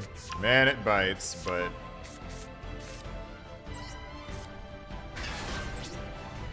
whatever.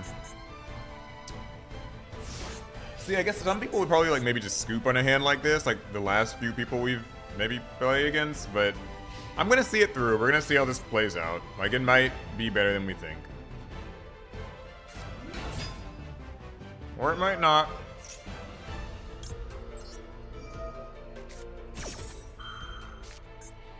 Could always be Tenpai. Oh! Jesus Christ almighty. Even had Max C.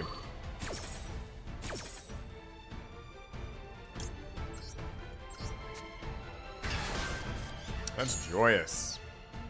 I'm telling you, I know like some of you guys have been in the stream since the beginning. It's always like this. Like, if you... Oh, no, he has Sangan now, so he probably already has the spell in hand. When you brick, it's like always Tenpai. Like, you brick, it's like, oh, okay, well, maybe I can survive with this. And then it's like, nope. Normal Summon Paedra. Wrap that one up. Nibiru's dead. So you don't get to use that. It's just, yeah.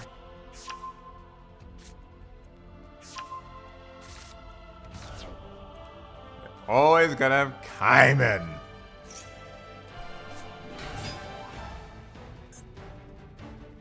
Alright, let's see how the battle phase goes, if he knows how to dodge Ceravis. Not that it really matters all that much.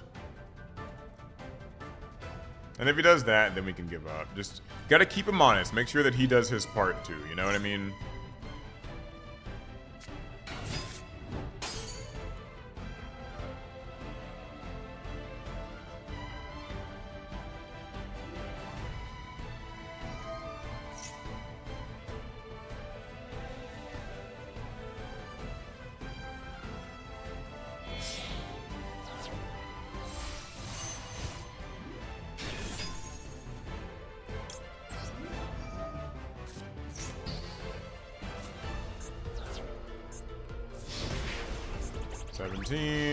What? Wait.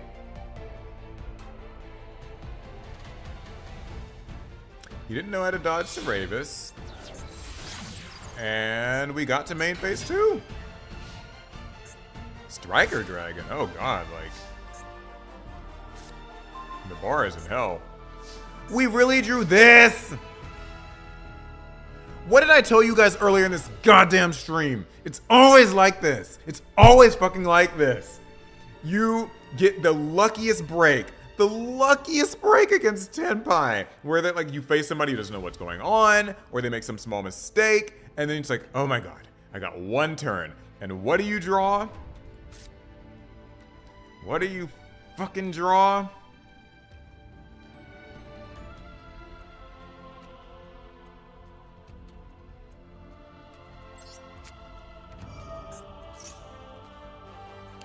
I swear this game, like, come on. Oh.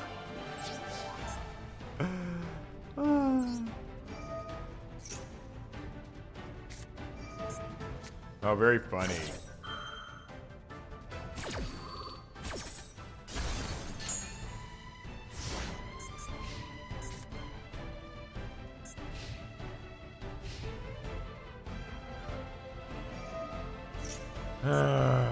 Alright, we can give up now. Man, we got the luckiest break there, and then the game just gave us breaks. Come on, Master Duel. That is not cool.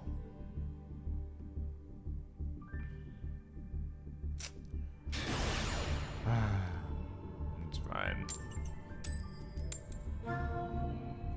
Royal Pager with the disrespect, I know. It's always like this. I swear, like there's like a point earlier in the stream where the same thing happened, and I think it happened yesterday too, where it's just like you brick, you play against Tenpai, something miraculously gets you to the next turn, and it doesn't mean anything because you draw another brick. I fully acknowledge I am playing a ritual deck. I get it, that just comes with the territory. But like, come on, game. Low. Barrier. Like anything at all. Just Saphira.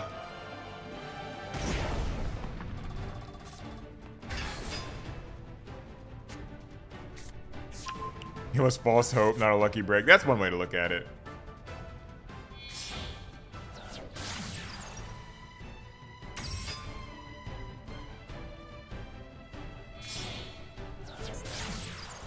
Alright, well.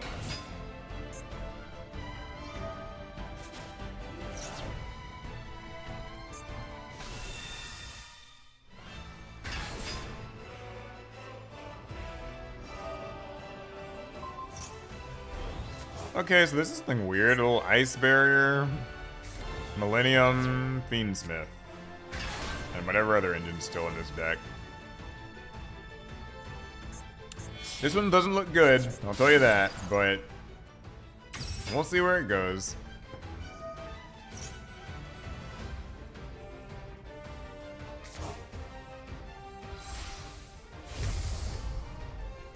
What did I miss? Just a really depressing loss to Tenpai.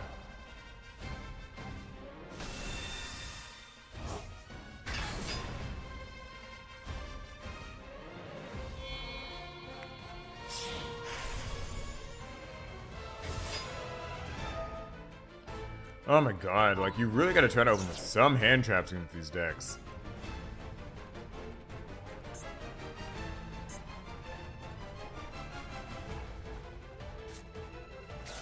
Okay, this mage thing searches, yeah. So it's a Fiendsmith engine meant to facilitate ice barrier. Very fun.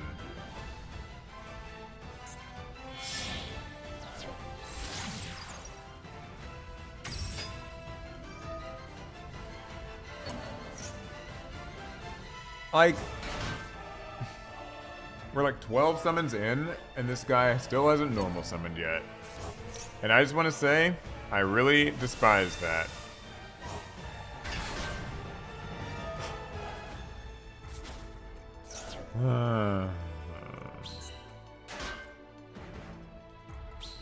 God, this is giving like freaking what is that old card? Mecha Phantom Beast Auroradon. It's giving Auroradon vibes.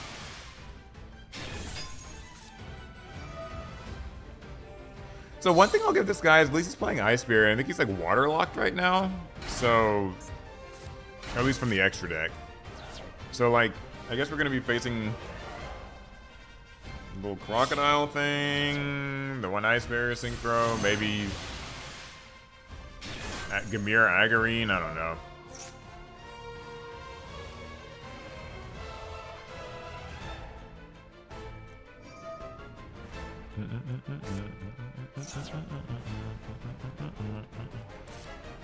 Yeah, I was saying Auroradon because like it just this thing summoning a bunch of tokens like just kind of reminded me of Mecha Phantom Beast Auroradon combos like early Master Duel days. Okay, so Gamir Agarine, I'm guessing. Yeah. Or Egerine, or whatever, how you say it. Oh, boy.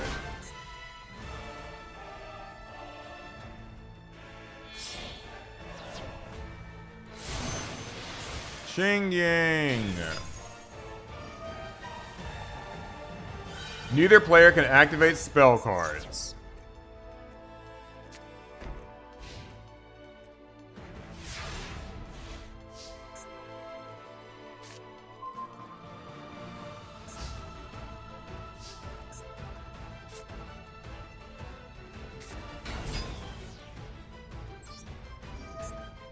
I can place one, so...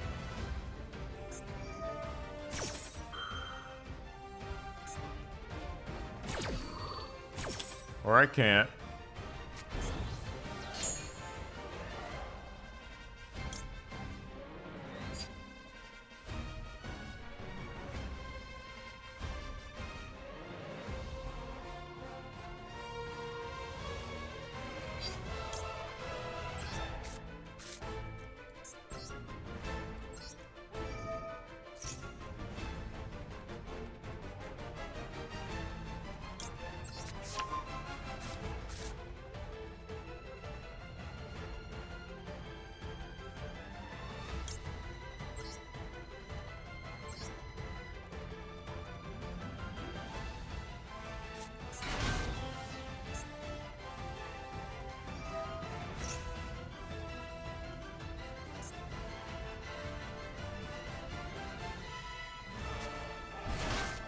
What do you do? Okay.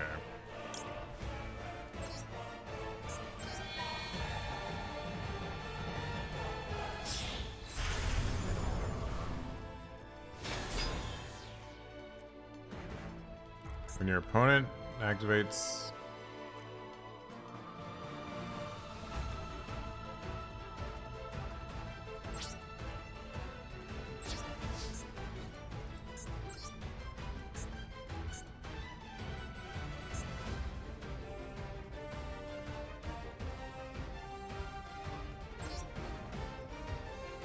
I don't know, I'm just trying to do something. Alright, what's the best thing to bounce back? I mean, actually it doesn't matter, they're all broken. Ah,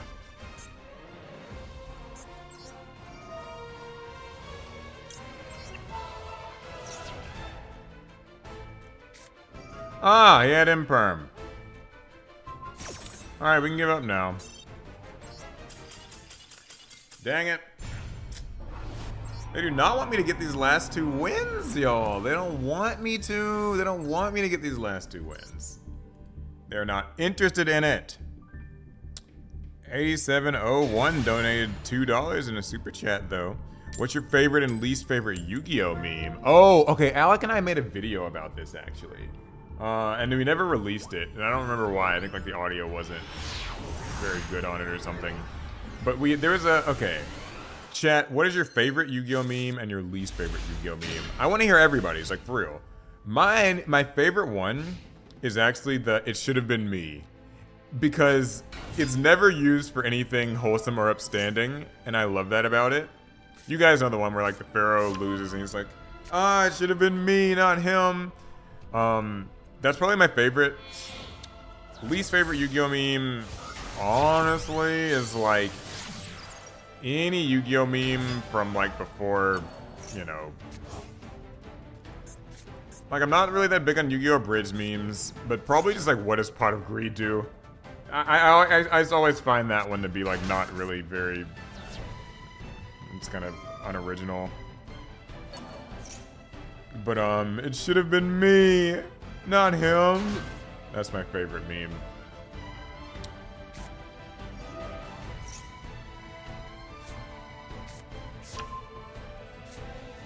That meme is me when I see a goth girl with another man. Honestly, yeah, no, I get what you mean. Like, it's... I think it's one of those memes where, like, it really isn't like a Yu-Gi-Oh meme. Like, it's just like an image of a Yu-Gi-Oh character. So, like, I don't know if that counts, but I don't know. I just always find that one hilarious.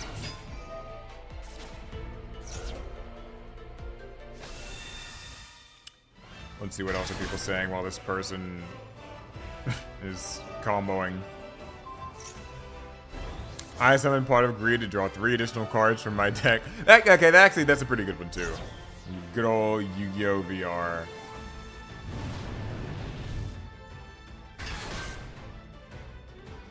They gotta do something about Snake Eye. They really do. I'm so done with this stupid deck.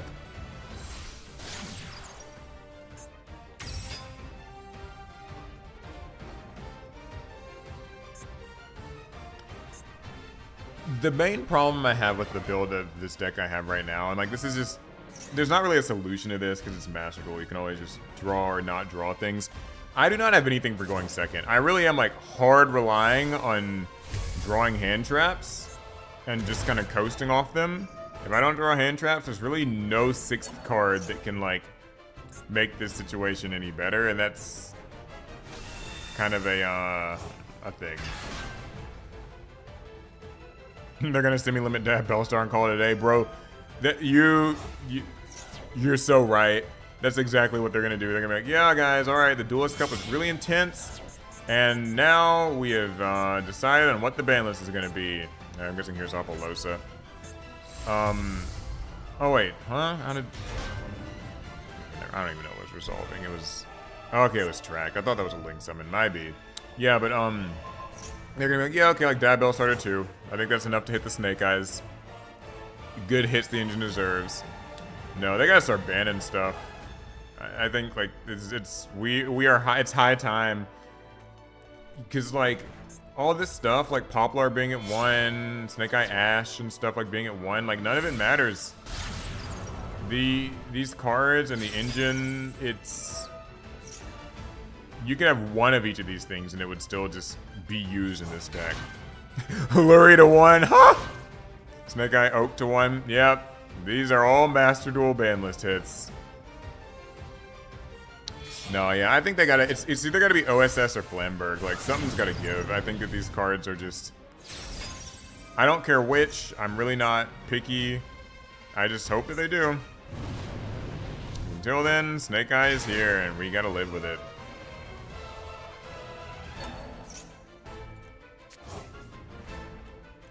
Some fucking bullshit. God, like... Okay, I have a question about this, by the way. Every time people have Fiendsmith's Desiree, they always target this thing and negate it as part of the combo. Is there a reason for that? Can somebody explain that? Like, this is not the first time that's happened. Like, people always use Desiree, use its effect, and target Promethean Princess. And then they'll just like link it off. Like, is there something to that? Oh, so they're not fire locked. Okay, thank you. I never understood. I was like, what is this about? Okay, cool. So that she's not. Got it. That makes sense. I totally get it. Wow! That's my 6th card? Really?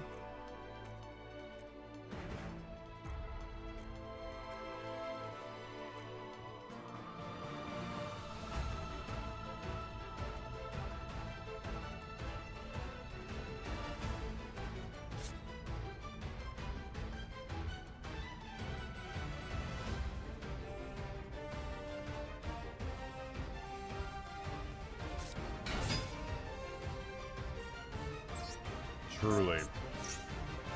The draw of all time.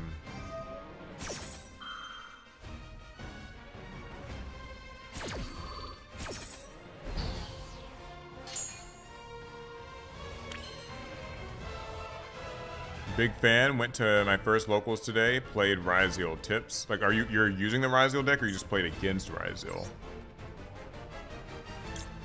Just curious. Just asking.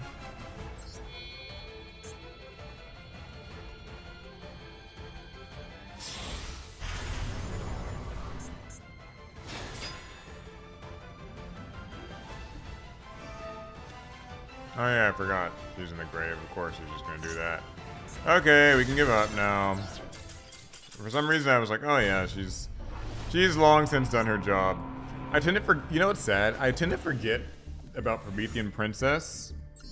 They do not want us to get these last 2 wins, by the way. I tend to forget about Promethean Princess because it's not even like really a fire or the Snake Eye like deck. It's just got the little Snake Eye engine. So I'm used to like remembering her back when Ambla Whale was a thing, but that's not really a thing in this deck anymore, so I'm just like, oh yeah, I can just play around the field. It's like, no, wait.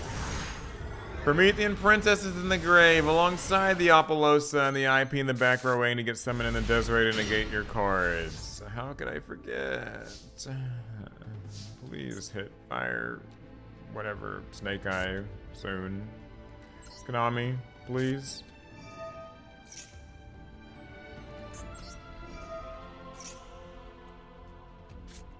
Ooh. Rude.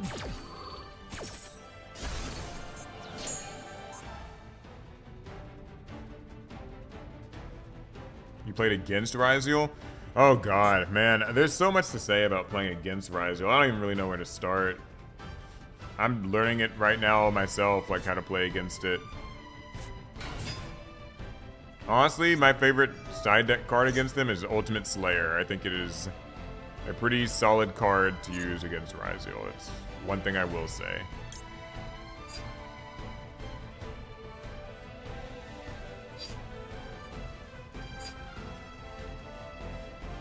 Oh, it sucks.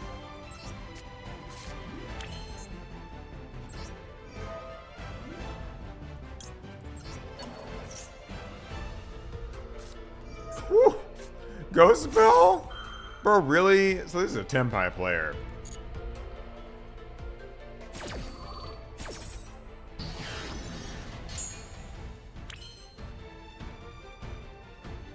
Cool.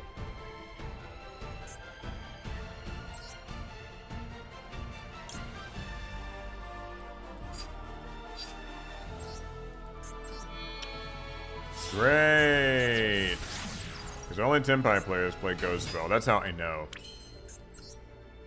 Alright, Link Karibo, secure Gardna, and press 1 to press 1 to pray. Because we're gonna need it. Here's what we got. Don't even have a ritual monster in our hand to try to cheese out a summon. And it's Magnamoot. It hit low. We can watch him search a Tenpai card, and if he does, that's probably when I'll just scoop, because like... Yeah, if he gets a Tenpai, we're out of here.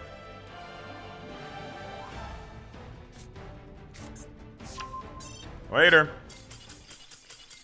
2 more wins, and this game's giving us like 5 losses in a row. Come on.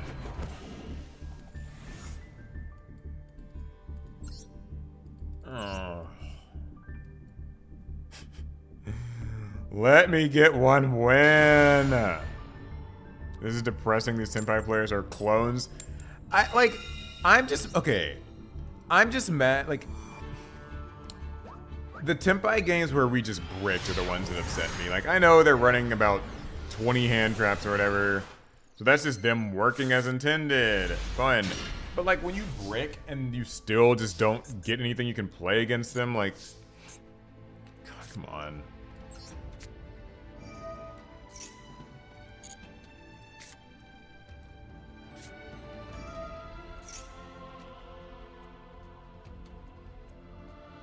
Come on, you know, you want to ash it.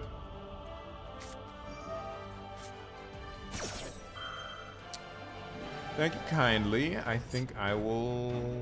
Yeah, that'll be fine.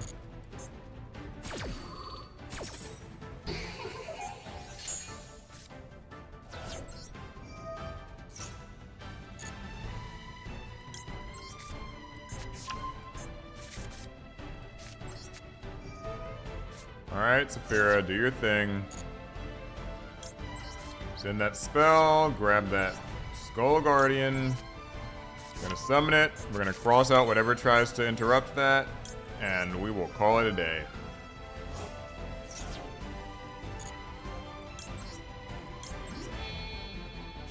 I have a Veiler in my deck, I have an Imperm in my deck. This Skull Guardian is getting its effect off, damn it.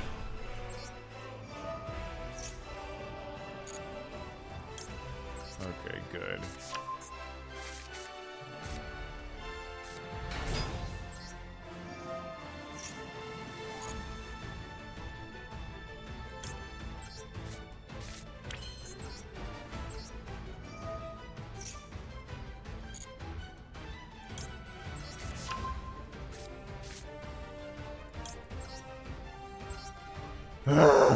I've done this play so many times.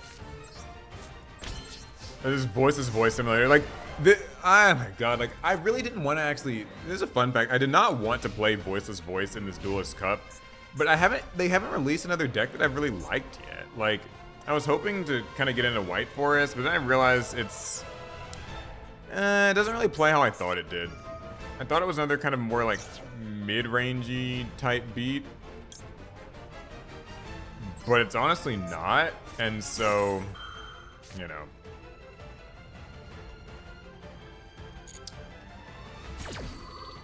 So I've just been stuck with Voiceless. I hope that they can release something new. Like, I might, like, maybe when they release Water, I'll enjoy that. Like, just like the Mermail support line. That might be fun. Or hopefully they put Ryuge in the game soon. That seems like a fun deck that I would enjoy.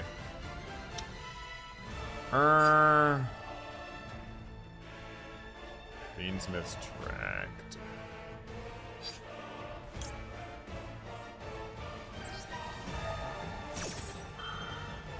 Let's see if we can save ourselves some trouble here.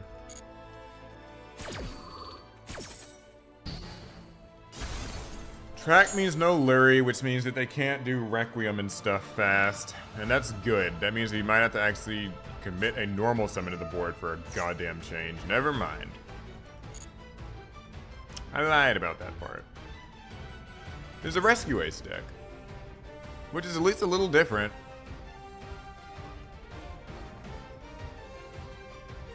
Yeah, White Forest has always been a combo deck. It was just bad before. Right, yeah. They can just go to the moon. Yeah, so oh wait, let me hold up. Let me focus for a sec. Let's see, they've got 3 cards.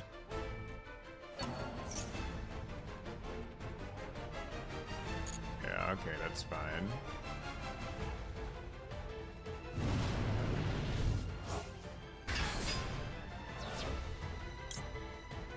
I don't want him.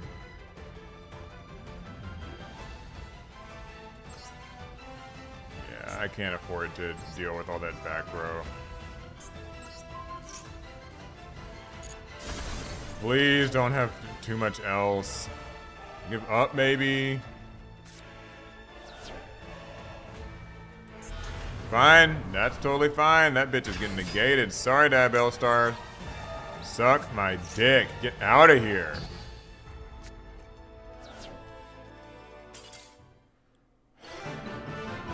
Sheesh. Ugh. One more win. Golly, like I know like it's sad, but like when you see there's this thing with like modern Yu-Gi-Oh decks. Maybe I'm biased because like I play Voiceless, where like a lot of my cards in hand are just dead. But did you notice every single card in his hand was able to be played in some fashion?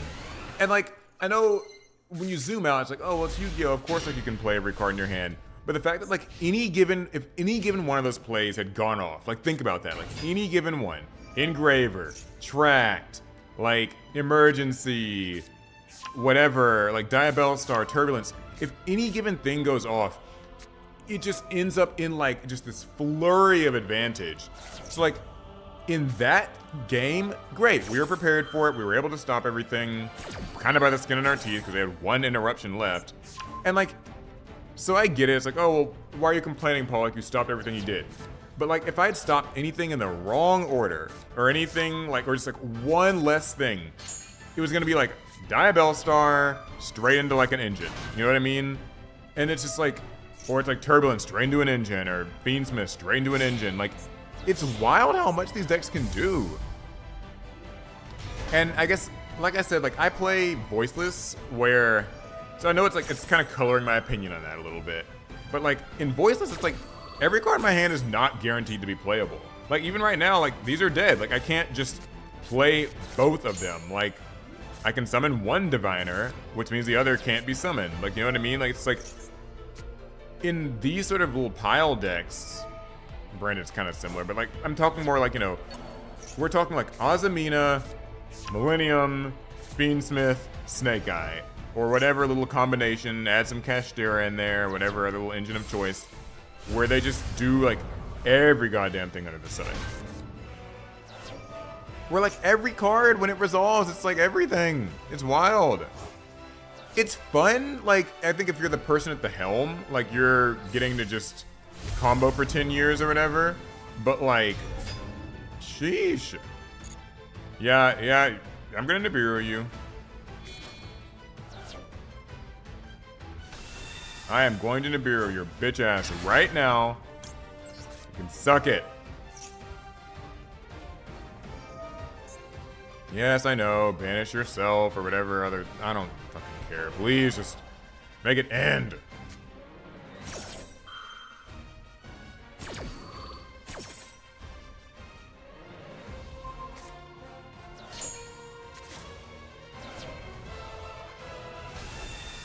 Don't want to deal with Brandon again. We saw what happened last night. Wasn't pretty.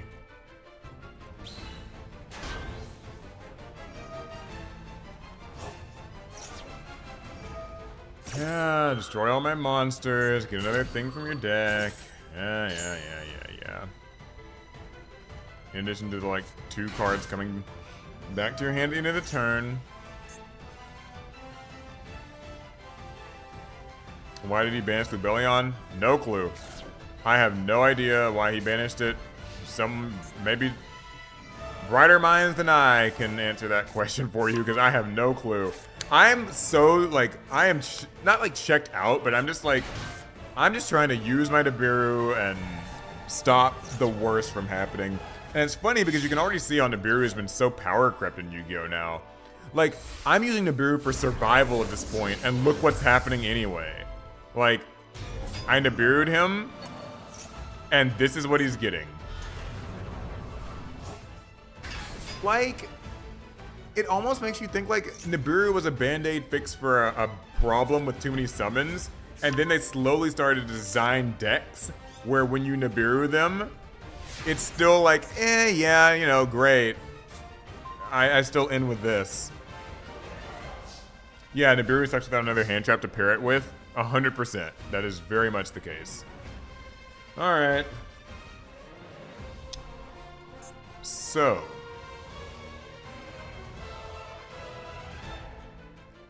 He can banish. She can summon something if I send from extra deck.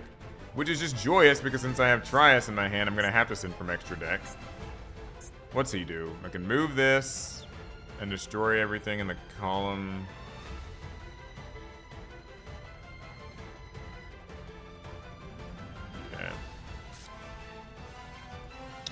Whatever, we'll just do it.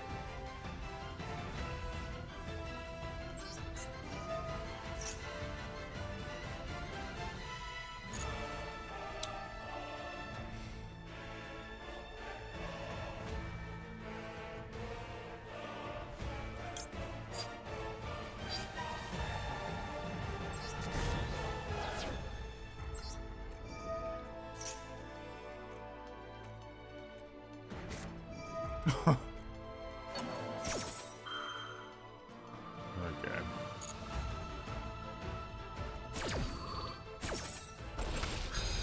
Very funny.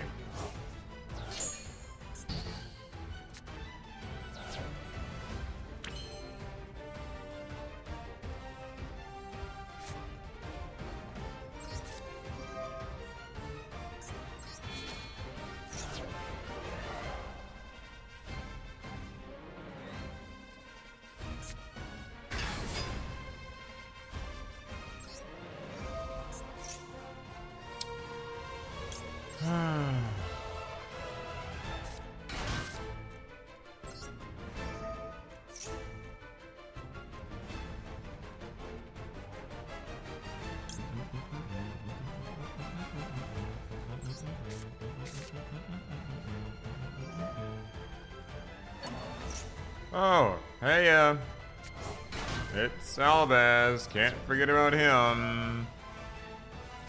He's here to join the party and fuse away my monsters. And whatever the hell this does. Oh yeah, it summons another card.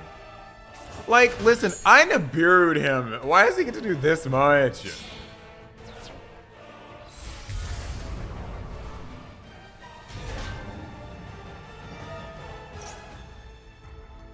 I Nibiru'd him. I played a card that was supposed to help.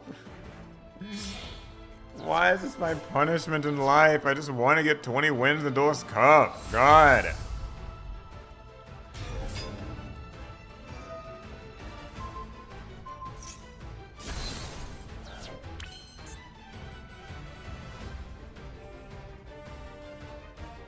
Oh, I hadn't searched for this yet? Okay. That's kind of cool.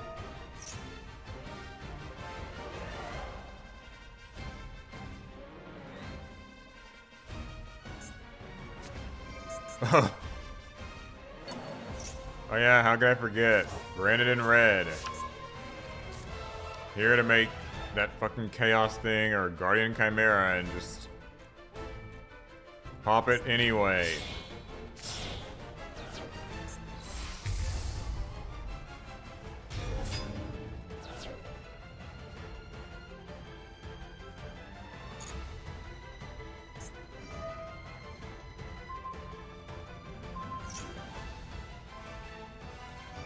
And I can't change the Ravis because he has another effect. So I'm chain blocked. Alright, fine, I'll give up. God. How dare I try to play even one of my cards. One more win, guys. We just gotta stick in there for one more win. Ooh, rough games. This night started out kind of shaky, kind of back and forth, not all that great. Then it got pretty good because a bunch of people were giving up. Then it got really bad. And they don't want us getting this last win, but in the name of, I don't know, I'm gonna get it. One of these games will have to be it. Okay, we opened some hand traps, so whatever it is, we might be okay. Yeah, hello.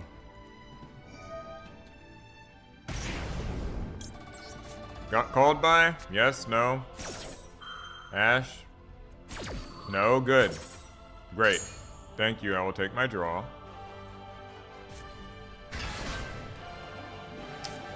Appreciate ya.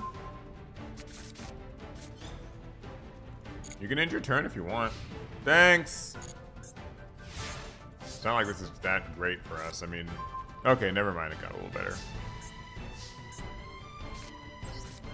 Saphira!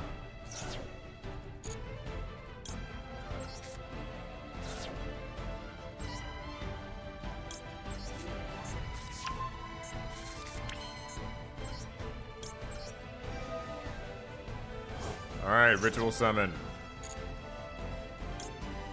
It is a time of night where I am so pissed with this godforsaken game, these fucking annoying people on it, I just want it to end. Search. Okay, good. This is going through.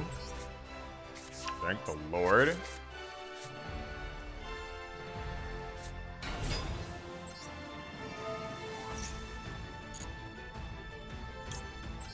Barrier.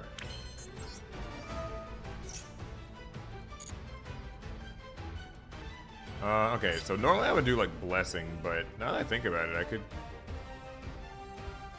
get a little damage and a bit of a setup. But it's okay, I've got this thing for next turn, so. Yeah, it's not like that would kill him, so it's better to be safe.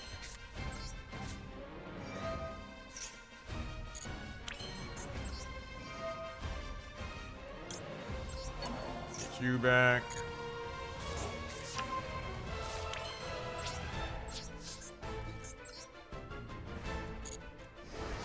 Die. 50. Yeah, that's gonna show you. Alright, set these cards. We got a Max C. Please, player who I know is just playing like 10 engines in this deck. Let me win this game. Please. Here's how it starts.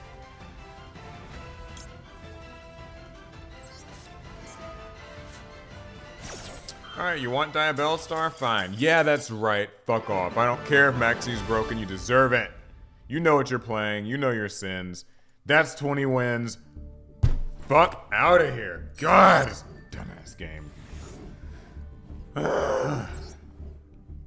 We did it. Our record for the night is 20 wins, 17 losses. So, yes, we survived. Made it happen. Oh my god.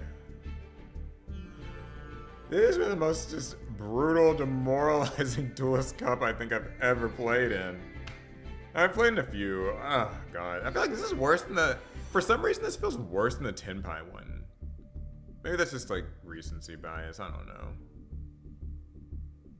Positive record though, 20 and 17. I mean, it's not great, but it's a positive record. All right, guys. Well, it's been fun. Thanks for tuning in with me. Tomorrow we're gonna do another day of this. Actually, I'm trying to do all 3 days. Now tomorrow, I think it ends at like at least 11 o'clock in my time. So I will probably start the stream a bit earlier, and we'll see if we can get 20 more wins. Oh yeah, what about the gems? Where do you get the gems? Do you get... Is it just like... You know what, let's check our ranking. I'm kind of curious. Where are we? I mean, I'm not like... It's so crazy there are people with like 66,000 points. These people are insane.